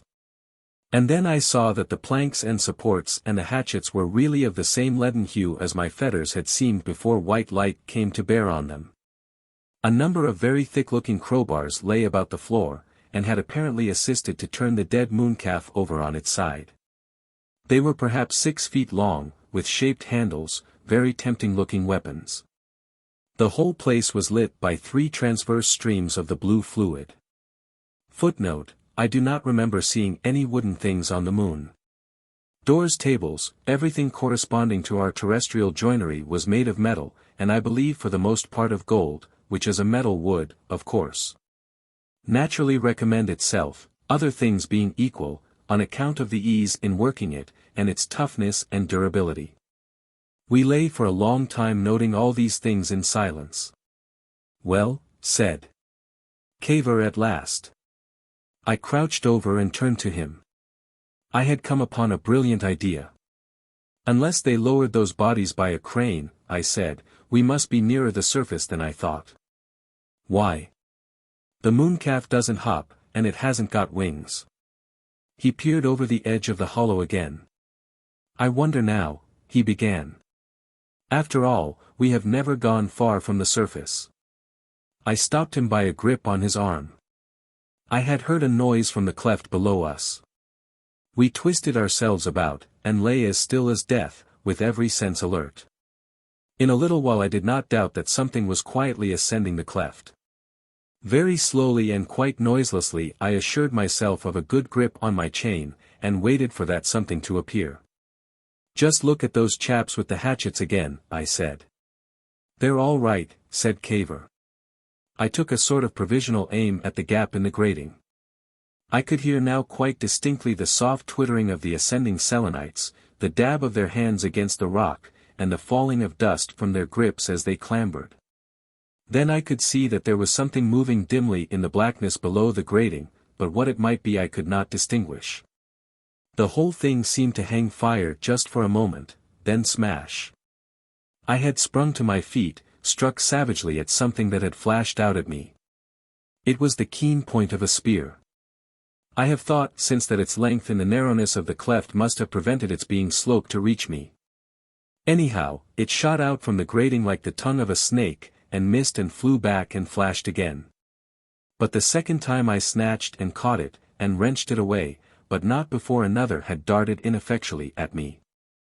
I shouted with triumph as I felt the hold of the Selenite resist my pull for a moment and give, and then I was jabbing down through the bars, amidst squeals from the darkness, and Cavor had snapped off the other spear, and was leaping and flourishing it beside me, and making inefficient jabs. Clang, clang, came up through the grating, and then an axe hurtled through the air and whacked against the rocks beyond, to remind me of the fleshers at the carcasses up the cavern. I turned, and they were all coming towards us in open order waving their axes. They were short, thick, little beggars, with long arms, strikingly different from the ones we had seen before. If they had not heard of us before, they must have realized the situation with incredible swiftness. I stared at them for a moment, spear in hand. "Guard that grating, Cavor," I cried, howled to intimidate them, and rushed to meet them. 2 of them missed with their hatchets, and the rest fled incontinently. Then the 2 also were sprinting away up the cavern, with hands clenched and heads down. I never saw men run like them. I knew the spear I had was no good for me. It was thin and flimsy, only effectual for a thrust, and too long for a quick recover. So I only chased the Selenites as far as the first carcass, and stopped there and picked up one of the crowbars that were lying about. It felt comfortingly heavy, and equal to smashing any number of Selenites. I threw away my spear, and picked up a second crowbar for the other hand. I felt 5 times better than I had with the spear. I shook the 2 threateningly at the Selenites, who had come to a halt in a little crowd far away up the cavern, and then turned about to look at Cavor. He was leaping from side to side of the grating, making threatening jabs with his broken spear. That was all right. It would keep the Selenites down, for a time at any rate. I looked up the cavern again. What on earth were we going to do now? We were cornered in a sort of way already. But these butchers up the cavern had been surprised, they were probably scared, and they had no special weapons, only those little hatchets of theirs. And that way lay escape. Their sturdy little forms, ever so much shorter and thicker than the Mooncalf herds, were scattered up the slope in a way that was eloquent of indecision. I had the moral advantage of a mad bull in a street. But for all that, there seemed a tremendous crowd of them. Very probably there was. Those Selenites down the cleft had certainly some infernally long spears. It might be they had other surprises for us. But, confound it. If we charged up the cave we should let them up behind us, and if we didn't those little brutes up the cave would probably get reinforced. Heaven alone knew what tremendous engines of warfare, guns, bombs, terrestrial torpedoes, this unknown world below our feet, this vaster world of which we had only pricked the outer cuticle, might not presently send up to our destruction. It became clear the only thing to do was to charge. It became clearer as the legs of a number of fresh Selenites appeared running down the cavern towards us. "Bedford," cried Cavor, and behold. He was halfway between me and the grating. "Go back," I cried. "What are you doing?" "They've got, it's like a gun." And struggling in the grating between those defensive spears appeared the head and shoulders of a singularly lean and angular Selenite, bearing some complicated apparatus. I realized Cavor's utter incapacity for the fight we had in hand. For a moment I hesitated. Then I rushed past him whirling my crowbars, and shouting to confound the aim of the Selenite. He was aiming in the queerest way with the thing against his stomach. Chuzz!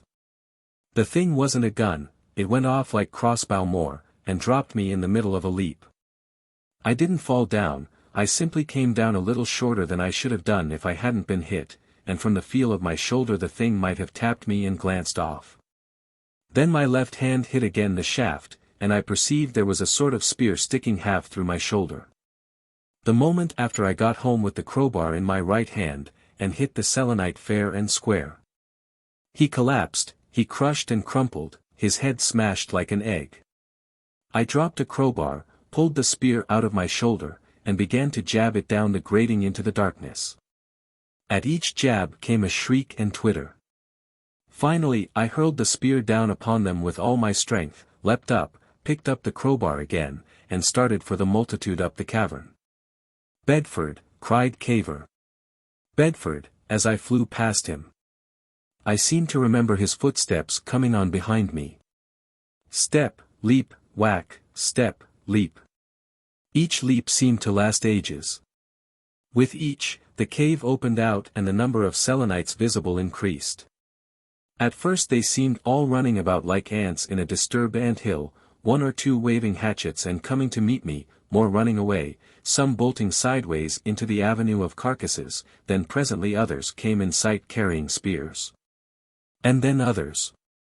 I saw a most extraordinary thing, all hands and feet, bolting for cover. The cavern grew darker farther up. Flick! Something flew over my head. Flick! As I soared in mid-stride I saw a spear hit and quiver in one of the carcasses to my left. Then, as I came down, one hit the ground before me, and I heard the remote chuzz with which their things were fired. Flick, flick. For a moment it was a shower. They were volleying. I stopped dead. I don't think I thought clearly then. I seem to remember a kind of stereotyped phrase running through my mind, "Zone of fire, seek cover." I know I made a dash for the space between two of the carcasses, and stood there panting and feeling very wicked. I looked round for Cavor, and for a moment it seemed as if he had vanished from the world. Then he came out of the darkness between the row of the carcasses and the rocky wall of the cavern. I saw his little face, dark and blue, and shining with perspiration and emotion. He was saying something, but what it was I did not heed. I had realized that we might work from Mooncalf to Mooncalf up the cave until we were near enough to charge home. It was charge or nothing. "Come on," I said, and led the way. "Bedford," he cried unavailingly.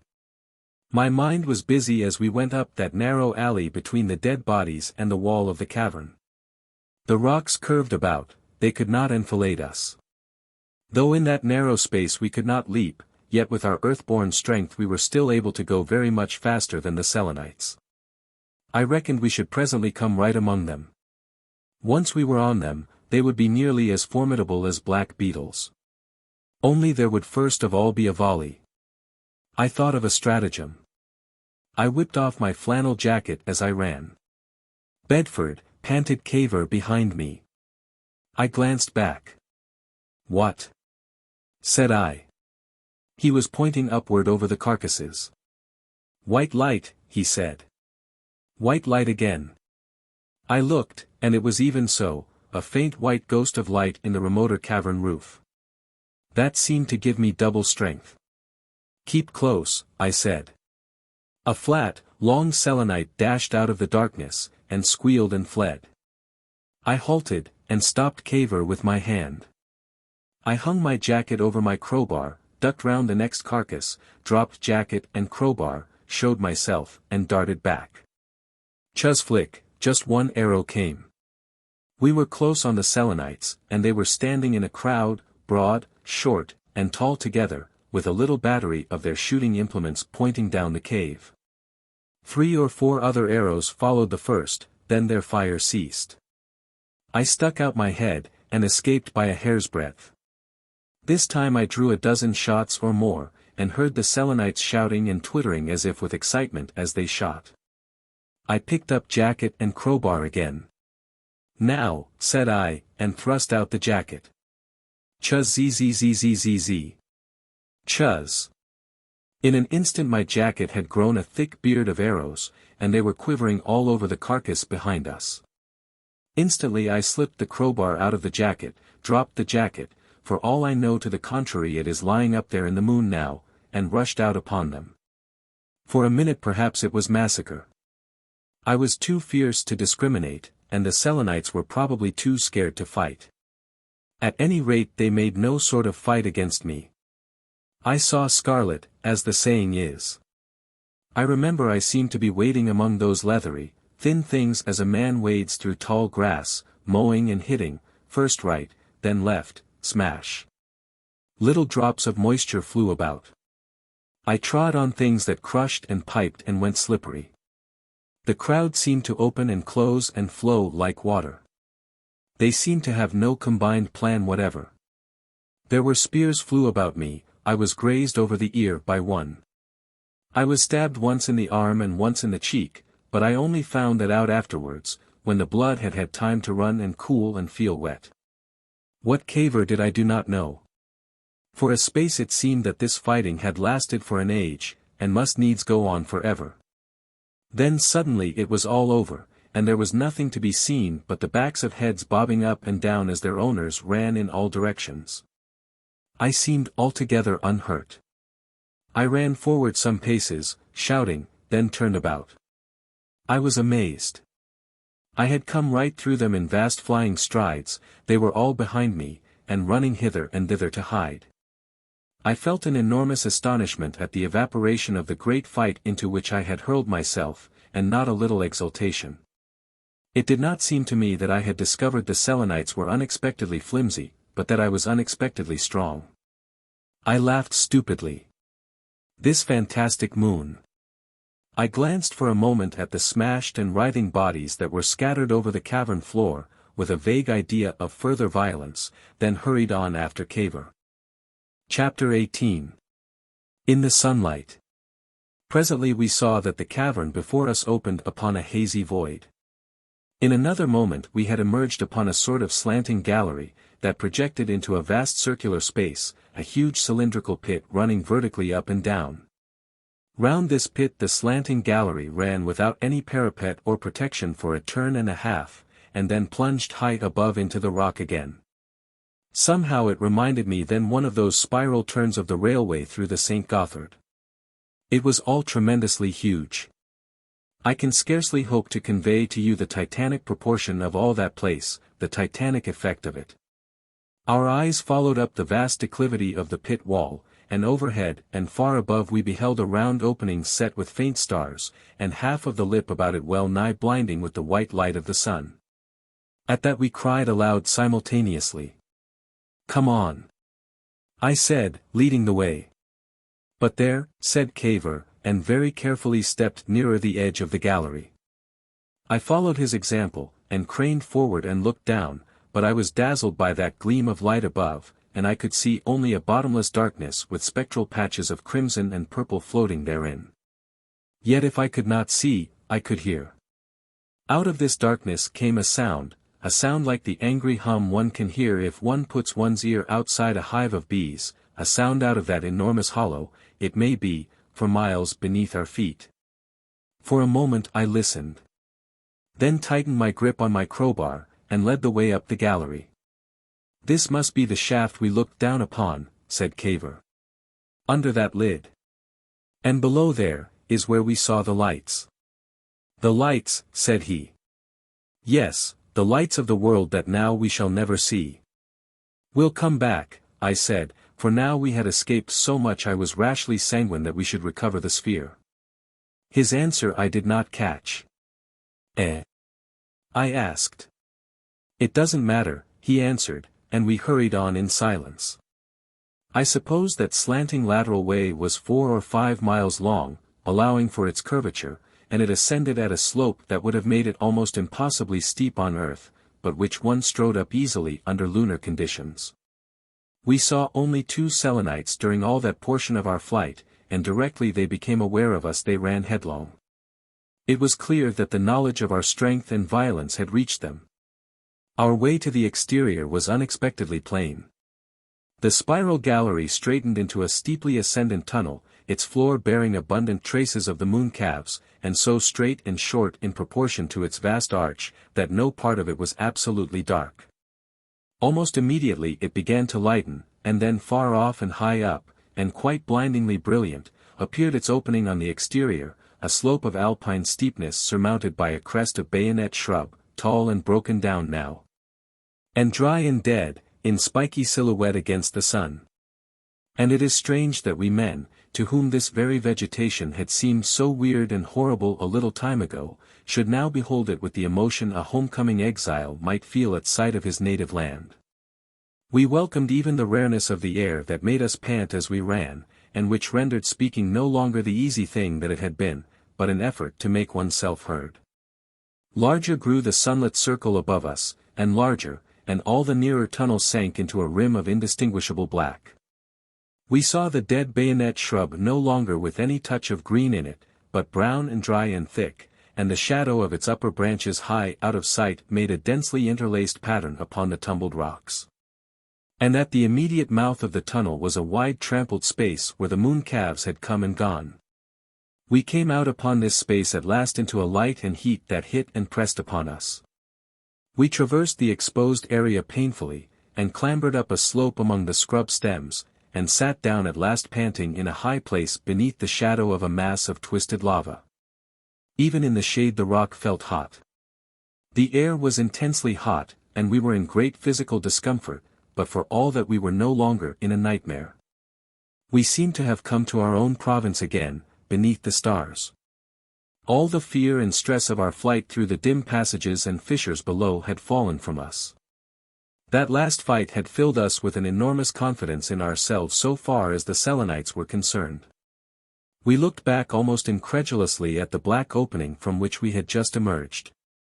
Down there it was, in a blue glow that now in our memories seemed the next thing to absolute darkness. We had met with things like mad mockeries of men, helmet-headed creatures, and had walked in fear before them, and had submitted to them until we could submit no longer.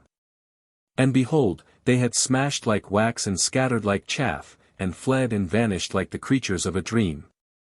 I rubbed my eyes, doubting whether we had not slept and dreamt these things by reason of the fungus we had eaten, and suddenly discovered the blood upon my face, and then that my shirt was sticking painfully to my shoulder and arm. "Confound it!" I said, gauging my injuries with an investigatory hand, and suddenly that distant tunnel mouth became, as it were, a watching eye. "Cavor," I said, "what are they going to do now? And what are we going to do?" He shook his head, with his eyes fixed upon the tunnel. "How can one tell what they will do? It depends on what they think of us, and I don't see how we can begin to guess that. And it depends upon what they have in reserve. It's as you say, Cavor, we have touched the merest outside of this world. They may have all sorts of things inside here. Even with those shooting things they might make it bad for us. Yet after all, I said, even if we don't find the sphere at once, there is a chance for us. We might hold out.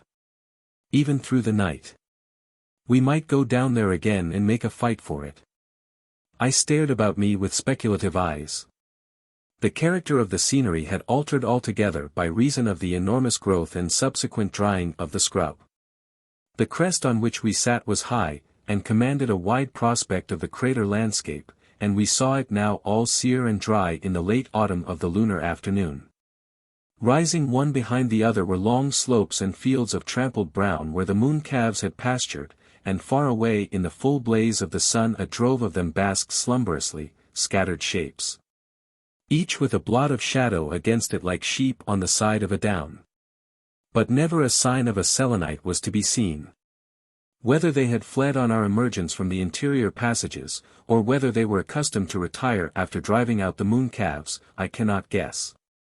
At the time I believed the former was the case. If we were to set fire to all this stuff, I said, we might find the sphere among the ashes. Cavor did not seem to hear me. He was peering under his hand at the stars, that still, in spite of the intense sunlight, were abundantly visible in the sky. "How long do you think we have been here?" he asked at last. "Been where?" "On the moon." 2 earthly days, perhaps. More nearly 10. Do you know, the sun is past its zenith, and sinking in the west. In 4 days' time or less it will be night. But, we've only eaten once. I know that. But there are the stars. But why should time seem different because we are on a smaller planet? I don't know. There it is. How does one tell time? Hunger, fatigue, all those things are different. Everything is different, everything. To me it seems that since first we came out of the sphere has been only a question of hours, long hours, at most. 10 days, I said. That leaves, I looked up at the sun for a moment, and then saw that it was halfway from the zenith to the western edge of things. 4 days. Cavor, we mustn't sit here and dream. How do you think we may begin? I stood up. We must get a fixed point we can recognize. We might hoist a flag, or a handkerchief, or something, and quarter the ground, and work round that. He stood up beside me. Yes, he said, there is nothing for it but to hunt the sphere. Nothing. We may find it, certainly we may find it. And if not, we must keep on looking. He looked this way and that, glanced up at the sky and down at the tunnel, and astonished me by a sudden gesture of impatience. Oh! But we have done foolishly. To have come to this pass. Think how it might have been, and the things we might have done. We might do something yet. Never the thing we might have done. Here below our feet is a world. Think of what that world must be. Think of that machine we saw, and the lid and the shaft. They were just remote outlying things, and those creatures we have seen and fought with no more than ignorant peasants, dwellers in the outskirts, yokels and laborers half akin to brutes. Down below. Caverns beneath caverns, tunnels, structures, ways.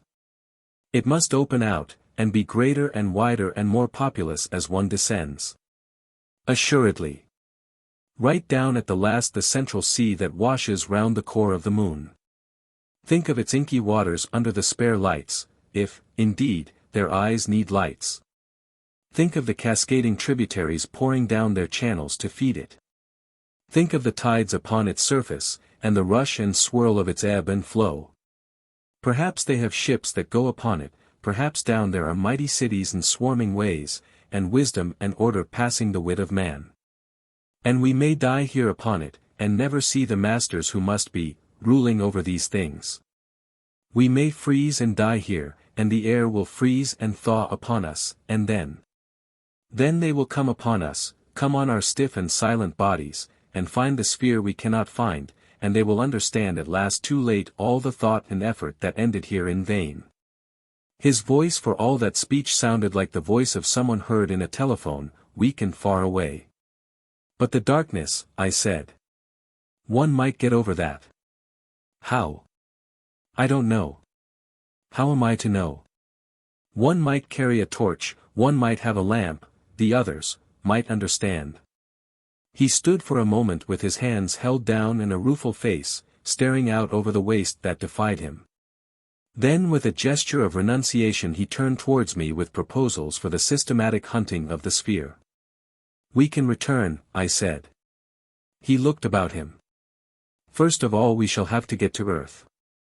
We could bring back lamps to carry and climbing irons, and 100 necessary things." "Yes," he said. "We can take back an earnest of success in this gold." He looked at my golden crowbars, and said nothing for a space. He stood with his hands clasped behind his back, staring across the crater. At last he signed and spoke. "It was I found the way here, but to find a way isn't always to be master of a way. If I take my secret back to Earth, what will happen? I do not see how I can keep my secret for a year, for even a part of a year. Sooner or later it must come out, even if other men rediscover it. And then governments and powers will struggle to get hither, they will fight against one another, and against these moon people, it will only spread warfare and multiply the occasions of war. In a little while, in a very little while, if I tell my secret, this planet to its deepest galleries will be strewn with human dead. Other things are doubtful, but that is certain. It is not as though man had any use for the moon. What good would the moon be to men? Even of their own planet what have they made but a battleground and theater of infinite folly? Small as his world is, and short as his time, he has still in his little life down there far more than he can do. No. Science has toiled too long forging weapons for fools to use. It is time she held her hand. Let him find it out for himself again, in 1,000 years' time. There are methods of secrecy, I said. He looked up at me and smiled. After all, he said, why should one worry? There is little chance of our finding the sphere, and down below things are brewing. It's simply the human habit of hoping till we die that makes us think of return. Our troubles are only beginning. We have shown these moon folk violence, we have given them a taste of our quality, and our chances are about as good as a tiger's that has got loose and killed a man in Hyde Park. The news of us must be running down from gallery to gallery, down towards the central parts. No sane beings will ever let us take that sphere back to Earth after so much as they have seen of us. We aren't improving our chances, said I, by sitting here. We stood up side by side. After all, he said, we must separate. We must stick up a handkerchief on these tall spikes here and fasten it firmly, and from this as a center we must work over the crater. You must go westward, moving out in semicircles to and fro towards the setting sun. You must move first with your shadow on your right until it is at right angles with the direction of your handkerchief, and then with your shadow on your left. And I will do the same to the east. We will look into every gully, examine every skerry of rocks, we will do all we can to find my sphere. If we see the Selenites we will hide from them as well as we can. For drink we must take snow, and if we feel the need of food, we must kill a mooncalf if we can, and eat such flesh as it has, raw, and so each will go his own way. And if one of us comes upon the sphere, he must come back to the white handkerchief, and stand by it and signal to the other. And if neither? Cavor glanced up at the sun. We go on seeking until the night and cold overtake us. Suppose the Selenites have found the sphere and hidden it? He shrugged his shoulders. Or if presently they come hunting us? He made no answer. You had better take a club, I said. He shook his head, and stared away from me across the waste. But for a moment he did not start. He looked round at me shyly, hesitated. Au revoir, he said. I felt an odd stab of emotion. A sense of how we had galled each other, and particularly how I must have galled him, came to me. Confound it, thought I, we might have done better. I was on the point of asking him to shake hands, for that, somehow, was how I felt just then, when he put his feet together and leapt away from me towards the north. He seemed to drift through the air as a dead leaf would do, fell lightly, and leapt again. I stood for a moment watching him, then faced westward reluctantly, pulled myself together, and with something of the feeling of a man who leaps into icy water, selected a leaping point, and plunged forward to explore my solitary half of the moon world. I dropped rather clumsily among rocks, stood up and looked about me, clambered onto a rocky slab, and leapt again. When presently I looked for Cavor, he was hidden from my eyes, but the handkerchief showed out bravely on its headland, white in the blaze of the sun. I determined not to lose sight of that handkerchief whatever might betide. Chapter 19. Mr. Bedford alone. In a little while it seemed to me as though I had always been alone on the moon. I hunted for a time with a certain intentness, but the heat was still very great, and the thinness of the air felt like a hoop about one's chest. I came presently into a hollow basin bristling with tall, brown, dry fronds about its edge, and I sat down under these to rest and cool. I intended to rest for only a little while. I put down my clubs beside me, and sat resting my chin on my hands. I saw with a sort of colorless interest that the rocks of the basin, where here and there the crackling dry lichens had shrunk away to show them, were all veined and splattered with gold. That here and there bosses of rounded and wrinkled gold projected from among the litter. What did that matter now? A sort of languor had possession of my limbs and mind. I did not believe for a moment that we should ever find the sphere in that vast desiccated wilderness. I seemed to lack a motive for effort until the Selenites should come. Then I supposed I should exert myself, obeying that unreasonable imperative that urges a man before all things to preserve and defend his life, albeit he may preserve it only to die more painfully in a little while. Why had we come to the moon? The thing presented itself to me as a perplexing problem. What is this spirit in man that urges him for ever to depart from happiness and security, to toil, to place himself in danger, to risk even a reasonable certainty of death? It dawned upon me up there in the moon as a thing I ought always to have known, that man is not made simply to go about being safe and comfortable and well fed and amused. Almost any man, if you put the thing to him, not in words, but in the shape of opportunities, will show that he knows as much. Against his interest, against his happiness, he is constantly being driven to do unreasonable things. Some force not himself impels him, and go he must. But why? Why? Sitting there in the midst of that useless moon gold, amidst the things of another world, I took count of all my life. Assuming I was to die a castaway upon the moon, I failed altogether to see what purpose I had served. I got no light on that point, but at any rate it was clearer to me than it had ever been in my life before that I was not serving my own purpose, that all my life I had in truth never served the purposes of my private life. Whose purposes, what purposes, was I serving? I ceased to speculate on why we had come to the moon, and took a wider sweep. Why had I come to the earth? Why had I a private life at all? I lost myself at last in bottomless speculations. My thoughts became vague and cloudy, no longer leading in definite directions. I had not felt heavy or weary. I cannot imagine one doing so upon the moon, but I suppose I was greatly fatigued. At any rate I slept. Slumbering there rested me greatly, I think, and the sun was setting and the violence of the heat abating, through all the time I slumbered. When at last I was roused from my slumbers by a remote clamor, I felt active and capable again. I rubbed my eyes and stretched my arms. I rose to my feet. I was a little stiff, and at once prepared to resume my search. I shouldered my golden clubs, one on each shoulder, and went on out of the ravine of the gold-veined rocks. The sun was certainly lower, much lower than it had been, the air was very much cooler. I perceived I must have slept some time. It seemed to me that a faint touch of misty blueness hung about the western cliff. I leapt to a little boss of rock and surveyed the crater. I could see no signs of mooncalves or selenites, nor could I see Cavor, but I could see my handkerchief far off, spread out on its thicket of thorns. I looked about me, and then leapt forward to the next convenient viewpoint. I beat my round in a semicircle, and back again in a still remoter crescent. It was very fatiguing and hopeless. The air was really very much cooler, and it seemed to me that the shadow under the westward cliff was growing broad.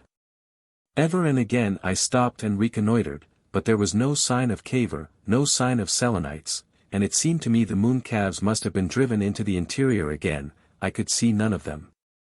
I became more and more desirous of seeing Cavor. The winged outline of the sun had sunk now, until it was scarcely the distance of its diameter from the rim of the sky.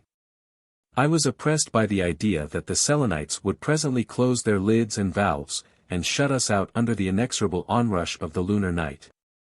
It seemed to me high time that he abandoned his search, and that we took counsel together. I felt how urgent it was that we should decide soon upon our course. We had failed to find the sphere, we no longer had time to seek it, and once these valves were closed with us outside, we were lost men. The great night of space would descend upon us, that blackness of the void which is the only absolute death. All my being shrank from that approach. We must get into the moon again, though we were slain in doing it. I was haunted by a vision of our freezing to death, of our hammering with our last strength on the valve of the great pit. I took no thought any more of the sphere. I thought only of finding Cavor again. I was half inclined to go back into the moon without him, rather than seek him until it was too late. I was already halfway back towards our handkerchief, when suddenly I saw the sphere. I did not find it so much as it found me. It was lying much farther to the westward than I had gone, and the sloping rays of the sinking sun reflected from its glass had suddenly proclaimed its presence in a dazzling beam.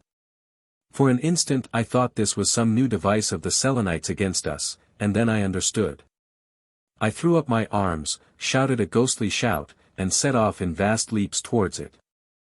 I missed one of my leaps and dropped into a deep ravine and twisted my ankle, and after that I stumbled at almost every leap.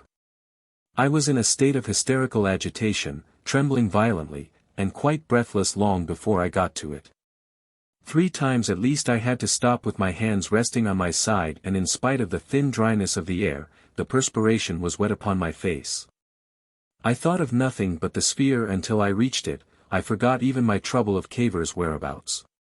My last leap flung me with my hands hard against its glass, then I lay against it panting, and trying vainly to shout, "Cavor! Here is the sphere!" When I had recovered a little I peered through the thick glass, and the things inside seemed tumbled. I stooped to peer closer. Then I attempted to get in. I had to hoist it over a little to get my head through the manhole. The screw stopper was inside, and I could see now that nothing had been touched, nothing had suffered. It lay there as we had left it when we had dropped out amidst the snow. For a time I was wholly occupied in making and remaking this inventory. I found I was trembling violently. It was good to see that familiar dark interior again. I cannot tell you how good. Presently I crept inside and sat down among the things. I looked through the glass at the moon world and shivered. I placed my gold clubs upon the table, and sought out and took a little food, not so much because I wanted it, but because it was there. Then it occurred to me that it was time to go out and signal for Cavor. But I did not go out and signal for Cavor forthwith. Something held me to the sphere. After all, everything was coming right. There would be still time for us to get more of the magic stone that gives one mastery over men. Away there, close handy, was gold for the picking up, and the sphere would travel as well half full of gold as though it were empty. We could go back now, masters of ourselves and our world, and then. I roused myself at last, and with an effort got myself out of the sphere. I shivered as I emerged, for the evening air was growing very cold.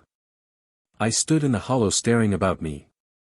I scrutinized the bushes round me very carefully before I leapt to the rocky shelf hard by, and took once more what had been my first leap in the moon. But now I made it with no effort whatever. The growth and decay of the vegetation had gone on apace, and the whole aspect of the rocks had changed, but still it was possible to make out the slope on which the seeds had germinated, and the rocky mass from which we had taken our first view of the crater.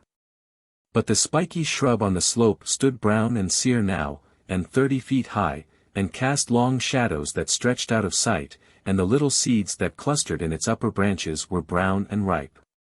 Its work was done, and it was brittle and ready to fall and crumple under the freezing air, so soon as the nightfall came. And the huge cacti, that had swollen as we watched them, had long since burst and scattered their spores to the four quarters of the moon. Amazing little corner in the universe, the landing place of men. Some day, thought I will have an inscription standing there right in the midst of the hollow. It came to me, if only this teeming world within knew of the full import of the moment, how furious its tumult would become. But as yet it could scarcely be dreaming of the significance of our coming. For if it did, the crater would surely be an uproar of pursuit, instead of as still as death. I looked about for some place from which I might signal Cavor, and saw that same patch of rock to which he had leapt from my present standpoint, still bare and barren in the sun. For a moment I hesitated at going so far from the sphere. Then with a pang of shame at that hesitation, I leapt. From this vantage point I surveyed the crater again. Far away at the top of the enormous shadow I cast was the little white handkerchief fluttering on the bushes. It was very little and very far, and Cavor was not in sight. It seemed to me that by this time he ought to be looking for me. That was the agreement. But he was nowhere to be seen. I stood waiting and watching, hands shading my eyes, expecting every moment to distinguish him. Very probably I stood there for quite a long time. I tried to shout, and was reminded of the thinness of the air. I made an undecided step back towards the sphere. But a lurking dread of the Selenites made me hesitate to signal my whereabouts by hoisting one of our sleeping blankets on to the adjacent scrub. I searched the crater again. It had an effect of emptiness that chilled me. And it was still. Any sound from the Selenites in the world beneath had died away. It was as still as death. Save for the faint stir of the shrub about me and the little breeze that was rising, there was no sound nor shadow of a sound. And the breeze blew chill. Confound Cavor. I took a deep breath. I put my hands to the sides of my mouth. Cavor. I bawled, and the sound was like some mannequin shouting far away. I looked at the handkerchief, I looked behind me at the broadening shadow of the westward cliff, I looked under my hand at the sun. It seemed to me that almost visibly it was creeping down the sky. I felt I must act instantly if I was to save Cavor. I whipped off my vest and flung it as a mark on the sere bayonets of the shrubs behind me, and then set off in a straight line towards the handkerchief. Perhaps it was a couple of miles away, a matter of a few hundred leaps and strides. I have already told how one seemed to hang through those lunar leaps. In each suspense I sought Cavor, and marveled why he should be hidden. In each leap I could feel the sun setting behind me. Each time I touched the ground I was tempted to go back. A last leap and I was in the depression below our handkerchief, astride, and I stood on our former vantage point within arm's reach of it. I stood up straight and scanned the world about me, between its lengthening bars of shadow. Far away, down a long declivity, was the opening of the tunnel up which we had fled, and my shadow reached towards it, stretched towards it, and touched it, like a finger of the night. Not a sign of Cavor, not a sound in all the stillness, only the stir and waving of the scrub and of the shadows increased. And suddenly and violently I shivered. Cav, I began, and realized once more the uselessness of the human voice in that thin air. Silence. The silence of death. Then it was my eye caught something, a little thing lying, perhaps 50 yards away down the slope, amidst a litter of bent and broken branches. What was it? I knew, and yet for some reason I would not know. I went nearer to it. It was the little cricket cap Cavor had worn. I did not touch it, I stood looking at it. I saw then that the scattered branches about it had been forcibly smashed and trampled. I hesitated, stepped forward, and picked it up. I stood with Cavor's cap in my hand, staring at the trampled reeds and thorns about me. On some of them were little smears of something dark, something that I dared not touch. A dozen yards away, perhaps, the rising breeze dragged something into view, something small and vividly white. It was a little piece of paper crumpled tightly, as though it had been clutched tightly. I picked it up, and on it were smears of red. My eye caught faint pencil marks. I smoothed it out, and saw uneven and broken writing ending at last in a crooked streak up on the paper. I set myself to decipher this. I have been injured about the knee, I think my kneecap is hurt, and I cannot run or crawl, it began, pretty distinctly written. Then less legibly, they have been chasing me for some time, and it is only a question of, the word time seemed to have been written here and erased in favor of something illegible, before they get me. They are beating all about me. Then the writing became convulsive. I can hear them, I guessed the tracing meant, and then it was quite unreadable for a space. Then came a little string of words that were quite distinct, a different sort of Selenite altogether, who appears to be directing the writing became a mere hasty confusion again. They have larger brain cases, much larger, and slenderer bodies, and very short legs. They make gentle noises, and move with organized deliberation. And though I am wounded and helpless here, their appearance still gives me hope. That was like Cavor. They have not shot at me or attempted injury. I intend. Then came the sudden streak of the pencil across the paper, and on the back and edges, blood. And as I stood there stupid, and perplexed, with this dumbfounding relic in my hand, something very soft and light and chill touched my hand for a moment and ceased to be, and then a thing, a little white speck, drifted athwart a shadow. It was a tiny snowflake, the first snowflake, the herald of the night. I looked up with a start, and the sky had darkened almost to blackness, and was thick with a gathering multitude of coldly watchful stars. I looked eastward, and the light of that shriveled world was touched with somber bronze. Westward, and the sun robbed now by a thickening white mist of half its heat and splendor, was touching the crater rim, was sinking out of sight. And all the shrubs and jagged and tumbled rocks stood out against it in a bristling disorder of black shapes. Into the great lake of darkness westward, a vast wreath of mist was sinking. A cold wind set all the crater shivering. Suddenly, for a moment, I was in a puff of falling snow, and all the world about me grey and dim. And then it was I heard, not loud and penetrating as at first, but faint and dim like a dying voice, that tolling, that same tolling that had welcomed the coming of the day, boom. Boom. Boom. It echoed about the crater, it seemed to throb with the throbbing of the greater stars, the blood-red crescent of the sun's disk sank as it tolled out, boom. Boom. Boom. What had happened to Cavor? All through that tolling I stood there stupidly, and at last the tolling ceased. And suddenly the open mouth of the tunnel down below there, shut like an eye and vanished out of sight. Then indeed was I alone. Over me, around me, closing in on me, embracing me ever nearer, was the eternal, that which was before the beginning, and that which triumphs over the end. That enormous void in which all light and life and being is but the thin and vanishing splendor of a falling star, the cold, the stillness, the silence, the infinite and final night of space. The sense of solitude and desolation became the sense of an overwhelming presence that stooped towards me, that almost touched me. No, I cried. No. Not yet. Not yet. Wait. Wait. Oh, wait. My voice went up to a shriek. I flung the crumpled paper from me, scrambled back to the crest to take my bearings, and then, with all the will that was in me, leapt out towards the mark I had left, dim and distant now in the very margin of the shadow. Leap, leap, leap, and each leap was 7 ages. Before me the pale serpent-girdled section of the sun sank and sank, and the advancing shadow swept to seize the sphere before I could reach it. I was 2 miles away, 100 leaps or more, and the air about me was thinning out as it thins under an air pump, and the cold was gripping at my joints. But had I died, I should have died leaping. Once, and then again my foot slipped on the gathering snow as I leapt and shortened my leap.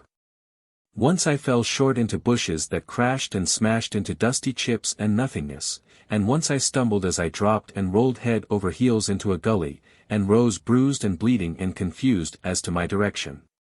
But such incidents were as nothing to the intervals, those awful pauses when one drifted through the air towards that pouring tide of night. My breathing made a piping noise, and it was as though knives were whirling in my lungs. My heart seemed to beat against the top of my brain. Shall I reach it? Oh heaven! Shall I reach it? My whole being became anguish. Lie down, screamed my pain and despair, lie down. The nearer I struggled, the more awfully remote it seemed. I was numb. I stumbled, I bruised and cut myself and did not bleed. It was in sight.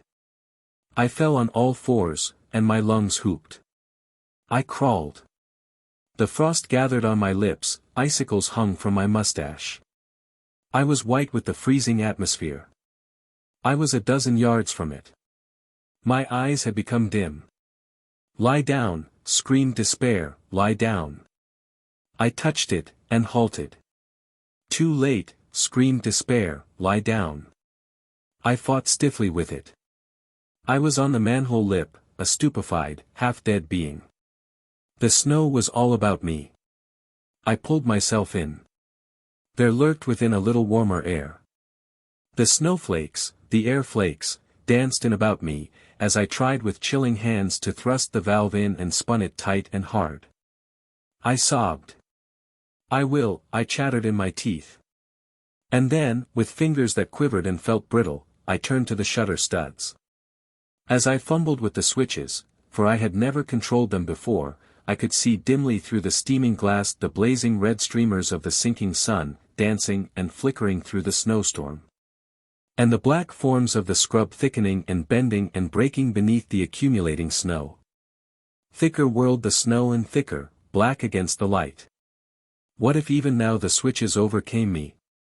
Then something clicked under my hands, and in an instant that last vision of the moon world was hidden from my eyes. I was in the silence and darkness of the interplanetary sphere. Chapter 20. Mr. Bedford, Indiana. Infinite space. It was almost as though I had been killed. Indeed, I could imagine a man suddenly and violently killed would feel very much as I did. One moment, a passion of agonizing existence and fear. The next darkness and stillness, neither light nor life nor sun, moon nor stars, the blank infinite. Although the thing was done by my own act, although I had already tasted this very of effect in Cavor's company, I felt astonished, dumbfounded, and overwhelmed. I seemed to be borne upward into an enormous darkness. My fingers floated off the studs, I hung as if I were annihilated, and at last very softly and gently I came against the bale and the golden chain, and the crowbars that had drifted to the middle of the sphere. I do not know how long that drifting took. In the sphere, of course, even more than on the moon, one's earthly time sense was ineffectual. At the touch of the bale it was as if I had awakened from a dreamless sleep. I immediately perceived that if I wanted to keep awake and alive I must get a light or open a window, so as to get a grip of something with my eyes. And besides, I was cold. I kicked off from the bale, therefore, clawed onto the thin cords within the glass, crawled along until I got to the manhole rim, and so got my bearings for the light and blind studs, took a shove off, and flying once round the bale. And getting a scare from something big and flimsy that was drifting loose, I got my hand on the cord quite close to the studs, and reached them.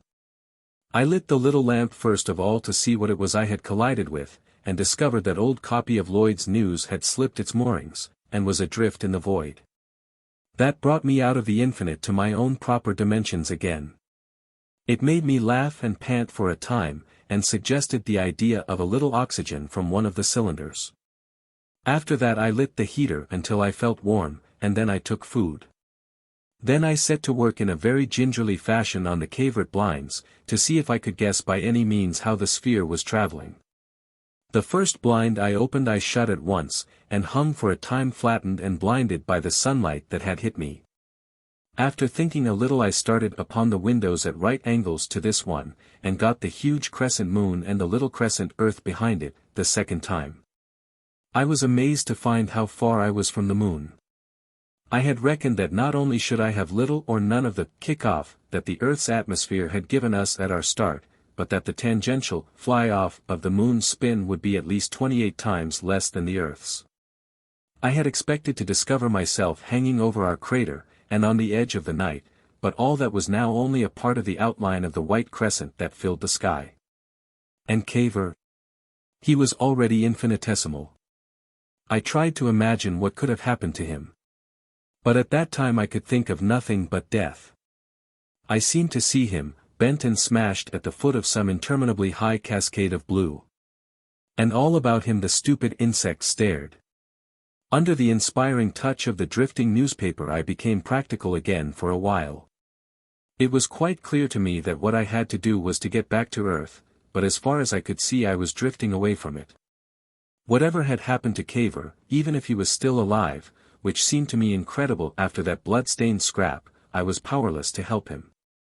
There he was, living or dead behind the mantle of that rayless night, and there he must remain at least until I could summon our fellow men to his assistance. Should I do that? Something of the sort I had in my mind. To come back to Earth if it were possible, and then as mature consideration might determine either to show and explain the sphere to a few discreet persons, and act with them, or else to keep my secret, sell my gold, obtain weapons, provisions, and an assistant, and return with these advantages to deal on equal terms with the flimsy people of the moon, to rescue Cavor, if that were still possible. And at any rate to procure a sufficient supply of gold to place my subsequent proceedings on a firmer basis. But that was hoping far. I had first to get back. I set myself to decide just exactly how the return to Earth could be contrived. As I struggled with that problem I ceased to worry about what I should do when I got there. At last my only care was to get back. I puzzled out at last that my best chance would be to drop back towards the moon as near as I dared in order to gather velocity, then to shut my windows, and fly behind it, and when I was past to open my earthward windows. And so get off at a good pace homeward. But whether I should ever reach the Earth by that device, or whether I might not simply find myself spinning about it in some hyperbolic or parabolic curve or other, I could not tell. Later I had a happy inspiration, and by opening certain windows to the moon, which had appeared in the sky in front of the Earth, I turned my course aside so as to head off the Earth, which it had become evident to me I must pass behind without some such expedient.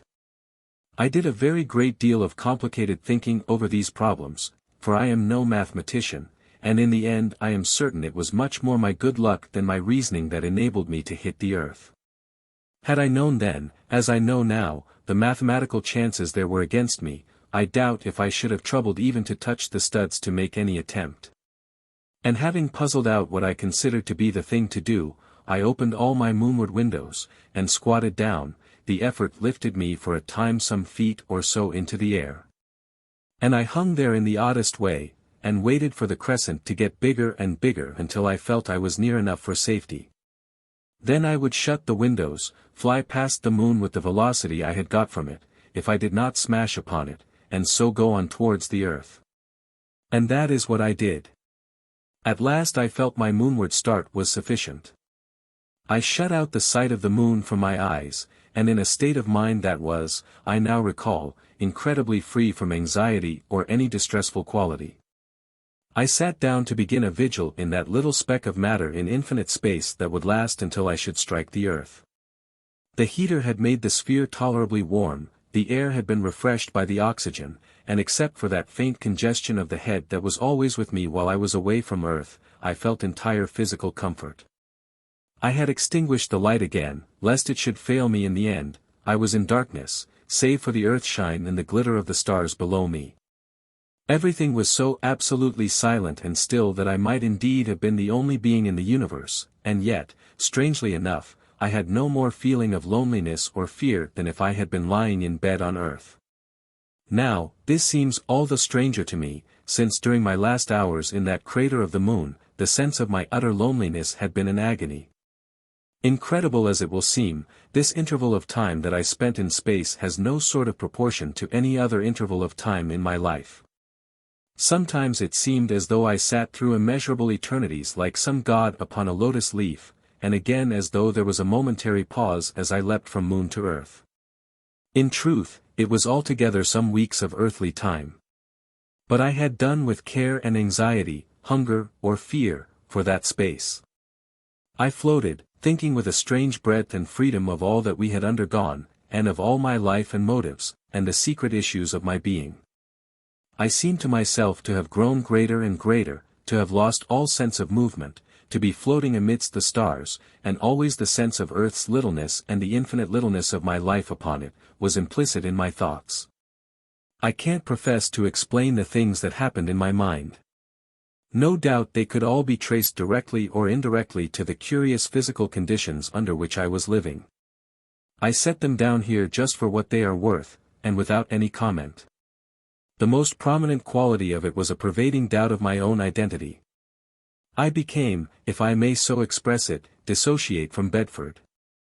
I looked down on Bedford as a trivial, incidental thing with which I chanced to be connected. I saw Bedford in many relations, as an ass or as a poor beast, where I had hitherto been inclined to regard him with a quiet pride as a very spirited or rather forcible person.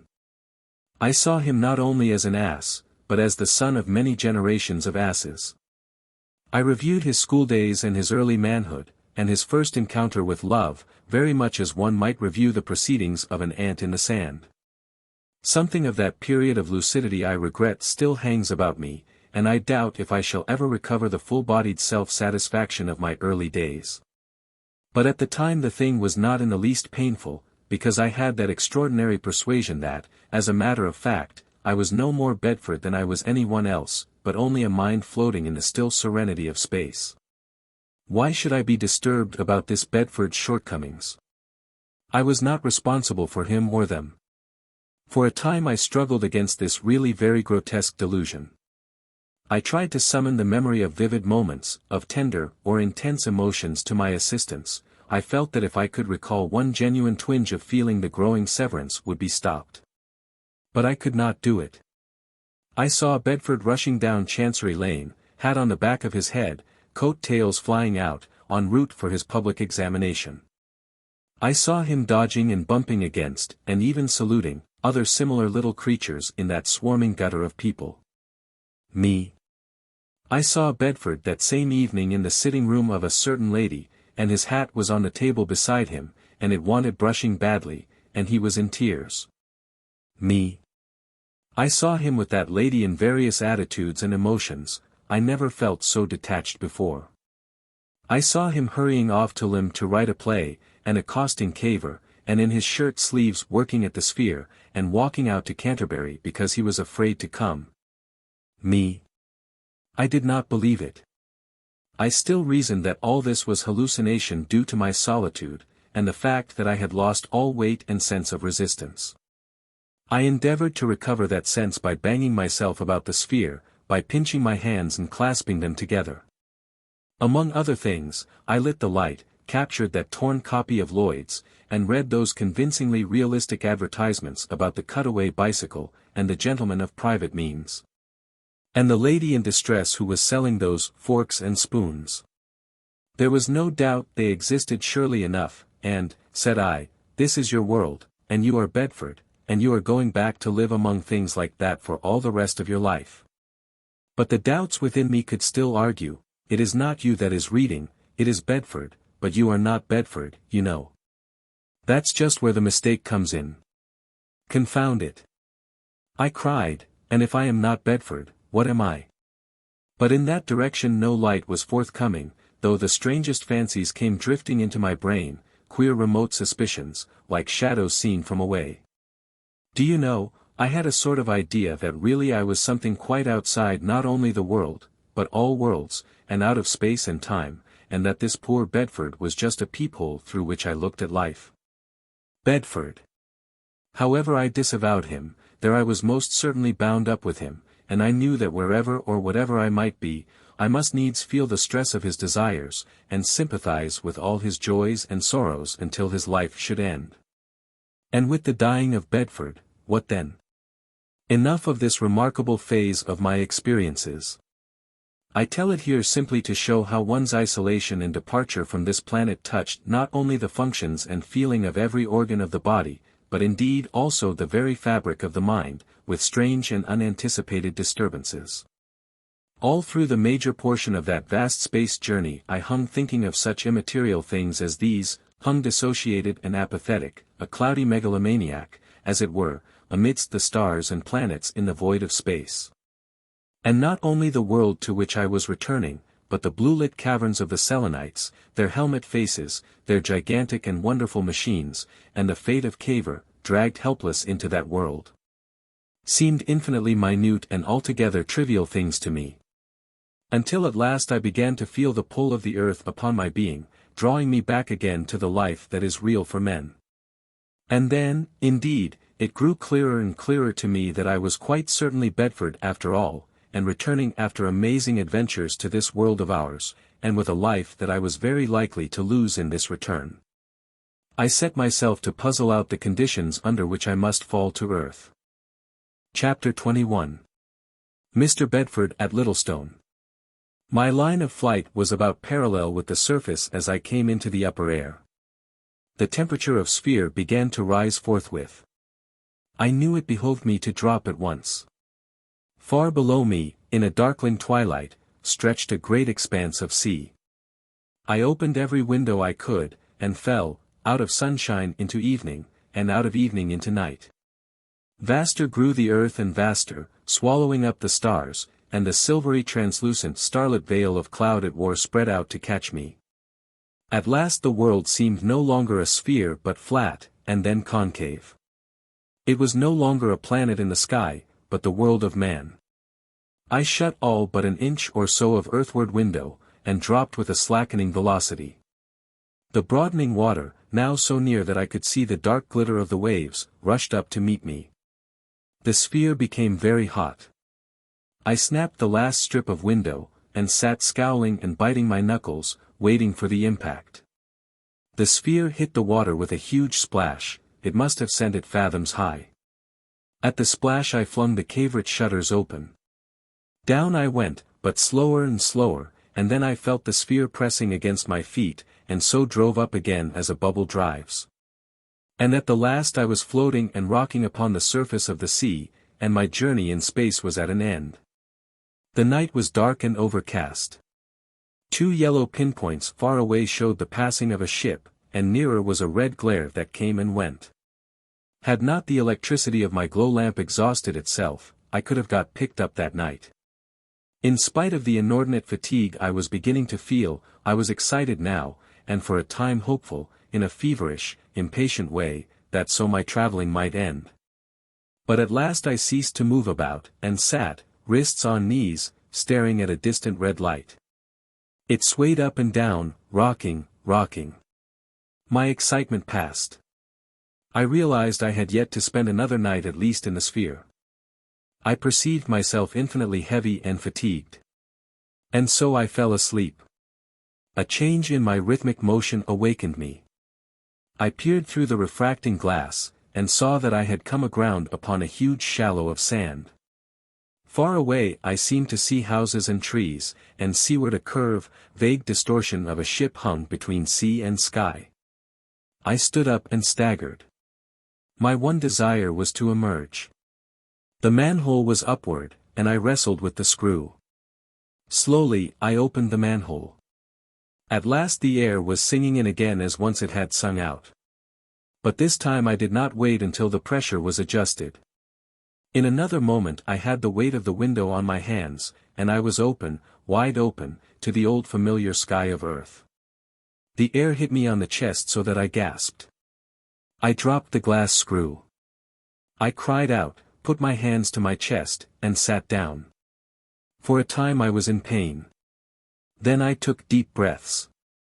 At last I could rise and move about again. I tried to thrust my head through the manhole, and the sphere rolled over. It was as though something had lugged my head down directly it emerged. I ducked back sharply, or I should have been pinned face under water. After some wriggling and shoving I managed to crawl out upon sand, over which the retreating waves still came and went. I did not attempt to stand up. It seemed to me that my body must be suddenly changed to lead. Mother Earth had her grip on me now, no Cavorite intervening. I sat down heedless of the water that came over my feet. It was dawn, a grey dawn, rather overcast but showing here and there a long patch of greenish grey. Some way out a ship was lying at anchor, a pale silhouette of a ship with one yellow light. The water came rippling in long shallow waves. Away to the right curved the land, a shingle bank with little hovels, and at last a lighthouse, a sailing mark and a point. Inland stretched a space of level sand, broken here and there by pools of water, and ending a mile away perhaps in a low shore of scrub. To the northeast some isolated watering place was visible, a row of gaunt lodging houses, the tallest things that I could see on earth, dull dabs against the brightening sky. What strange men can have reared these vertical piles in such an amplitude of space I do not know. There they are, like pieces of Brighton lost in the waste. For a long time I sat there, yawning and rubbing my face. At last I struggled to rise. It made me feel that I was lifting a weight. I stood up. I stared at the distant houses. For the first time since our starvation in the crater I thought of earthly food. Bacon, I whispered, eggs. Good toast and good coffee. And how the devil am I going to get all this stuff to Lympne? I wondered where I was. It was an east shore anyhow, and I had seen Europe before I dropped. I heard footsteps crunching in the sand, and a little round-faced, friendly-looking man in flannels, with a bathing towel wrapped about his shoulders, and his bathing dress over his arm, appeared up the beach. I knew instantly that I must be in England. He was staring most intently at the sphere and me. He advanced staring. I dare say I looked a ferocious savage enough, dirty, unkempt, to an indescribable degree, but it did not occur to me at the time. He stopped at a distance of 20 yards. "Hullo, my man," he said doubtfully. "Hullo yourself," said I. He advanced, reassured by that. "What on earth is that thing?" he asked. "Can you tell me where I am?" I asked. "That's Littlestone," he said, pointing to the houses, "and that's Dungeness. Have you just landed? What's that thing you've got? Some sort of machine?" "Yes." "Have you floated ashore? Have you been wrecked or something? What is it?" I meditated swiftly. I made an estimate of the little man's appearance as he drew nearer. "By Jove," he said, "you've had a time of it. I thought well, where were you cast away? Is that thing a sort of floating thing for saving life?" I decided to take that line for the present. I made a few vague affirmatives. "I want help," I said hoarsely. "I want to get some stuff up the beach, stuff I can't very well leave about." I became aware of 3 other pleasant-looking young men with towels, blazers, and straw hats, coming down the sands towards me. Evidently the early bathing section of this Littlestone. "Help," said the young man, rather. He became vaguely active. "What particularly do you want done?" He turned round and gesticulated. The 3 young men accelerated their pace. In a minute they were about me, plying me with questions I was indisposed to answer. "I'll tell all that later," I said. "I'm dead beat. I'm a rag." "Come up to the hotel," said the foremost little man. "We'll look after that thing there." I hesitated. "I can't," I said. "In that sphere there's 2 big bars of gold." They looked incredulously at one another, then at me with a new inquiry. I went to the sphere, stooped, crept in, and presently they had the Selenites' crowbars and the broken chain before them. If I had not been so horribly faggied I could have laughed at them. It was like kittens round a beetle. They didn't know what to do with the stuff. The fat little man stooped and lifted the end of one of the bars, and then dropped it with a grunt. Then they all did. "It's lead, or gold," said one. "Oh, it's gold," said another. "Gold, right enough," said the third. Then they all stared at me, and then they all stared at the ship lying at anchor. "I say," cried the little man.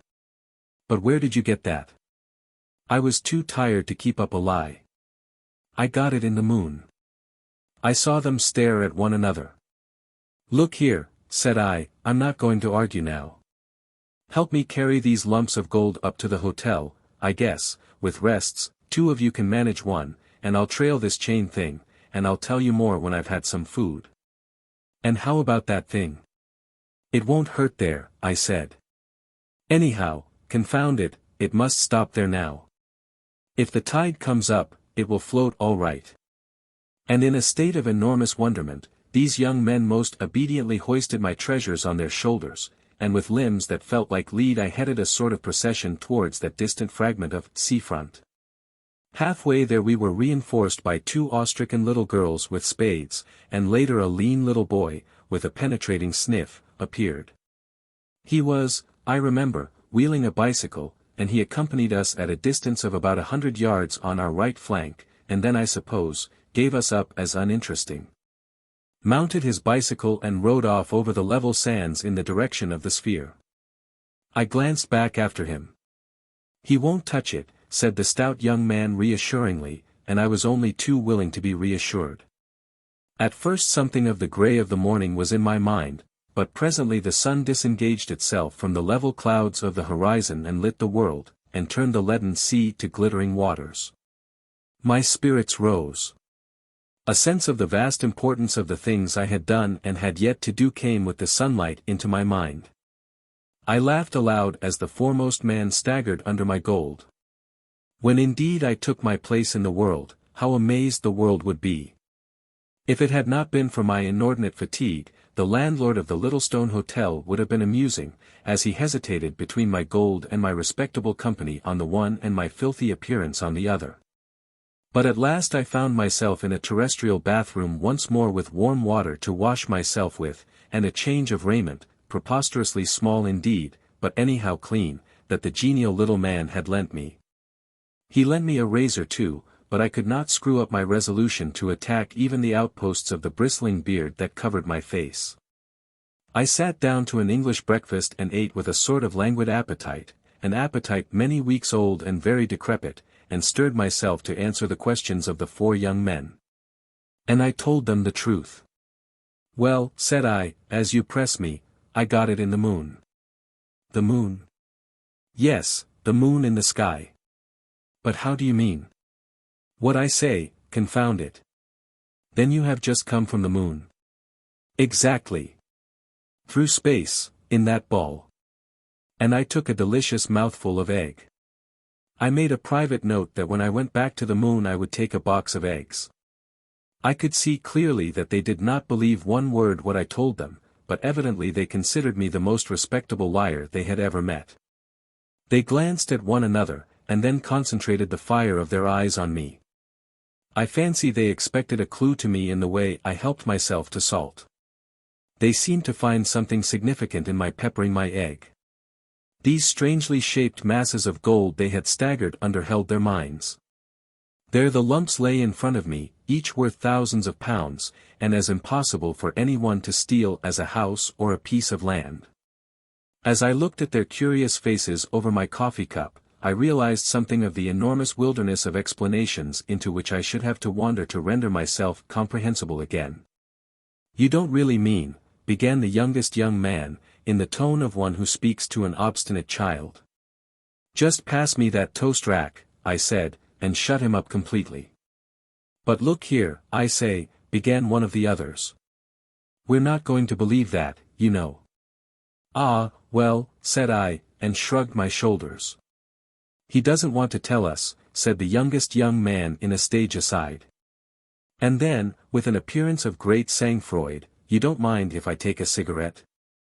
I waved him a cordial assent, and proceeded with my breakfast.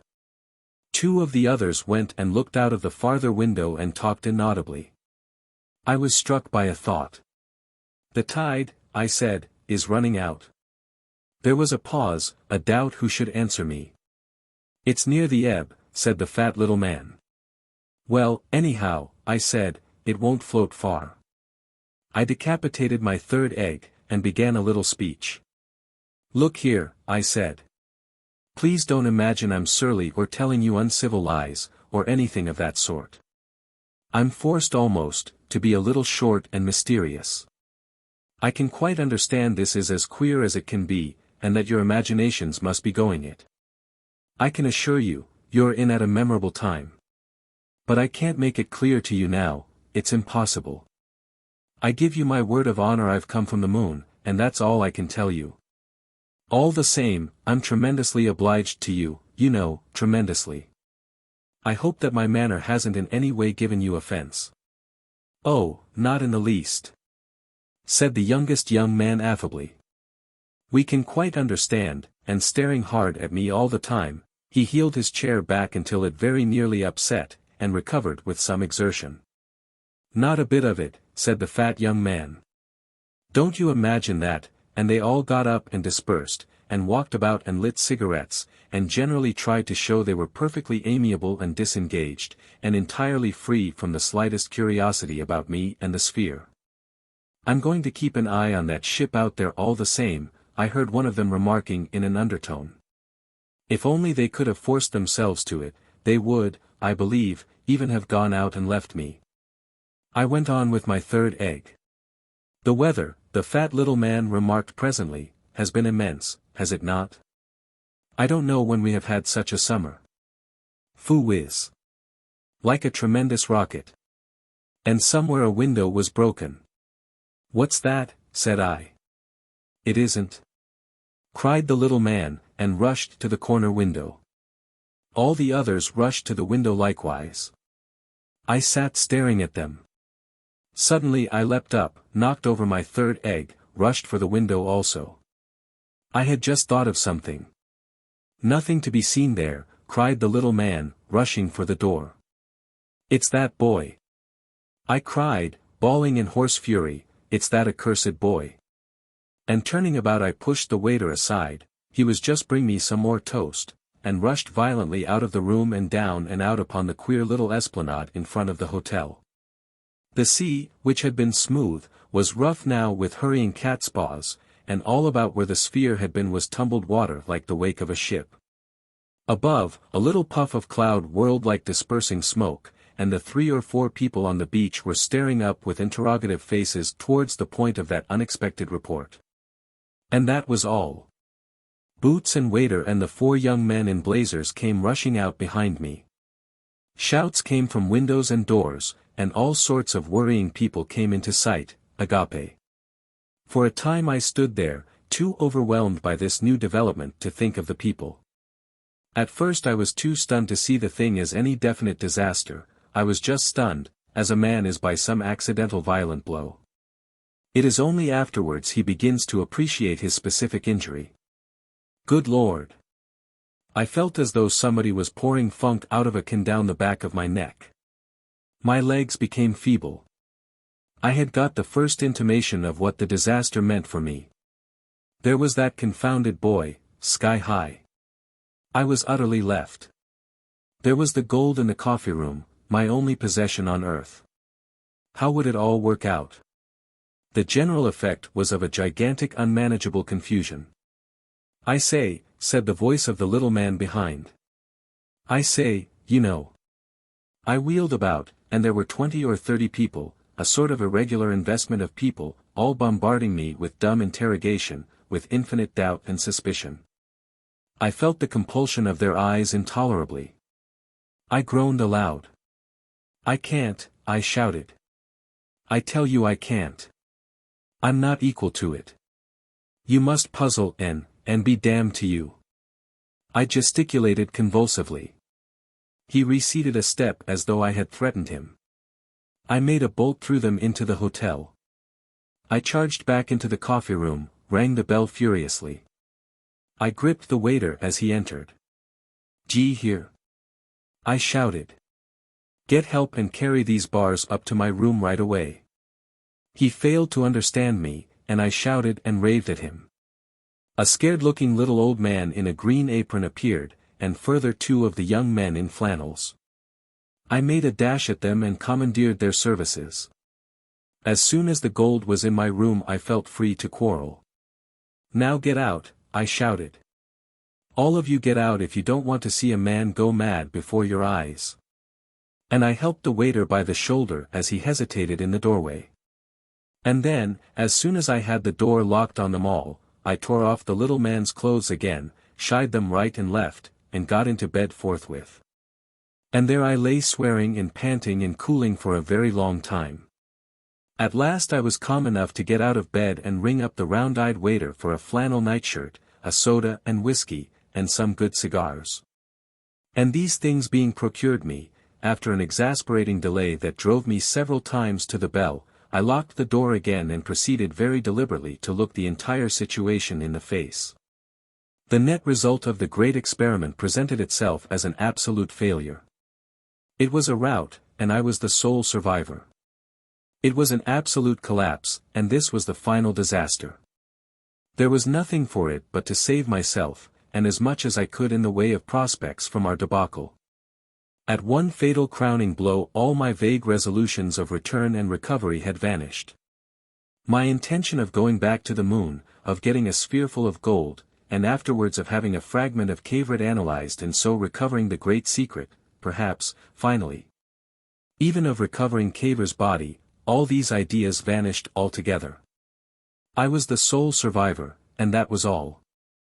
I think that going to bed was one of the luckiest ideas I have ever had in an emergency. I really believe I should either have got loose-headed or done some indiscreet thing. But there, locked in and secure from all interruptions, I could think out the position in all its bearings and make my arrangements at leisure. Of course, it was quite clear to me what had happened to the boy. He had crawled into the sphere, meddled with the studs, shut the Cavorite windows, and gone up. It was highly improbable he had screwed the manhole stopper, and, even if he had, the chances were 1,000 to 1 against his getting back. It was fairly evident that he would gravitate with my bales to somewhere near the middle of the sphere and remain there, and so cease to be a legitimate terrestrial interest. However remarkable he might seem to the inhabitants of some remote quarter of space. I very speedily convinced myself on that point. And as for any responsibility I might have in the matter, the more I reflected upon that, the clearer it became that if only I kept quiet about things, I need not trouble myself about that. If I was faced by sorrowing parents demanding their lost boy, I had merely to demand my lost sphere, or ask them what they meant. At first I had had a vision of weeping parents and guardians, and all sorts of complications. But now I saw that I simply had to keep my mouth shut, and nothing in that way could arise. And, indeed, the more I lay and smoked and thought, the more evident became the wisdom of impenetrability. It is within the right of every British citizen, provided he does not commit damage nor indecorum, to appear suddenly wherever he pleases, and as ragged and filthy as he pleases. And with whatever amount of virgin gold he sees fit to encumber himself, and no one has any right at all to hinder and detain him in this procedure. I formulated that at last to myself, and repeated it over as a sort of private Magna Carta of my liberty. Once I had put that issue on one side, I could take up and consider in an equable manner certain considerations I had scarcely dared to think of before, namely, those arising out of the circumstances of my bankruptcy. But now, looking at this matter calmly and at leisure, I could see that if only I suppressed my identity by a temporary assumption of some less well-known name, and if I retained the 2 months' beard that had grown upon me, the risks of any annoyance from the spiteful creditor to whom I have already alluded became very small indeed. From that to a definite course of rational worldly action was plain sailing. It was all amazingly petty, no doubt, but what was there remaining for me to do? Whatever I did I was resolved that I would keep myself level and right side up. I ordered up writing materials, and addressed a letter to the New Romney Bank, the nearest, the waiter informed me, telling the manager I wished to open an account with him, and requesting him to send 2 trustworthy persons properly authenticated in a cab with a good horse to fetch some hundredweight of gold with which I happened to be encumbered. I signed the letter Blake, which seemed to me to be a thoroughly respectable sort of name. This done, I got a Folkestone blue book, picked out an outfitter, and asked him to send a cutter to measure me for a dark tweed suit, ordering at the same time a valise, dressing bag, brown boots, shirts, hat, to fit, and so forth. And from a watchmaker I also ordered a watch. And these letters being dispatched, I had up as good a lunch as the hotel could give, and then lay smoking a cigar, as calm and ordinary as possible. Until in accordance with my instructions 2 duly authenticated clerks came from the bank and weighed and took away my gold. After which I pulled the clothes over my ears in order to drown any knocking, and went very comfortably to sleep. I went to sleep. No doubt it was a prosaic thing for the first man back from the moon to do, and I can imagine that the young and imaginative reader will find my behavior disappointing. But I was horribly fatigued and bothered, and, confound it. What else was there to do? There certainly was not the remotest chance of my being believed, if I had told my story then, and it would certainly have subjected me to intolerable annoyances. I went to sleep. When at last I woke up again I was ready to face the world as I have always been accustomed to face it since I came to years of discretion. And so I got away to Italy, and there it is I am writing this story. If the world will not have it as fact, then the world may take it as fiction. It is no concern of mine. And now that the account is finished, I am amazed to think how completely this adventure is gone and done with. Everybody believes that Cavor was a not very brilliant scientific experimenter who blew up his house and himself at Lympne. And they explain the bang that followed my arrival at Littlestone by a reference to the experiments with explosives that are going on continually at the government establishment of Lydd, 2 miles away. I must confess that hitherto I have not acknowledged my share in the disappearance of Master Tommy Simmons, which was that little boy's name. That, perhaps, may prove a difficult item of corroboration to explain away. They account for my appearance in rags with 2 bars of indisputable gold upon the Littlestone beach in various ingenious ways. It doesn't worry me what they think of me. They say I have strung all these things together to avoid being questioned too closely as to the source of my wealth. I would like to see the man who could invent a story that would hold together like this one. Well, they must take it as fiction. There it is. I have told my story, and now, I suppose, I have to take up the worries of this terrestrial life again. Even if one has been to the moon, one has still to earn a living. So I am working here at Amalfi, on the scenario of that play I sketched before Cavor came walking into my world, and I am trying to piece my life together as it was before ever I saw him. I must confess that I find it hard to keep my mind on the play when the moonshine comes into my room. It is full moon here, and last night I was out on the pergola for hours, staring away at the shining blankness that hides so much. Imagine it. Tables and chairs, and trestles, and bars of gold. Confound it, if only one could hit on that Cavorite again. But a thing like that doesn't come twice in a life. Here I am, a little better off than I was at Lympne, and that is all. And Cavor has committed suicide in a more elaborate way than any human being ever did before. So the story closes as finally and completely as a dream. It fits in so little with all the other things of life, so much of it is so utterly remote from all human experience, the leaping, the eating, the breathing, and these weightless times, that indeed there are moments when, in spite of my moon gold, I do more than half believe myself that the whole thing was a dream. Chapter 22. The Astonishing Communication of Mr. Julius Wendigee. When I had finished my account of my return to the earth at Littlestone, I wrote, "The end," made a flourish, and threw my pen aside, fully believing that the whole story of the first men in the moon was done. Not only had I done this, but I had placed my manuscript in the hands of a literary agent, had permitted it to be sold, had seen the greater portion of it appear in the Strand magazine, and was setting to work again upon the scenario of the play I had commenced at Lympne before I realized that the end was not yet.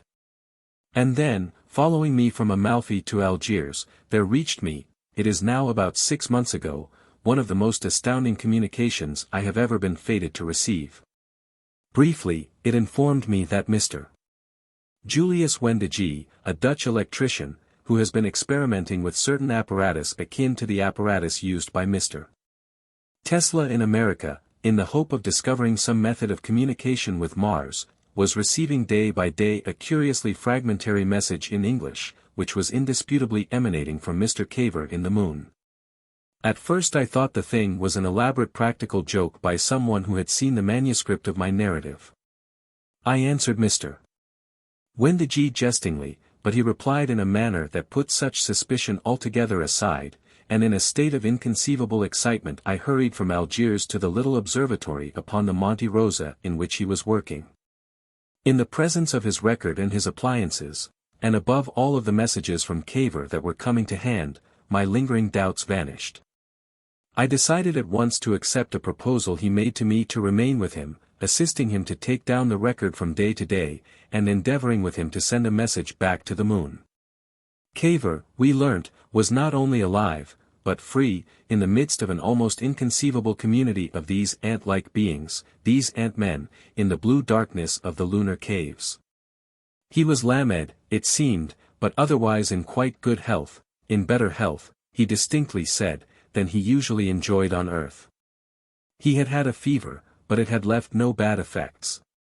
But curiously enough he seemed to be laboring under a conviction that I was either dead in the moon crater or lost in the deep of space.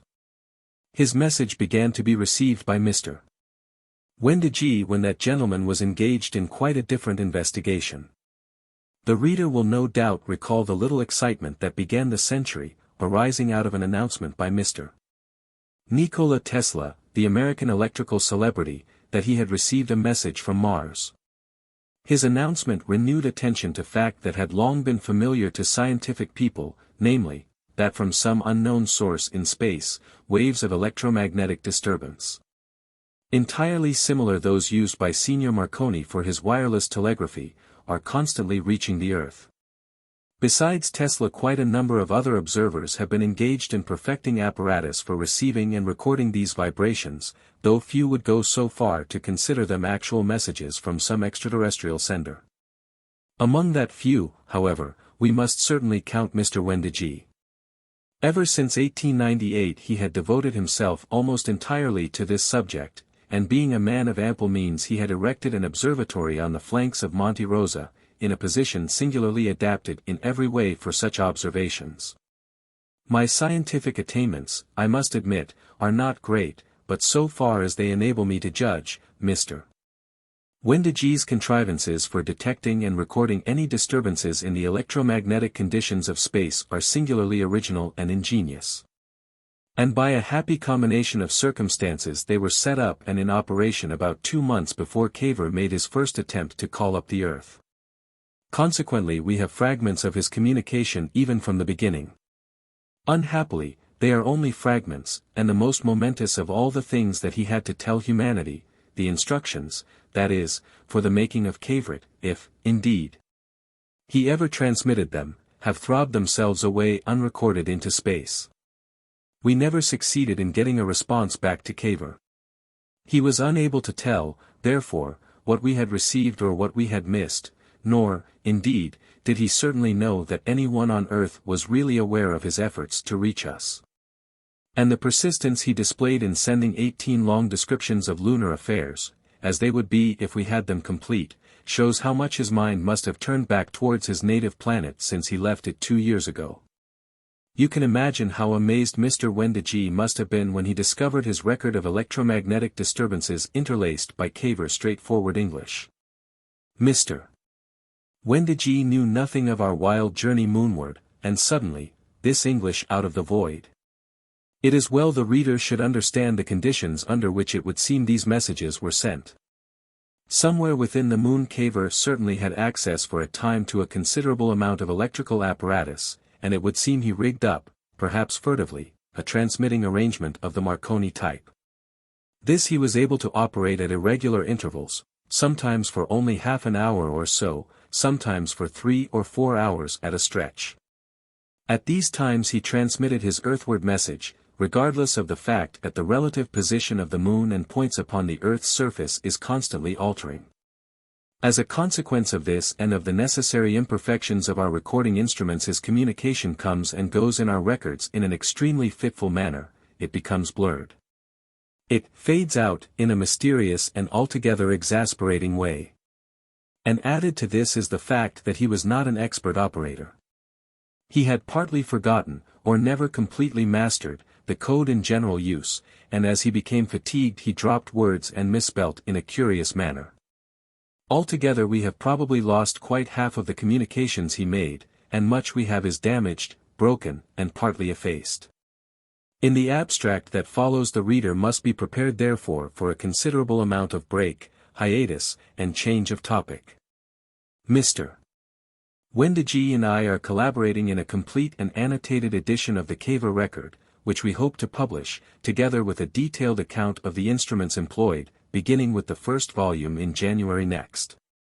That will be the full and scientific report, of which this is only the popular transcript.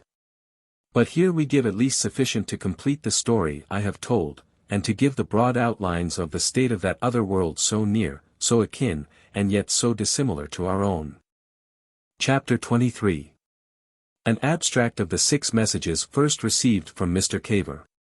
The 2 earlier messages of Mr. Cavor may very well be reserved for that larger volume. They simply tell, with greater brevity and with a difference in several details that is interesting, but not of any vital importance, the bare facts of the making of the sphere and our departure from the world.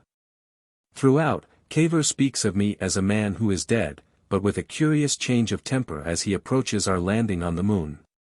Poor Bedford, he says of me, and this poor young man, and he blames himself for inducing a young man, by no means well equipped for such adventures, to leave a planet, on which he was indisputably fitted to succeed, on so precarious a mission. I think he underrates the part my energy and practical capacity played in bringing about the realization of his theoretical sphere. We arrived, he says, with no more account of our passage through space than if we had made a journey of common occurrence in a railway train. And then he becomes increasingly unfair to me. Unfair, indeed, to an extent I should not have expected in a man trained in the search for truth. Looking back over my previously written account of these things, I must insist that I have been altogether juster to Cavor than he has been to me. I have extenuated little and suppressed nothing. But his account is. It speedily became apparent that the entire strangeness of our circumstances and surroundings, great loss of weight, attenuated but highly oxygenated air, consequent exaggeration of the results of muscular effort, rapid development of weird plants from obscure spores, lurid sky, was exciting my companion unduly. On the moon his character seemed to deteriorate. He became impulsive, rash, and quarrelsome. In a little while his folly in devouring some gigantic vesicles and his consequent intoxication led to our capture by the Selenites, before we had had the slightest opportunity of properly observing their ways. He says, you observe, nothing of his own concession to these same vesicles. And he goes on from that point to say that, we came to a difficult passage with them, and Bedford mistaking certain gestures of theirs, pretty gestures they were, gave way to a panic violence. He ran amok, killed 3, and perforce I had to flee with him after the outrage. Subsequently we fought with a number who endeavored to bar our way, and slew 7 or 8 more. It says much for the tolerance of these beings that on my recapture I was not instantly slain. We made our way to the exterior and separated in the crater of our arrival, to increase our chances of recovering our sphere. But presently I came upon a body of Selenites, led by 2 who were curiously different, even in form, from any of these we had seen hitherto, with larger heads and smaller bodies, and much more elaborately wrapped about. And after evading them for some time I fell into a crevasse, cut my head rather badly, and displaced my patella, and, finding crawling very painful, decided to surrender, if they would still permit me to do so. This they did, and, perceiving my helpless condition, carried me with them again into the moon. And of Bedford I have heard or seen nothing more, nor, so far as I can gather, any Selenite. Either the night overtook him in the crater, or else, which is more probable, he found the sphere, and, desiring to steal a march upon me, made off with it, only, I fear, to find it uncontrollable, and to meet a more lingering fate in outer space. And with that Cavor dismisses me and goes on to more interesting topics. I dislike the idea of seeming to use my position as his editor to deflect his story in my own interest, but I am obliged to protest here against the turn he gives these occurrences. He said nothing about that gasping message on the blood-stained paper in which he told, or attempted to tell, a very different story. The dignified self-surrender is an altogether new view of the affair that has come to him, I must insist, since he began to feel secure among the lunar people. And as for the stealing a march conception, I am quite willing to let the reader decide between us on what he has before him. I know I am not a model man, I have made no pretense to be. But am I that? However, that is the sum of my wrongs. From this point I can edit Cavor with an untroubled mind, for he mentions me no more. It would seem the Selenites who had come upon him carried him to some point in the interior down a great shaft, by means of what he describes as a sort of balloon. We gather from the rather confused passage in which he describes this, and from a number of chance allusions and hints in other and subsequent messages, that this great shaft is one of an enormous system of artificial shafts that run, each from what is called a lunar crater, downwards for very nearly 100 miles towards the central portion of our satellite. These shafts communicate by transverse tunnels, they throw out abysmal caverns and expand into great globular places. The whole of the moon's substance for 100 miles inward, indeed, is a mere sponge of rock. Partly, says Cavor, this sponginess is natural, but very largely it is due to the enormous industry of the Selenites in the past. The enormous circular mounds of the excavated rock and earth it is that form these great circles about the tunnels known to earthly astronomers, misled by a false analogy, as volcanoes. It was down this shaft they took him, in this sort of balloon, he speaks of, at first into an inky blackness and then into a region of continually increasing phosphorescence. Cavor's dispatches show him to be curiously regardless of detail for a scientific man. But we gather that this light was due to the streams and cascades of water, no doubt containing some phosphorescent organism, that flowed ever more abundantly downward towards the central sea. And as he descended, he says, the Selenites also became luminous. And at last far below him he saw, as it were, a lake of heatless fire, the waters of the central sea, glowing and eddying in strange perturbation, like luminous blue milk that is just on the boil. This lunar sea, says Cavor, in a later passage, is not a stagnant ocean. A solar tide sends it in a perpetual flow around the lunar axis, and strange storms and boilings and rushings of its waters occur, and at times cold winds and thunderings that ascend out of it into the busy ways of the great ant-hill above.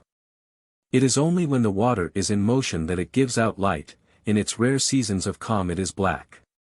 Commonly, when one sees it, its waters rise and fall in an oily swell, and flakes and big rafts of shining, bubbly foam drift with the sluggish, faintly glowing current.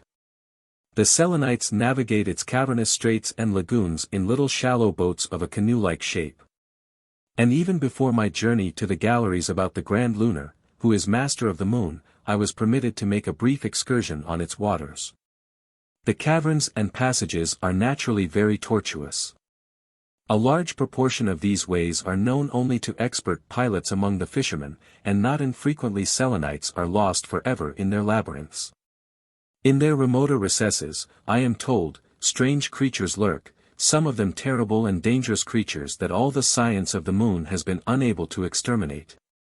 There is particularly the Rapha, an inextricable mass of clutching tentacles that one hacks to pieces only to multiply, and the Tsi, a darting creature that is never seen, so subtly and suddenly does it slay.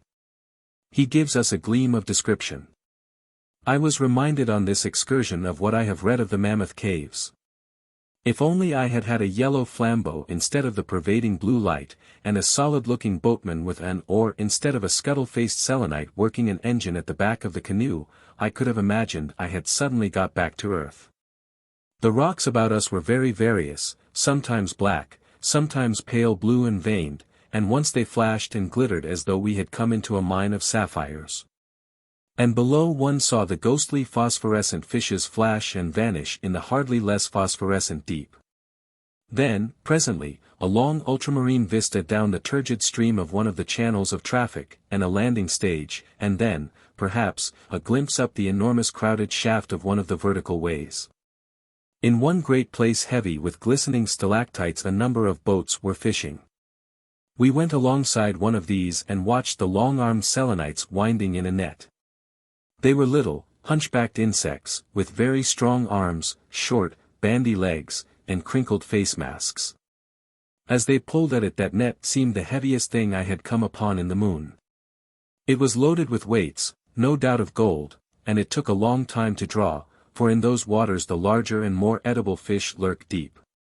The fish in the net came up like a blue moonrise, a blaze of darting, tossing blue.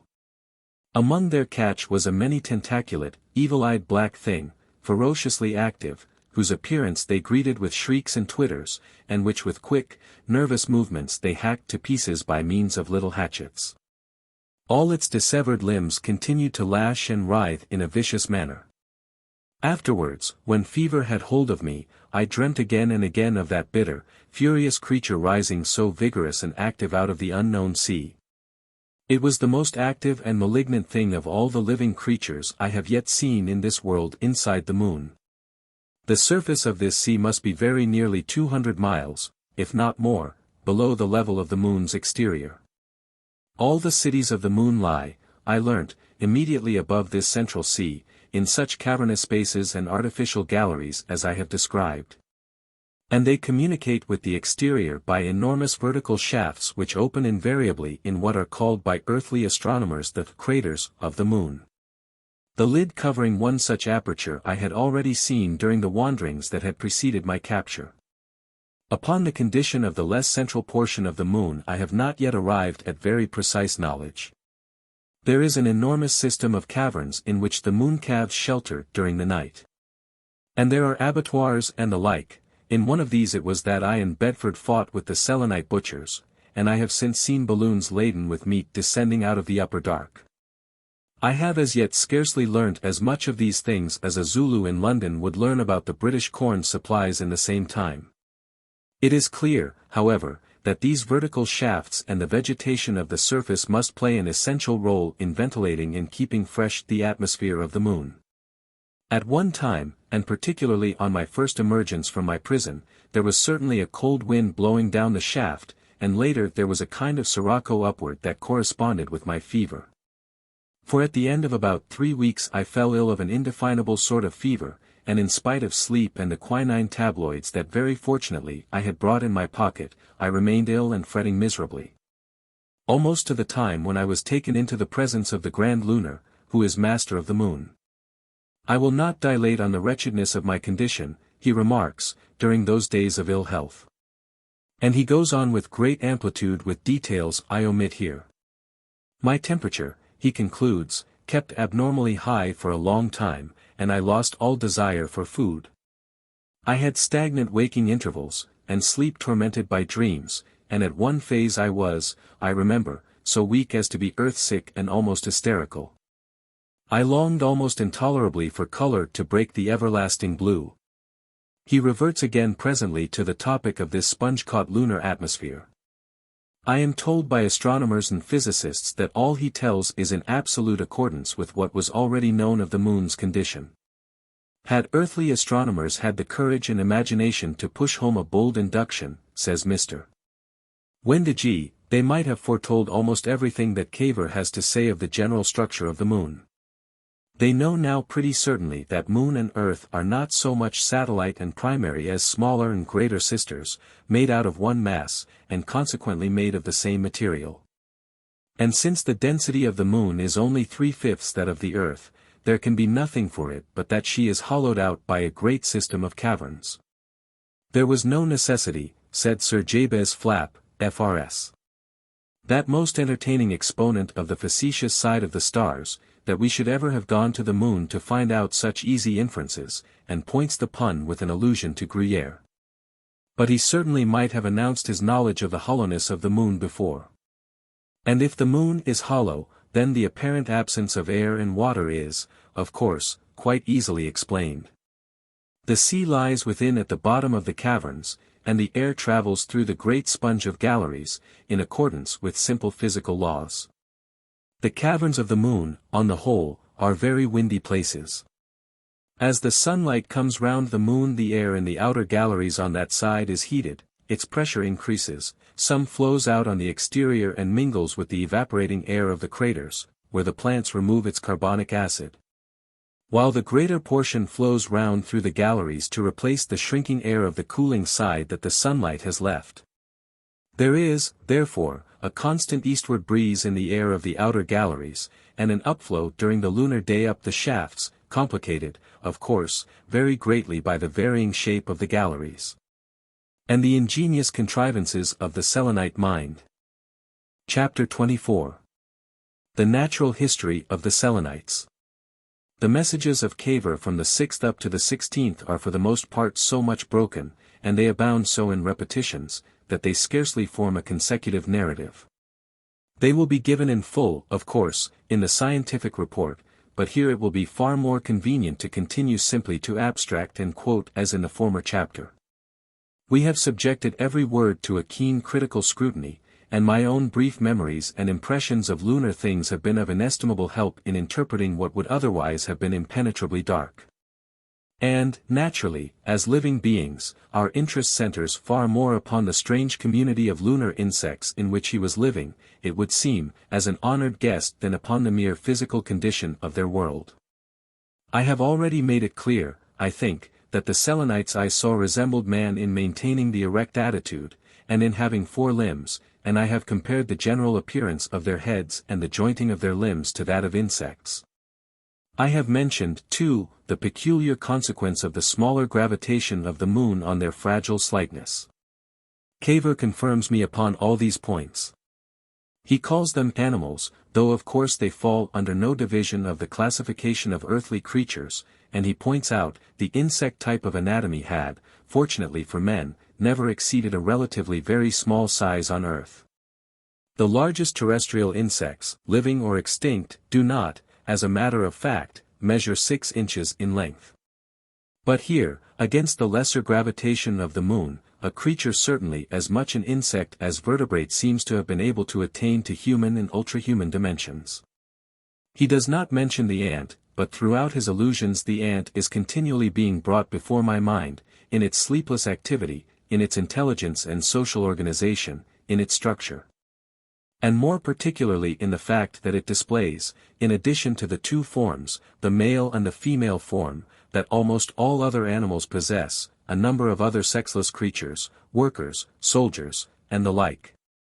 Differing from one another in structure, character, power, and use, and yet all members of the same species. For these Selenites, also, have a great variety of forms. Of course, they are not only colossally greater in size than ants, but also, in Cavor's opinion at least, in intelligence, morality, and social wisdom are they colossally greater than men. And instead of the 4 or 5 different forms of ant that are found, there are almost innumerably different forms of Selenite. I had endeavored to indicate the very considerable difference observable in such Selenites of the outer crust as I happened to encounter.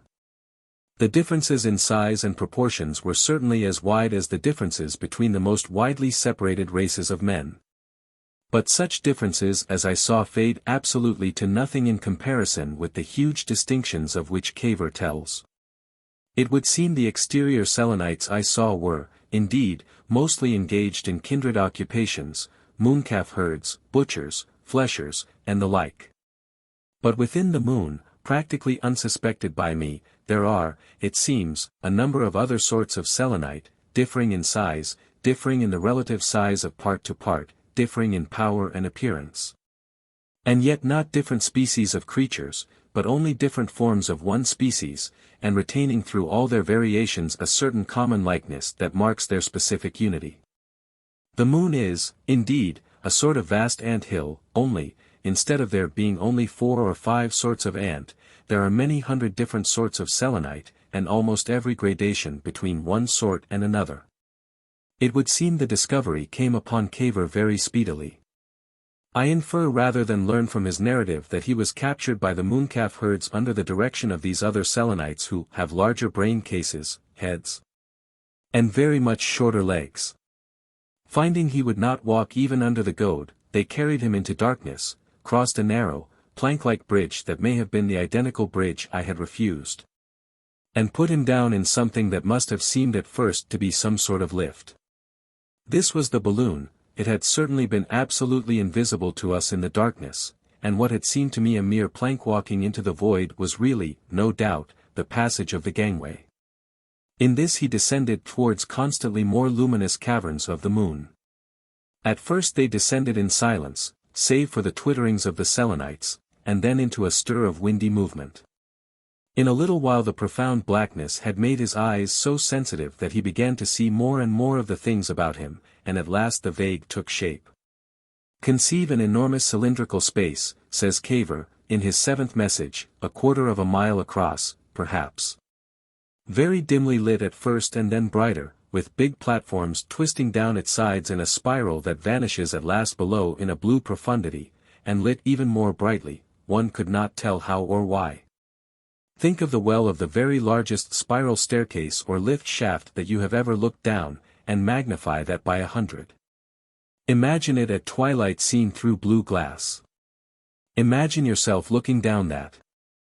Only imagine also that you feel extraordinarily light, and have got rid of any giddy feeling you might have on earth, and you will have the first conditions of my impression. Round this enormous shaft imagine a broad gallery running in a much steeper spiral than would be credible on earth, and forming a steep road protected from the gulf only by a little parapet that vanishes at last in perspective a couple of miles below. Looking up, I saw the very fellow of the downward vision. It had, of course, the effect of looking into a very steep cone. A wind was blowing down the shaft, and far above I fancy I heard, growing fainter and fainter, the bellowing of the mooncalves that were being driven down again from their evening pasturage on the exterior. And up and down the spiral galleries were scattered numerous moon people, pallid, faintly luminous beings, regarding our appearance or busied on unknown errands. Either I fancied it or a flake of snow came drifting down on the icy breeze. And then, falling like a snowflake, a little figure, a little man-insect, clinging to a parachute, drove down very swiftly towards the central places of the moon. The big-headed Selenite sitting beside me, seeing me move my head with the gesture of one who saw, pointed with his trunk-like hand and indicated a sort of jetty coming into sight very far below, a little landing stage, as it were, hanging into the void. As it swept up towards us our pace diminished very rapidly, and in a few moments, as it seemed, we were abreast of it, and at rest. A mooring rope was flung and grasped, and I found myself pulled down to a level with a great crowd of Selenites, who jostled to see me. It was an incredible crowd. Suddenly and violently there was forced upon my attention the vast amount of difference there is amongst these beings of the moon. Indeed, there seemed not two alike in all that jostling multitude. They differed in shape, they differed in size, they rang all the horrible changes on the theme of Selenite form. Some bulged and overhung, some ran about among the feet of their fellows. All of them had a grotesque and disquieting suggestion of an insect that has somehow contrived to mock humanity. But all seemed to present an incredible exaggeration of some particular feature. One had a vast right forelimb, an enormous antennal arm, as it were, one seemed all leg, poised, as it were, on stilts. Another protruded the edge of his face mask into a nose-like organ that made him startlingly human until one saw his expressionless gaping mouth. The strange and, except for the want of mandibles and palps, most insect-like head of the Mooncalf minders underwent, indeed, the most incredible transformations. Here it was broad and low, here high and narrow. Here its leathery brow was drawn out into horns and strange features, here it was whiskered and divided, and there with a grotesquely human profile. One distortion was particularly conspicuous. There were several brain cases distended like bladders to a huge size, with the face mask reduced to quite small proportions. There were several amazing forms, with heads reduced to microscopic proportions and blobby bodies. And fantastic, flimsy things that existed, it would seem, only as a basis for vast, trumpet-like protrusions of the lower part of the mask. And oddest of all, as it seemed to me for the moment, 2 or 3 of these weird inhabitants of a subterranean world, a world sheltered by innumerable miles of rock from sun or rain, carried umbrellas in their tentaculate hands, real terrestrial-looking umbrellas. And then I thought of the parachutist I had watched descend. These moon people behaved exactly as a human crowd might have done in similar circumstances. They jostled and thrust one another, they shoved one another aside, they even clambered upon one another to get a glimpse of me. Every moment they increased in numbers, and pressed more urgently upon the discs of my ushers. Cavor does not explain what he means by this. Every moment fresh shapes emerged from the shadows and forced themselves upon my astounded attention. And presently I was signed and helped into a sort of litter, and lifted up on the shoulders of strong-armed bearers, and so borne through the twilight over this seething multitude towards the apartments that were provided for me in the moon. All about me were eyes, faces, masks, a leathery noise like the rustling of beetle wings, and a great bleating and cricket-like twittering of Selenite voices. We gather he was taken to a hexagonal apartment, and there for a space he was confined. Afterwards he was given a much more considerable liberty, indeed, almost as much freedom as one has in a civilized town on earth. And it would appear that the mysterious being who is the ruler and master of the moon appointed 2 Selenites, with large heads, to guard and study him, and to establish whatever mental communications were possible with him. And, amazing and incredible as it may seem, these 2 creatures, these fantastic men-insects, these beings of other world, were presently communicating with Cavor by means of terrestrial speech. Cavor speaks of them as Phioo and Tsi Puff. Phioo, he says, was about 5 feet high, he had small slender legs about 18 inches long, and slight feet of the common lunar pattern. On these balanced a little body, throbbing with the pulsations of his heart. He had long, soft, many-jointed arms ending in a tentacled grip, and his neck was many-jointed in the usual way, but exceptionally short and thick. His head, says Cavor, apparently alluding to some previous description that has gone astray in space, is of the common lunar type, but strangely modified. The mouth has the usual expressionless gape, but it is unusually small and pointing downward, and the mask is reduced to the size of a large flat nose flap. On either side are the little eyes. The rest of the head is distended into a huge globe, and the chitinous leathery cuticle of the Mooncalf herds thins out to a mere membrane, through which the pulsating brain movements are distinctly visible. He is a creature, indeed, with a tremendously hypertrophied brain, and with the rest of his organism both relatively and absolutely dwarfed. In another passage Cavor compares the back view of him to Atlas supporting the world. Tsi Puff it seems was a very similar insect, but his face was drawn out to a considerable length, and the brain hypertrophy being in different regions, his head was not round but pear-shaped, with the stalk downward. There were also litter carriers, lopsided beings, with enormous shoulders, very spidery ushers, and a squat foot attendant in Cavor's retinue. The manner in which Phioo and Tsi Puff attacked the problem of speech was fairly obvious. They came into this hexagonal cell, in which Cavor was confined, and began imitating every sound he made, beginning with a cough. He seems to have grasped their intention with great quickness, and to have begun repeating words to them and pointing to indicate the application. The procedure was probably always the same. Phioo would attend to Cavor for a space, then point also and say the word he had heard. The first word he mastered was man, and the second moony, which Cavor on the spur of the moment seems to have used instead of selenite for the moon race. As soon as Phioo was assured of the meaning of a word he repeated it to Tsi Puff, who remembered it infallibly. They mastered over 100 English nouns at their first session.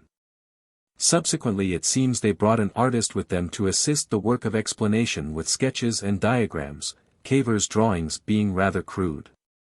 He was, says Cavor, a being with an active arm and an arresting eye, and he seemed to draw with incredible swiftness.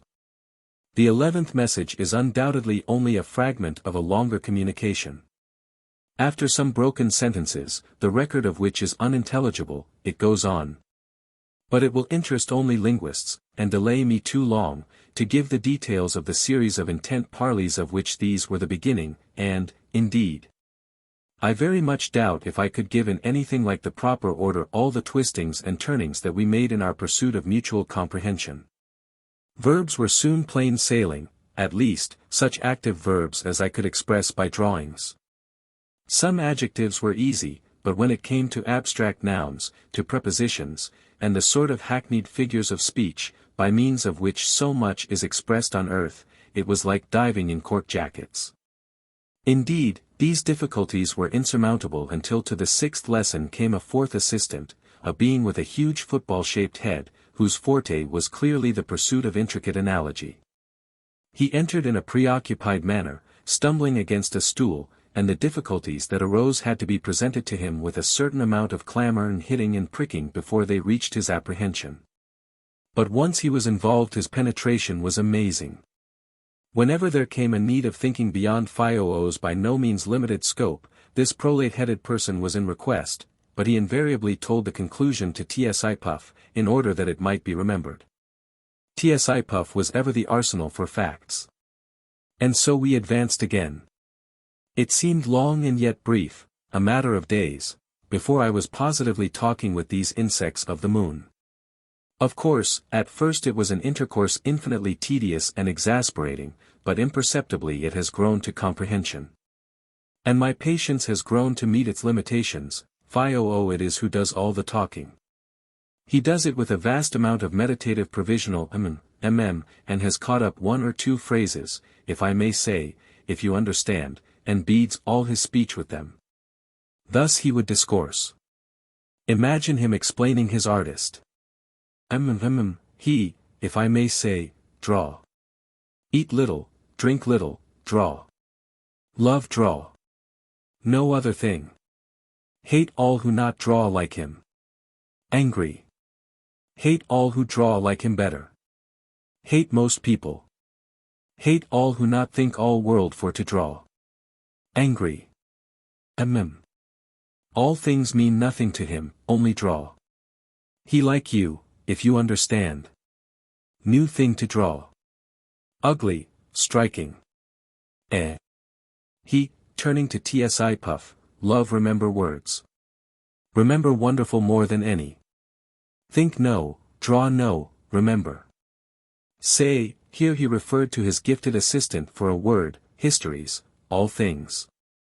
He here once, say ever.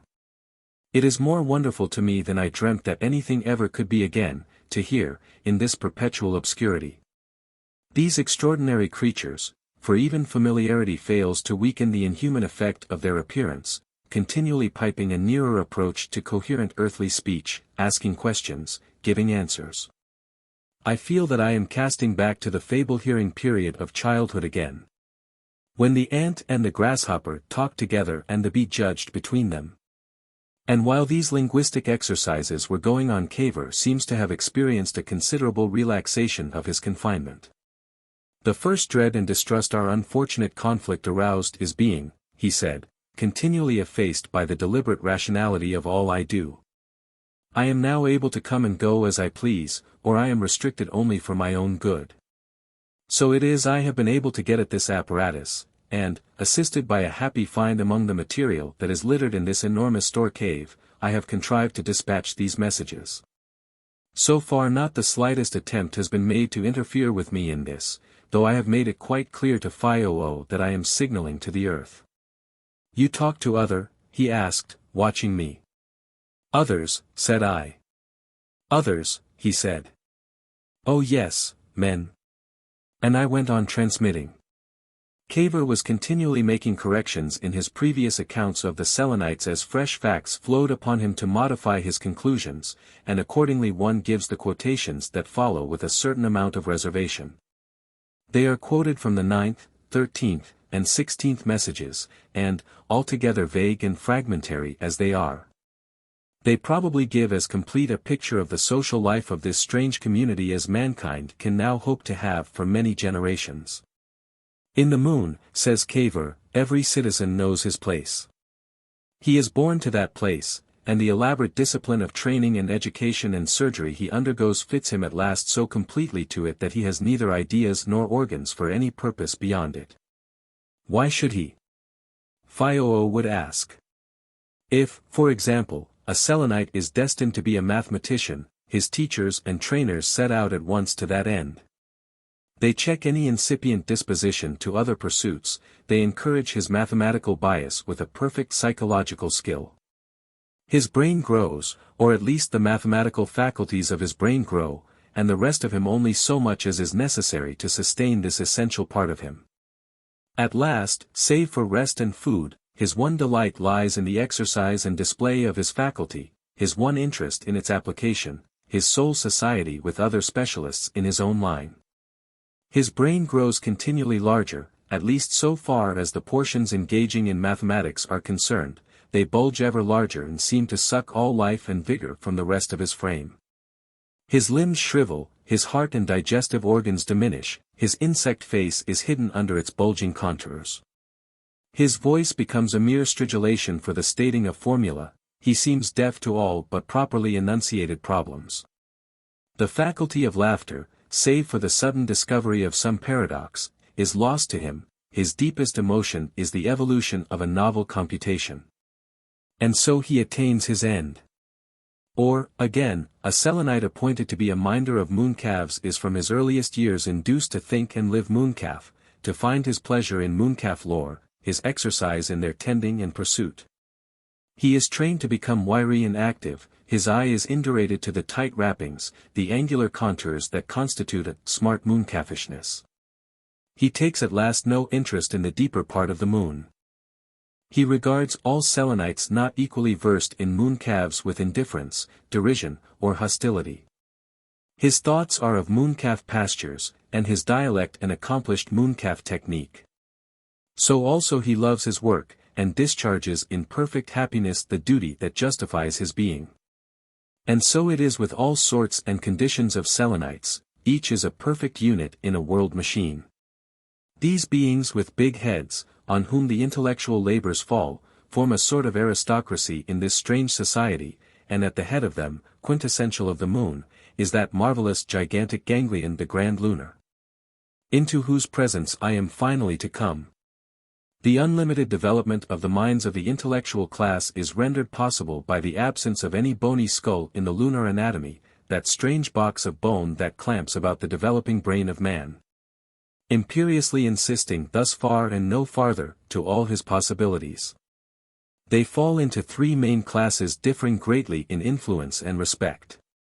There are administrators, of whom Phi is one, Selenites of considerable initiative and versatility, responsible each for a certain cubic content of the moon's bulk.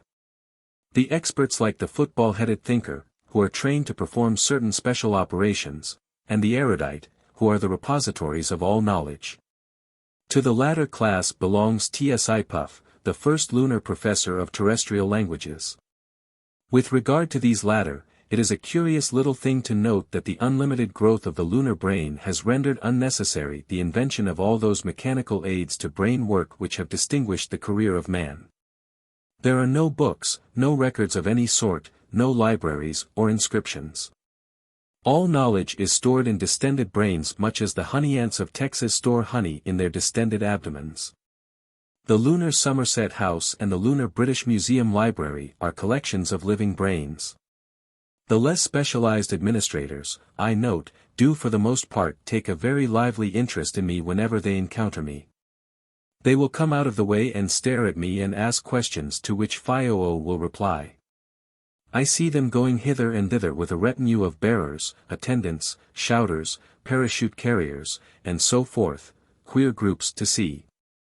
The experts for the most part ignore me completely, even as they ignore each other, or notice me only to begin a clamorous exhibition of their distinctive skill. The erudite for the most part are wrapped in an impervious and apoplectic complacency, from which only a denial of their erudition can rouse them. Usually they are led about by little watchers and attendants, and often there are small and active-looking creatures, small females usually, that I am inclined to think are a sort of wife to them.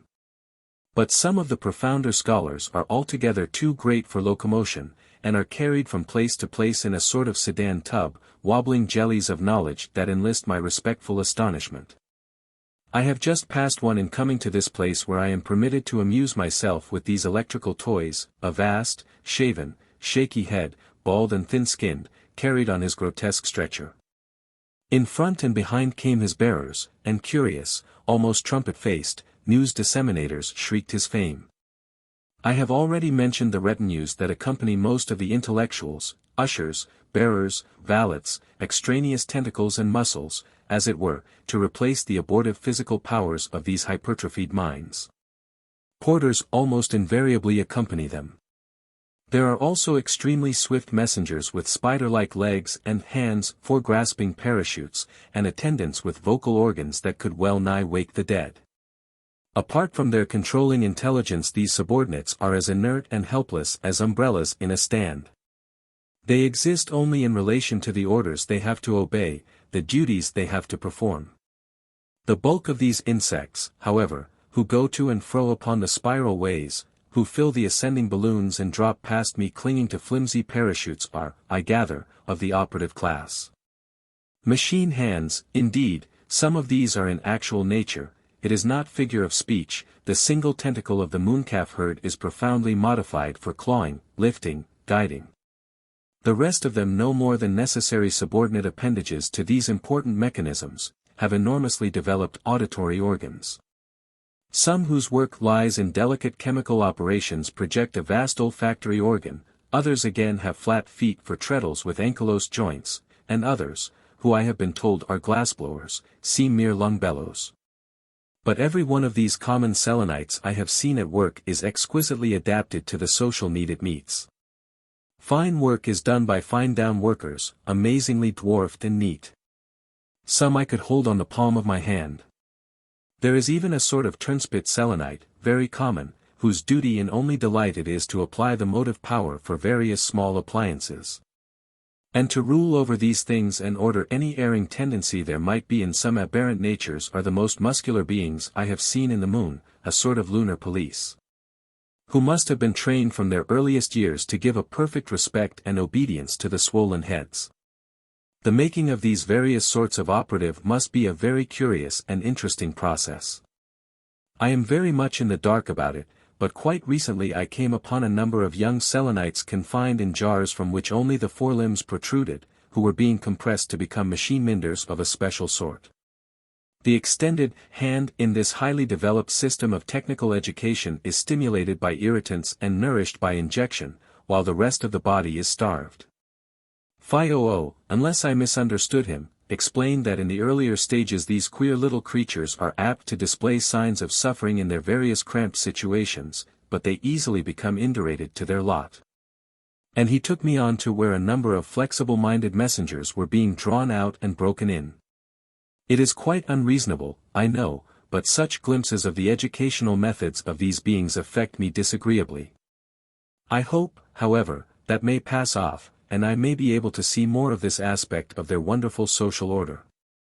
That wretched-looking hand tentacle sticking out of its jar seemed to have a sort of limp appeal for lost possibilities.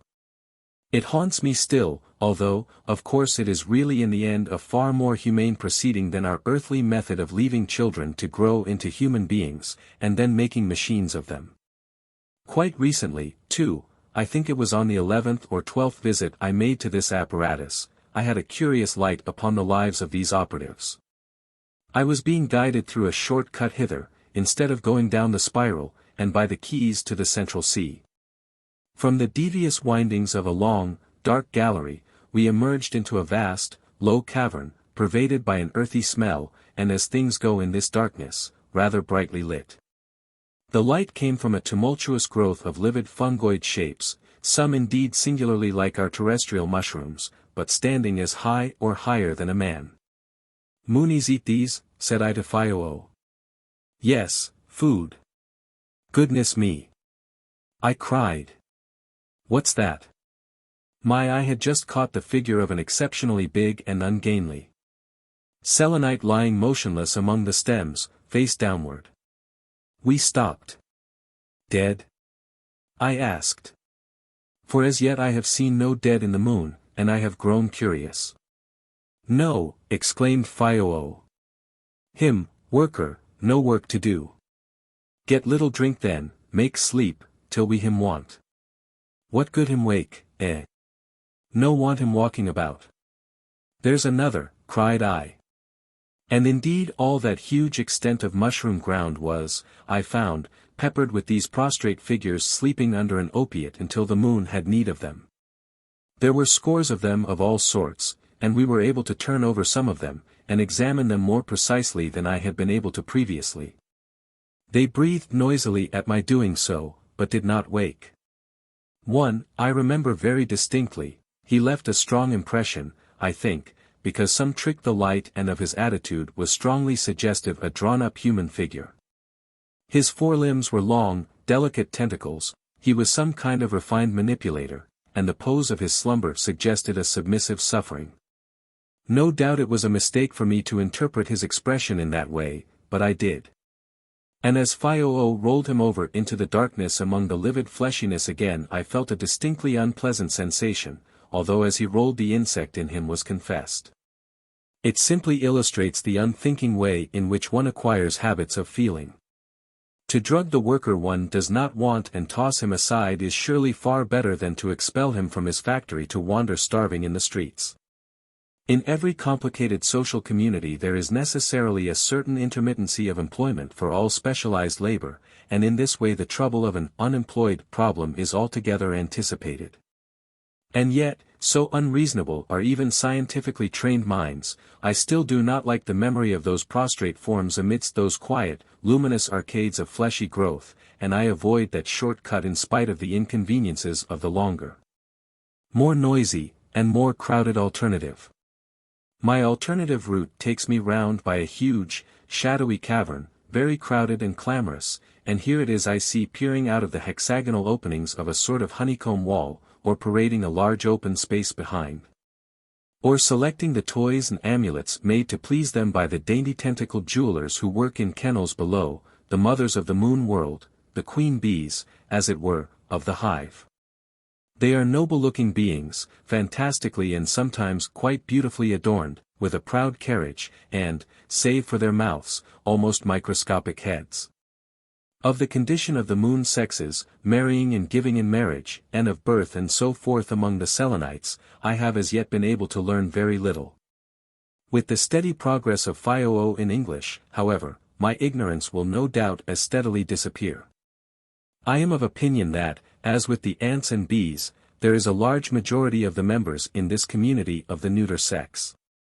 Of course on earth in our cities there are now many who never live that life of parentage which is the natural life of man. Here, as with the ants, this thing has become a normal condition of the race, and the whole of such replacement as is necessary falls upon this special and by no means numerous class of matrons, the mothers of the moon world. Large and stately beings beautifully fitted to bear the larval Selenite. Unless I misunderstand an explanation of Fioo's, they are absolutely incapable of cherishing the young they bring into the moon. Periods of foolish indulgence alternate with moods of aggressive violence, and as soon as possible the little creatures, who are quite soft and flabby and pale-colored, are transferred to the charge of celibate females, women, workers, as it were, who in some cases possess brains of almost masculine dimensions. Just at this point, unhappily, this message broke off. Fragmentary and tantalizing as the matter constituting this chapter is, it does nevertheless give a vague, broad impression of an altogether strange and wonderful world, a world with which our own may have to reckon we know not how speedily. This intermittent trickle of messages, this whispering of a record needle in the stillness of the mountain slopes, is the first warning of such a change in human conditions as mankind has scarcely imagined heretofore. In that satellite of ours there are new elements, new appliances, traditions, an overwhelming avalanche of new ideas, a strange race with whom we must inevitably struggle for mastery, gold as common as iron or wood. Chapter 25. The Grand Lunar. The penultimate message describes, with occasionally elaborate detail, the encounter between Cavor and the Grand Lunar, who is the ruler or master of the moon. Cavor seems to have sent most of it without interference, but to have been interrupted in the concluding portion. The second came after an interval of a week. The first message begins, "At last I am able to resume this," it then becomes illegible for a space, and after a time resumed in mid-sentence. The missing words of the following sentence are probably, "the crowd." There follows quite clearly, "grew ever denser as we drew near the palace of the Grand Lunar," if I may call a series of excavations a palace. Everywhere faces stared at me, blank, chitinous gapes and masks, eyes peering over tremendous olfactory developments, eyes beneath monstrous forehead plates. An undergrowth of smaller creatures dodged and yelped, and helmet faces poised on sinuous, long-jointed necks appeared craning over shoulders and beneath armpits. Keeping a welcome space about me marched a cordon of stolid, scuttle-headed guards, who had joined us on our leaving the boat in which we had come along the channels of the Central Sea. The quick-eyed artist with the little brain joined us also, and a thick bunch of lean porter insects swayed and struggled under the multitude of conveniences that were considered essential to my state. I was carried in a litter during the final stage of our journey. This litter was made of some very ductile metal that looked dark to me, meshed and woven, and with bars of paler metal, and about me as I advanced there grouped itself a long and complicated procession. In front, after the manner of heralds, marched 4 trumpet-faced creatures making a devastating bray. And then came squat, resolute moving ushers before and behind, and on either hand a galaxy of learned heads, a sort of animated encyclopedia, who were, Phi-Oo explained, to stand about the Grand Lunar for purposes of reference. Not a thing in lunar science, not a point of view or method of thinking, that these wonderful beings did not carry in their heads. Followed guards and porters, and then Phi-Oo's shivering brain borne also on a litter. Then came Tsi Puff in a slightly less important litter, then myself on a litter of greater elegance than any other, and surrounded by my food and drink attendants. More trumpeters came next, splitting the ear with vehement outcries, and then several big brains, special correspondents one might well call them, or historiographers, charged with the task of observing and remembering every detail of this epoch-making interview. A company of attendants, bearing and dragging banners and masses of scented fungus and curious symbols, vanished in the darkness behind. The way was lined by ushers and officers in caparisons that gleamed like steel, and beyond their line, so far as my eyes could pierce the gloom, the heads of that enormous crowd extended. I will own that I am still by no means indurated to the peculiar effect of the Selenite appearance, and to find myself, as it were, adrift on this broad sea of excited entomology was by no means agreeable. Just for a space I had something very like what I should imagine people mean when they speak of the horrors. It had come to me before in these lunar caverns, when on occasion I have found myself weaponless and with an undefended back, amidst a crowd of these Selenites, but never quite so vividly. It is, of course, as absolutely irrational a feeling as one could well have, and I hope gradually to subdue it. But just for a moment, as I swept forward into the welter of the vast crowd, it was only by gripping my litter tightly and summoning all my willpower that I succeeded in avoiding an outcry or some such manifestation. It lasted perhaps 3 minutes, then I had myself in hand again. We ascended the spiral of a vertical way for some time, and then passed through a series of huge halls dome-roofed and elaborately decorated. The approach to the Grand Lunar was certainly contrived to give one a vivid impression of his greatness. Each cavern one entered seemed greater and more boldly arched than its predecessor. This effect of progressive size was enhanced by a thin haze of faintly phosphorescent blue incense that thickened as one advanced, and robbed even the nearer figures of clearness. I seemed to advance continually to something larger, dimmer, and less material. I must confess that all this multitude made me feel extremely shabby and unworthy. I was unshaven and unkempt, I had brought no razor. I had a coarse beard over my mouth. On earth I have always been inclined to despise any attention to my person beyond a proper care for cleanliness. But under the exceptional circumstances in which I found myself, representing, as I did, my planet and my kind, and depending very largely upon the attractiveness of my appearance for a proper reception, I could have given much for something a little more artistic and dignified than the husks I wore. I had been so serene in the belief that the moon was uninhabited as to overlook such precautions altogether. As it was I was dressed in a flannel jacket, knickerbockers, and golfing stockings, stained with every sort of dirt the moon offered, slippers, of which the left heel was wanting, and a blanket, through a hole in which I thrust my head. These clothes, indeed, I still wear. Sharp bristles are anything but an improvement to my cast of features, and there was an unmended tear at the knee of my knickerbockers that showed conspicuously as I squatted in my litter. My right stocking, too, persisted in getting about my ankle.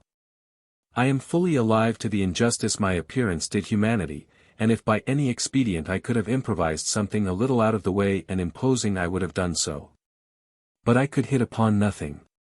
I did what I could with my blanket, folding it somewhat after the fashion of a toga, and for the rest I sat as upright as the swaying of my litter permitted.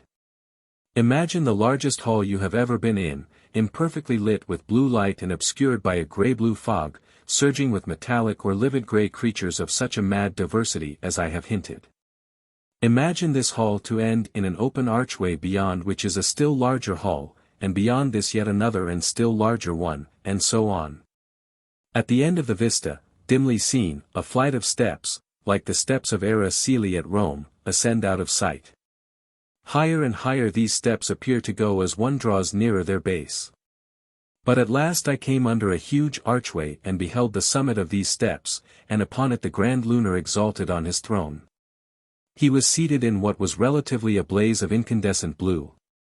This, and the darkness about him gave him an effect of floating in a blue-black void. He seemed a small, self-luminous cloud at first, brooding on his somber throne. His brain case must have measured many yards in diameter. For some reason that I cannot fathom, a number of blue searchlights radiated from behind the throne on which he sat, and immediately encircling him was a halo. About him, and little and indistinct in this glow, a number of body servants sustained and supported him, and overshadowed and standing in a huge semicircle beneath him were his intellectual subordinates. His remembrancers and computators and searchers and servants, and all the distinguished insects of the court of the moon. Still lower stood ushers and messengers, and then all down the countless steps of the throne were guards, and at the base, enormous, various, indistinct, vanishing at last into an absolute black.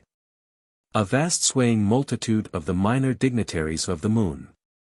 Their feet made a perpetual scraping whisper on the rocky floor, as their limbs moved with a rustling murmur. As I entered the penultimate hall, the music rose and expanded into an imperial magnificence of sound, and the shrieks of the newsbearers died away. I entered the last and greatest hall. My procession opened out like a fan. My ushers and guards went right and left, and the three litters bearing myself and Phioo and Tsi Puff marched across a shiny darkness of floor to the foot of the giant stairs. Then began a vast throbbing hum, that mingled with the music. The two Selenites dismounted, but I was bidden remain seated, I imagine as a special honor. The music ceased, but not that humming, and by a simultaneous movement of 10,000 respectful heads my attention was directed to the unhallowed supreme intelligence that hovered above me. At first, as I peered into the radiating glow, this quintessential brain looked very much like an opaque, featureless bladder with dim, undulating ghosts of convolutions writhing visibly within. Then beneath its enormity and just above the edge of the throne one saw with a start minute elfin eyes peering out of the glow. No face, but eyes, as if they peered through holes. At first I could see no more than these two staring little eyes, and then below I distinguished the little dwarfed body and its insect-jointed limbs shriveled and white. The eyes stared down at me with a strange intensity, and the lower part of the swollen globe was wrinkled. Ineffectual-looking little hand tentacles steadied this shape on the throne. It was great. It was pitiful. One forgot the hall and the crowd. I ascended the staircase by jerks. It seemed to me that this darkly glowing brain case above us spread over me, and took more and more of the whole effect into itself as I drew nearer. The tiers of attendants and helpers grouped about their master seemed to dwindle and fade into the night. I saw that shadowy attendants were busy spraying that great brain with a cooling spray, and patting and sustaining it. For my own part, I sat gripping my swaying litter and staring at the grand Lunar, unable to turn my gaze aside.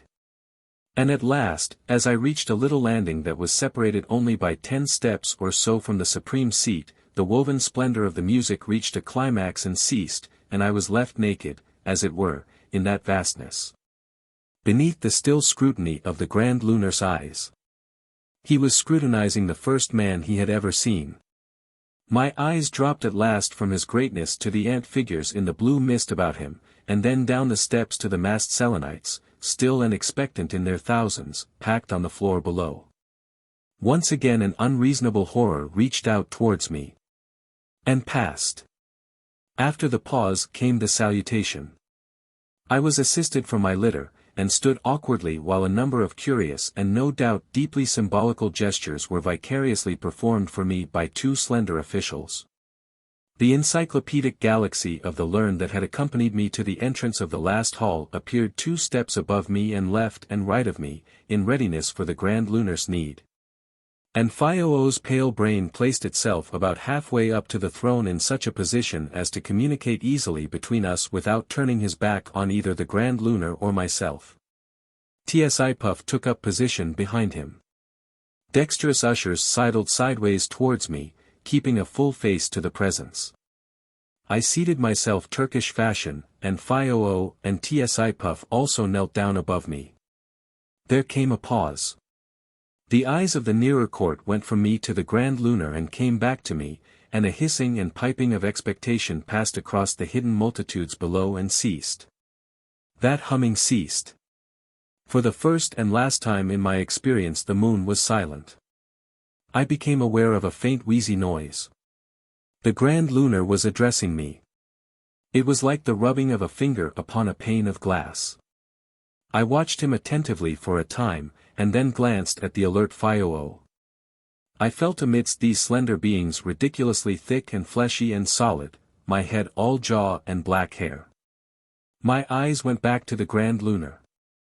He had ceased. His attendants were busy, and his shining superficies was glistening and running with cooling spray.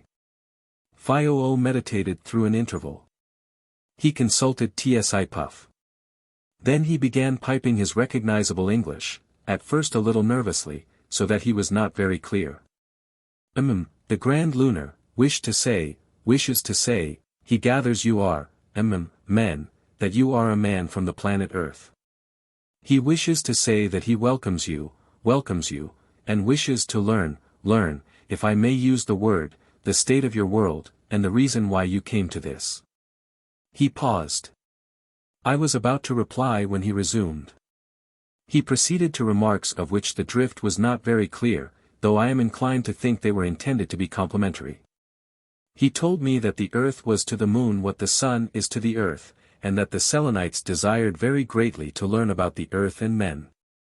He then told me, no doubt in compliment also, the relative magnitude and diameter of earth and moon, and the perpetual wonder and speculation with which the Selenites had regarded our planet.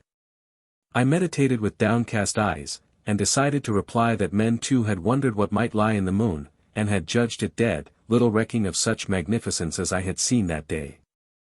The grand Lunar, in token of recognition, caused his long blue rays to rotate in a very confusing manner, and all about the great hall ran the pipings and whisperings and rustlings of the report of what I had said.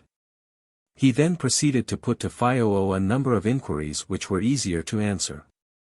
He understood, he explained, that we lived on the surface of the earth, that our air and sea were outside the globe. The latter part, indeed, he already knew from his astronomical specialists. He was very anxious to have more detailed information of what he called this extraordinary state of affairs, for from the solidity of the earth there had always been a disposition regarded as uninhabitable. He endeavored first to ascertain the extremes of temperature to which we earth beings were exposed, and he was deeply interested by my descriptive treatment of clouds and rain. His imagination was assisted by the fact that the lunar atmosphere in the outer galleries of the night side is not infrequently very foggy. He seemed inclined to marvel that we did not find the sunlight too intense for our eyes, and was interested in my attempt to explain that the sky was tempered to a bluish color through the refraction of the air. Though I doubt if he clearly understood that. I explained how the iris of the human eyes can contract the pupil and save the delicate internal structure from the excess of sunlight, and was allowed to approach within a few feet of the presence in order that this structure might be seen. This led to a comparison of the lunar and terrestrial eyes. The former is not only excessively sensitive to such light as men can see, but it can also see heat, and every difference in temperature within the moon renders objects visible to it. The iris was quite a new organ to the grand Lunar. For a time he amused himself by flashing his rays into my face and watching my pupils contract. As a consequence, I was dazzled and blinded for some little time. But in spite of that discomfort I found something reassuring by insensible degrees in the rationality of this business of question and answer. I could shut my eyes, think of my answer, and almost forget that though the grand Lunar has no face. When I had descended again to my proper place, the Grand Lunar asked how we sheltered ourselves from heat and storms, and I expounded to him the arts of building and furnishing. Here we wandered into misunderstandings and cross-purposes, due largely, I must admit, to the looseness of my expressions. For a long time I had great difficulty in making him understand the nature of a house. To him and his attendant Selenites it seemed, no doubt, the most whimsical thing in the world that men should build houses when they might descend into excavations. And an additional complication was introduced by the attempt I made to explain that men had originally begun their homes in caves, and that they were now taking their railways and many establishments beneath the surface. Here I think a desire for intellectual completeness betrayed me. There was also a considerable tangle due to an equally unwise attempt on my part to explain about mines. Dismissing this topic at last in an incomplete state, the Grand Lunar inquired what we did with the interior of our globe. A tide of twittering and piping swept into the remotest corners of that great assembly when it was at last made clear that we men know absolutely nothing of the contents of the world upon which the immemorial generations of our ancestors had been evolved. 3 times had I to repeat that of all the 4,000 miles of distance between the earth and its center men knew only to the depth of a mile, and that very vaguely.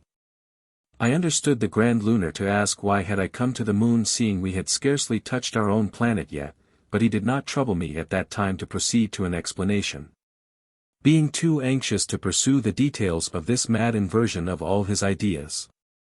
He reverted to the question of weather, and I tried to describe the perpetually changing sky, and snow, and frost and hurricanes. But when the night comes, he asked, is it not cold? I told him it was colder than by day. And does not your atmosphere freeze? I told him not, that it was never cold enough for that, because our nights were so short. Not even liquefy? I was about to say no, but then it occurred to me that one part at least of our atmosphere, the water vapor of it, does sometimes liquefy and form dew. And sometimes freeze and form frost, a process perfectly analogous to the freezing of all the external atmosphere of the moon during its longer night. I made myself clear on this point, and from that the Grand Lunar went on to speak with me of sleep. For the need of sleep that comes so regularly every 24 hours to all things is part also of our earthly inheritance. On the moon they rest only at rare intervals, and after exceptional exertions. Then I tried to describe to him the soft splendors of a summer night, and from that I passed to a description of those animals that prowl by night and sleep by day. I told him of lions and tigers, and here it seemed as though we had come to a deadlock. For, save in their waters, there are no creatures in the moon not absolutely domestic and subject to his will, and so it has been for immemorial years. They have monstrous water creatures, but no evil beasts, and the idea of anything strong and large existing outside in the night is very difficult for them. The record is here too broken to transcribe for the space of perhaps 20 words or more. He talked with his attendants, as I suppose, upon the strange superficiality and unreasonableness of man, who lives on the mere surface of a world, a creature of waves and winds, and all the chances of space. Who cannot even unite to overcome the beasts that prey upon his kind, and yet who dares to invade another planet. During this aside I sat thinking, and then at his desire I told him of the different sorts of men. He searched me with questions. And for all sorts of work you have the same sort of men. But who thinks? Who governs? I gave him an outline of the democratic method. When I had done he ordered cooling sprays upon his brow, and then requested me to repeat my explanation conceiving something had miscarried. Do they not do different things, then? Said Fioo. Some, I admitted, were thinkers and some officials, some hunted, some were mechanics, some artists, some toilers. But all rule, I said. And have they not different shapes to fit them to their different duties? None that you can see, I said, except perhaps, for clothes. Their minds perhaps differ a little, I reflected. Their minds must differ a great deal, said the Grand Lunar, or they would all want to do the same things. In order to bring myself into a closer harmony with his preconceptions, I said that his surmise was right. It was all hidden in the brain, I said, but the difference was there. Perhaps if one could see the minds and souls of men they would be as varied and unequal as the Selenites. There were great men and small men, men who could reach out far and wide, men who could go swiftly. Noisy, trumpet-minded men, and men who could remember without thinking. The record is indistinct for 3 words. He interrupted me to recall me to my previous statements. But you said all men rule, he pressed. To a certain extent, I said, and made, I fear, a denser fog with my explanation. He reached out to a salient fact. Do you mean, asked, that there is no grand earthly? I thought of several people, but assured him finally there was none. I explained that such autocrats and emperors as we had tried upon earth had usually ended in drink, or vice, or violence, and that the large and influential section of the people of the earth to which I belonged, the Anglo-Saxons, did not mean to try that sort of thing again. At which the Grand Lunar was even more amazed. But how do you keep even such wisdom as you have, he asked, and I explained to him the way we helped our limited. A word omitted here, probably, brains. With libraries of books. I explained to him how our science was growing by the united labors of innumerable little men, and on that he made no comment save that it was evident we had mastered much in spite of our social savagery, or we could not have come to the moon. Yet the contrast was very marked.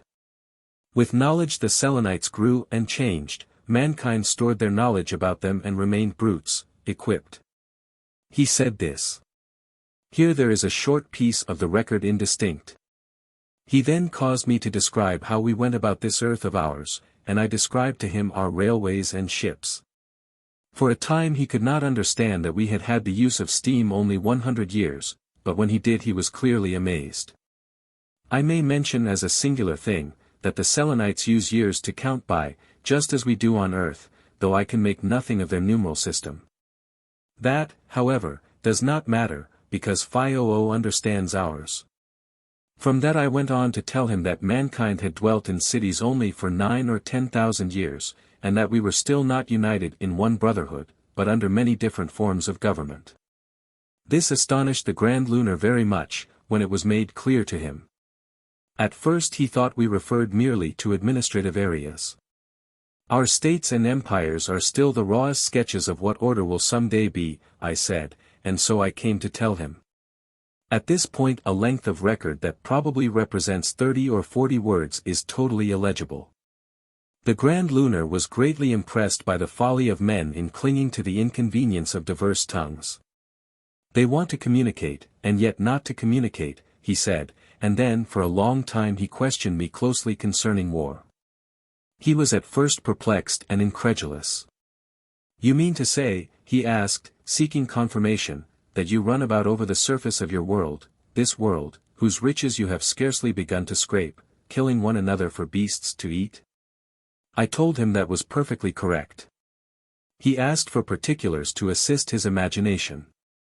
But do not ships and your poor little cities get injured?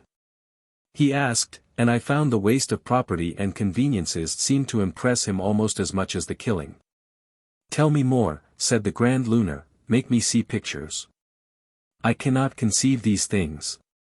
And so, for a space, though something loath, I told him the story of earthly war. I told him of the first orders and ceremonies of war, of warnings and ultimatums, and the marshalling and marching of troops. I gave him an idea of maneuvers and positions and battle joined. I told him of sieges and assaults, of starvation and hardship in trenches, and of sentinels freezing in the snow. I told him of routs and surprises, and desperate last stands and faint hopes, and the pitiless pursuit of fugitives and the dead upon the field. I told, too, of the past, of invasions and massacres, of the Huns and Tartars, and the wars of Mahomet and the Caliphs, and of the Crusades. And as I went on, and Phi-00 translated, and the Selenites cooed and murmured in a steadily intensified emotion. I told them an ironclad could fire a shot of a ton 12 miles, and go through 20 feet of iron, and how we could steer torpedoes under water. I went on to describe a Maxim gun in action, and what I could imagine of the Battle of Colenso. The Grand Lunar was so incredulous that he interrupted the translation of what I had said in order to have my verification of my account. They particularly doubted my description of the men cheering and rejoicing as they went into battle. But surely they do not like it, translated Fioo. I assured them men of my race considered battle the most glorious experience of life, at which the whole assembly was stricken with amazement. But what good is this war? Asked the Grand Lunar, sticking to his theme. Oh. As for good, said I, it thins the population. But why should there be a need? There came a pause, the cooling sprays impinged upon his brow, and then he spoke again. At this point a series of undulations that have been apparent as a perplexing complication as far back as Cavor's description of the silence that fell before the first speaking of the Grand Lunar become confusingly predominant in the record. These undulations are evidently the result of radiations proceeding from a lunar source. And their persistent approximation to the alternating signals of Cavor is curiously suggestive of some operator deliberately seeking to mix them in with his message and render it illegible. At first they are small and regular, so that with a little care and the loss of very few words we have been able to disentangle Cavor's message. Then they become broad and larger, then suddenly they are irregular, with an irregularity that gives the effect at last of someone scribbling through a line of writing. For a long time nothing can be made of this madly zigzagging trace.